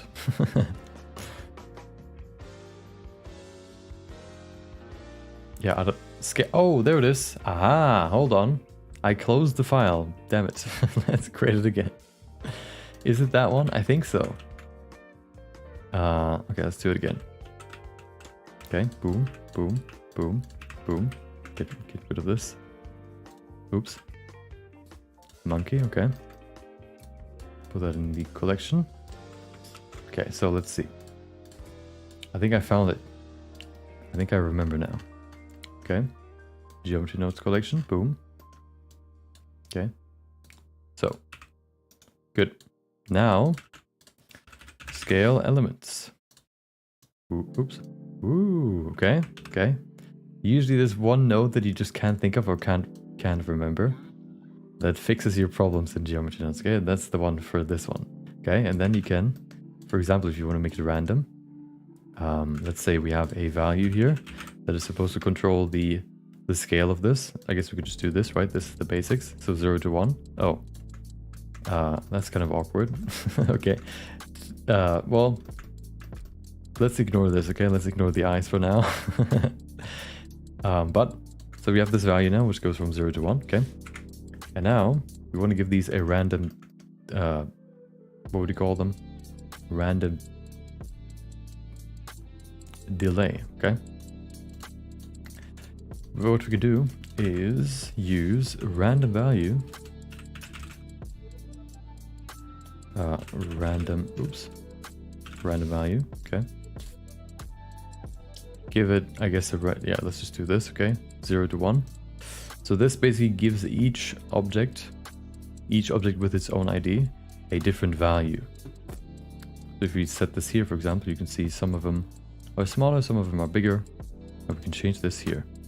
Okay, so now, oh, we can also change the seed, so you can see that each has a random value, okay?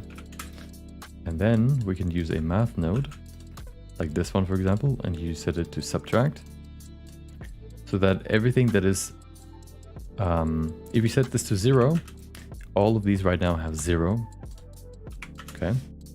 So this is what we had before, 0 and to 1.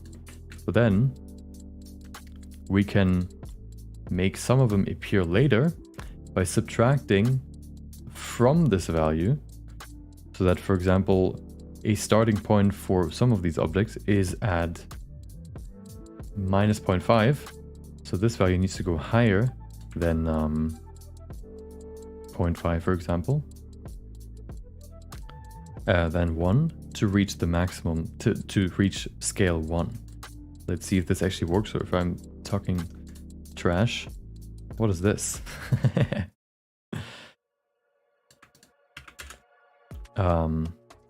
Oh, yeah. But now, clamp. Boom. Wow. And then, of course, another issue is that some of them, if you scale it up... Wait, one? Never mind. It works. Easy. Ooh. And if we increase this to 5. Ta-da. Of course, the thing is now that they're just randomly increasing. I guess what you could also do is just, you know, instead of using a random value, you can use the ID. Or the index, rather. It's kind of the same. I don't really know the difference between these two. You can do the same. So now they are scaled based on the ID that they have. Okay, which means if you want to make this a bit quicker, you can just use a math node again. Oops, and multiply this by like 10, for example. Or let's say 5.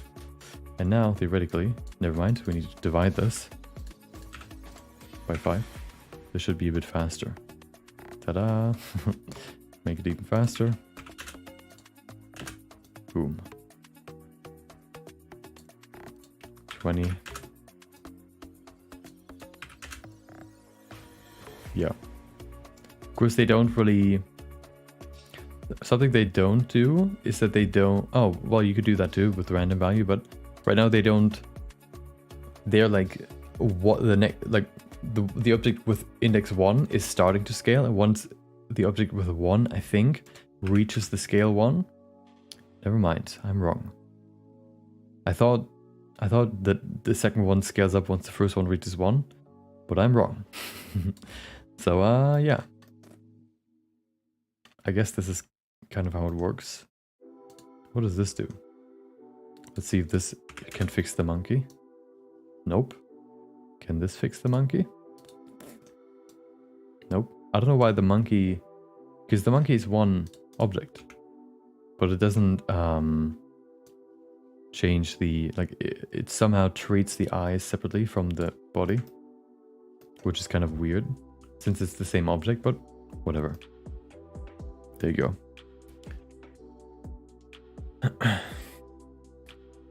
You're addicting? Do you mean to say I'm addicted or I am addicting?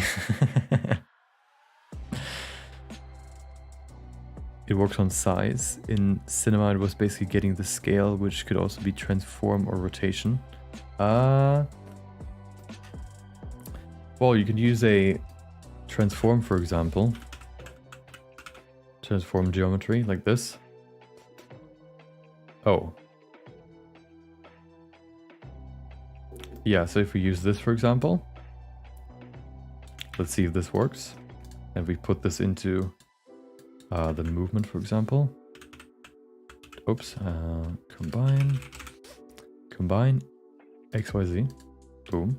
So now we can control the different values. So if you want to move this up, for example, it does nothing. Great. Why? Oh. Oh, because this doesn't work. Oh. I think I know why. We need to use set position. Oops. Do we? I don't know. So if we do this, for example, we can move it all together, but if you of course want to move them individually, I think you need to do it with the selection. Yeah, it's a bit more complicated with the position probably, or maybe I just need to think about it more, but I don't want to. Okay. We fixed one problem, don't give me another one, okay? You're addicting to watch? Okay, good. Thank you, I guess. Hope you get... No. Never mind, I thought I wanted to say... Never mind, okay.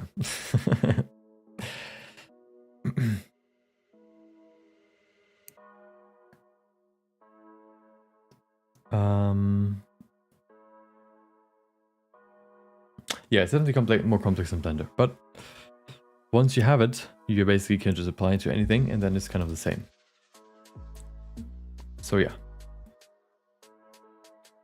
Let's say you animate an empty and pull it into Geometry Nodes editor, you should be able to split the vectors from it. Yeah, but I don't think you can give a delay to the, well, yeah, so the thing is, you could do what you mean with simulation nodes and just add a delay to each one of them, right? So basically the simulation is going to be this object copies the movement from the empty and then adds a delay for each, adds a random delay for each. But the problem is that you would then have to animate the empty so you can use the delay, which I guess it just kind of makes sense, but whatever. If there's a will, there's a way, okay? And that's what I'm trying to say. Can you send me... Oh yeah, hold on. Oh, I just saw this. That's what I saw. The scale elements node. I remembered seeing this somewhere and then realizing that this node basically allows you to scale each element. It looks at the wait, uniform. Okay, yeah, it looks at the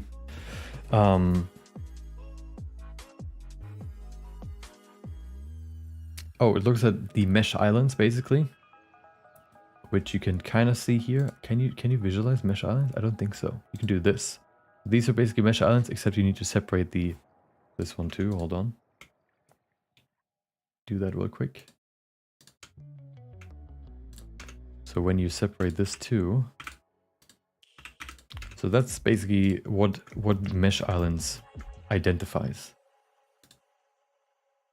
This is one mesh island, this is one mesh island, this is one mesh island, this is one mesh island, and then the eyes too.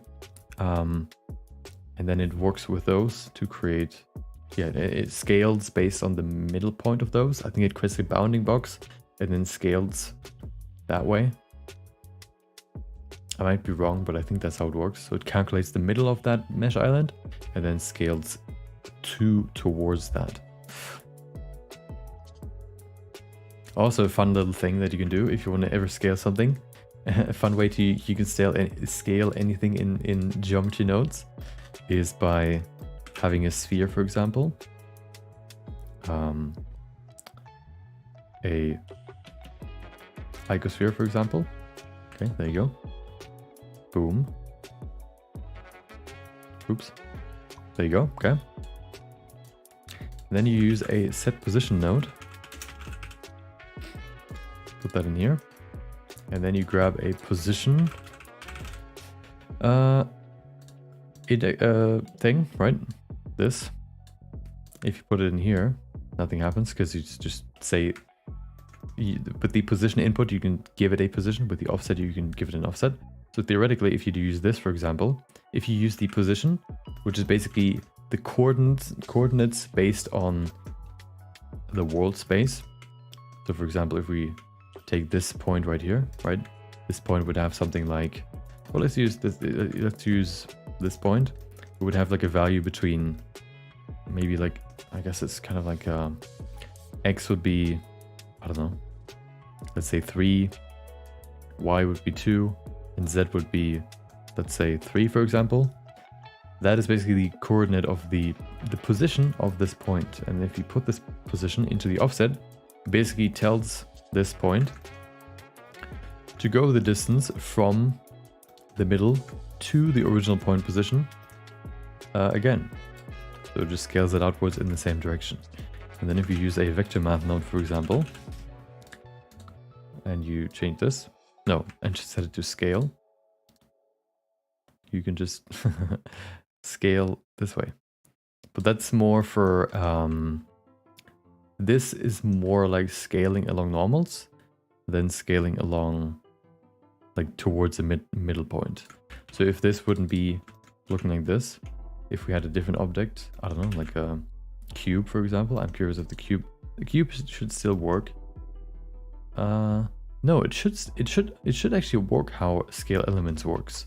But of course, scale elements does the work of separating the mesh islands, which this of course doesn't do. Yeah, so there you go. Of course, you can also use a noise texture, for example, and put that in here. And then you can create a, I was about to say hairy ball, but that's maybe not the best way to call it. Best thing to call it. There you go. Now it's not so hairy anymore. You have created a planet. There you go. Yeah.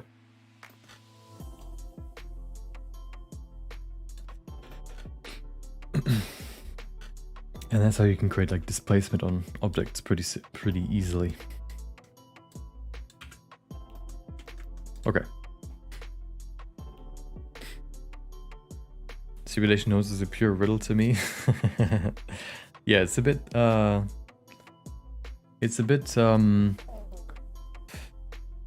are like 2 or 3 more parameters you need to learn, and then they're quite intuitive.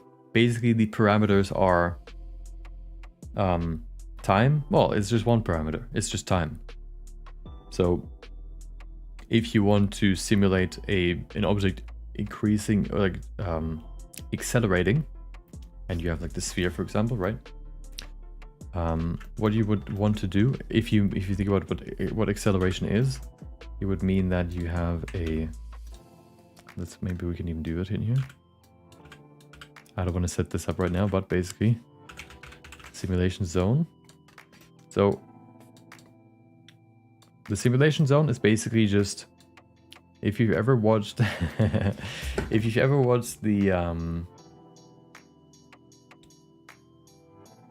I don't know what the movie is. There was a movie with Nicolas Cage where he was able to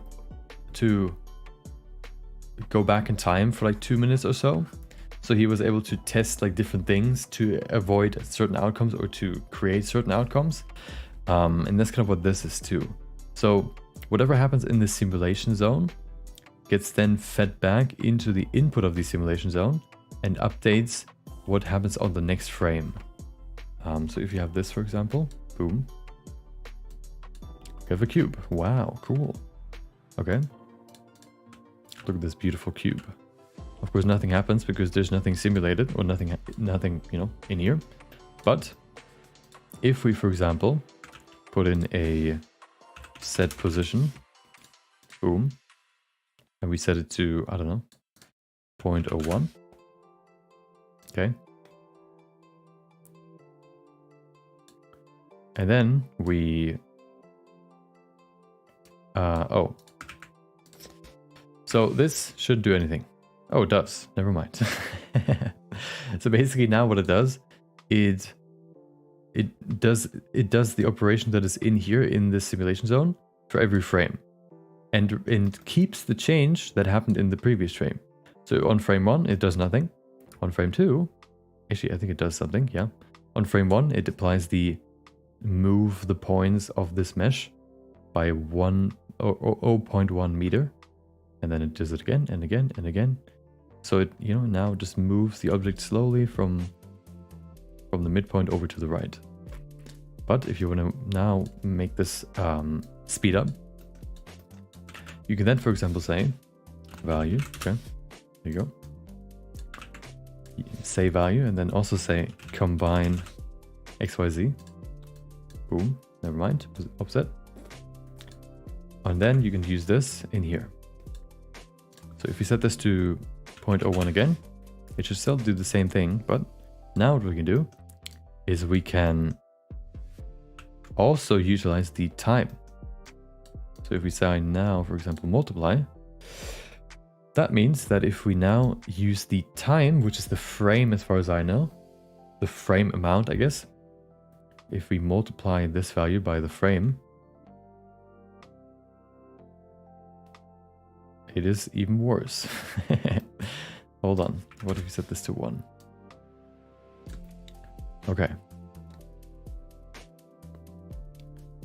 Okay, so what you have to do, never mind. Oh, I know what you have to do, okay? You set this to, let's get rid of this. Okay, you need to use add. Okay, so for something to accelerate, it would have to increase in its forward or momentum vector, right? So if you accelerate, you would have on time frame 0, you have 0 speed. On time frame 1, you have like 1 speed, and then on time frame 10, you would have like 20 speed too, you know, because you're gradually increasing the speed that you're moving at. Welcome, Emily. Hope you have a good day. Have a good day. Yes. So, oh, Rush maybe. I don't know. I haven't watched the movie. I just know that it exists at the concept of it. Let's set this to 0.1. Okay. So it moves as it did before, but now we can utilize the time in here too. So if we do this, no.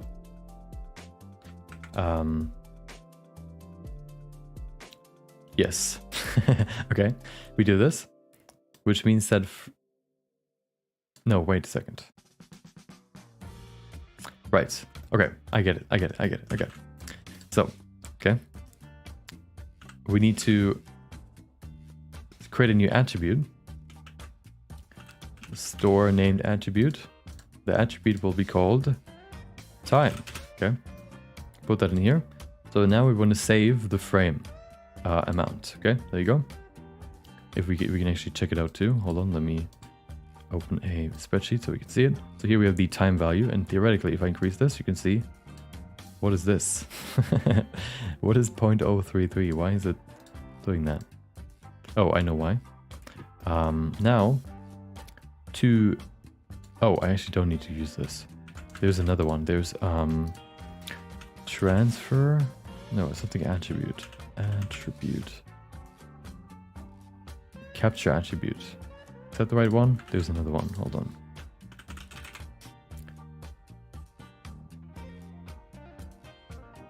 I guess we could use this one. No, this doesn't work. I've done this before, so I just need to think, okay? Okay, we take the time, we put it in here. So now, oh yeah. Okay, so if we put a value, aha, I get it, okay. So we grab store named attribute, put it in here, call it time, okay? Boom, put that in there. Now we grab an attribute, named attribute node, grab time, and put it into the output of this zone. Oops, output of this zone. This now shows up in the beginning too. So let me now use the attribute and put it in here.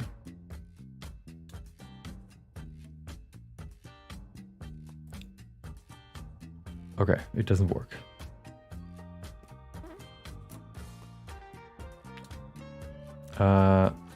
Okay. You know what?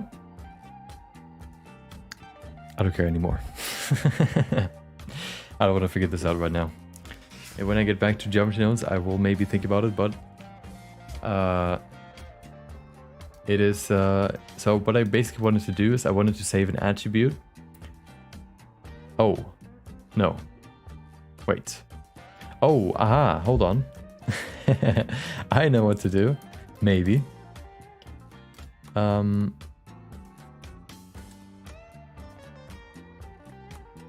Yes, I know what to do. Okay, I know what to do.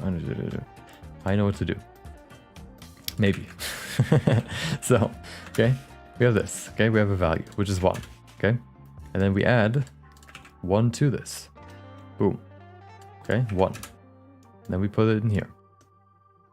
Okay, theoretically now. Aha. Okay, almost. So now this is a value of 2. And then, never mind, I forgot something.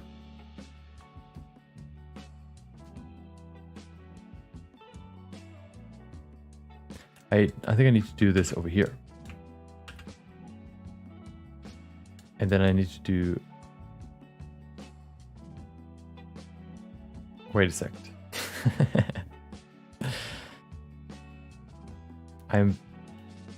I'm confused. This? I forgot how to add one, like how to increase the value for each frame. But you basically want to increase the value for each frame, and then you just apply that value to this, add it to the main value, and then it should get faster and faster and faster. But I forgot. I don't care anymore, okay? You know who cares? Nobody. You probably don't care, you just wait for me to stop talking about this. Okay, yeah. So I will oblige your unspoken wishes, okay? I will stop doing this. Would you prefer geometry nodes or particle systems? Geometry nodes. Because particle systems, you can't really copy that easily. So once you have a simple, like, for example, scatter something on a surface geometry node system, you can just copy that over to anything else and reuse it. Yeah, so I prefer geometry nodes. I think I haven't used particles for a long time now, just because it's so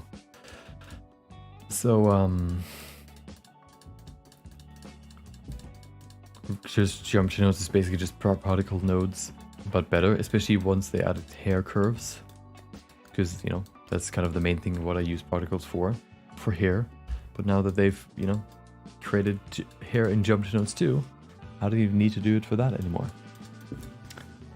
So yeah. Welcome VPlays, hope you have a good day. But yeah, I think I will stop here. The stream has to end so I can finish this scene, okay? There's no correlation between the two, but I want to focus on the last half of this day. I want to focus on this animation fully, with my full attention, so I can hopefully maybe even create another scene, so that if we look at this, oh, let me show you what we've done today. This, okay, there you go. It was maybe a bit quick. Let's watch it again. Okay, that's what we've done today. Now I'm just going to replace these circles or spheres with Wolverine and Deadpool, and then this scene is done, and then the next scene is going to be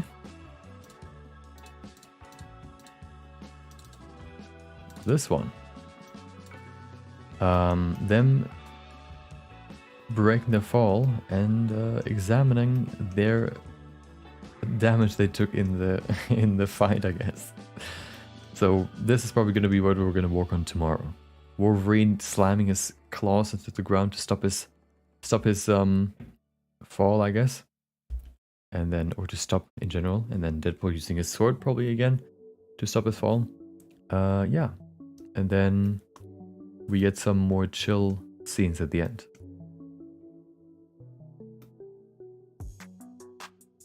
With this being the end scene. No, actually, it's not going to be the end scene, but the second to last scene. Just joined, yes. Well, join earlier next time.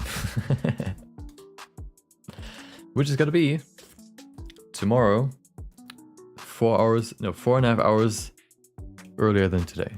No. Right now, the time, right? Go back 4.5 hours, that's when I started. 10 p.m., 10 a.m. UTC. If you want to put that into Google to see what that time is for you. Loved your Deadpool video. Keep working hard. Thank you. I appreciate it.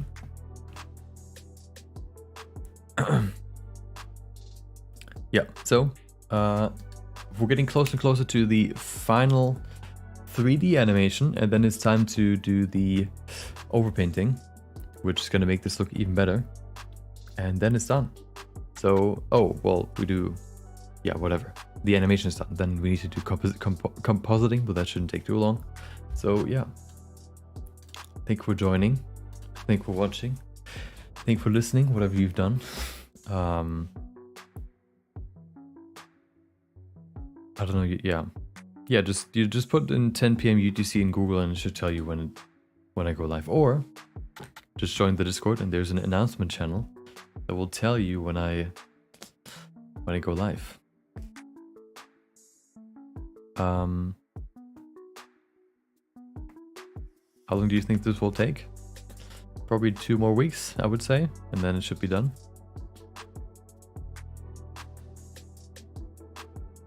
Yeah, so yeah. Thank you for watching. Maybe I'll see you next time. If you want to see more of what I do, I guess, you can check out the link in the description. Otherwise, hope you have a good day. Maybe I'll see you next time. Until then, see ya.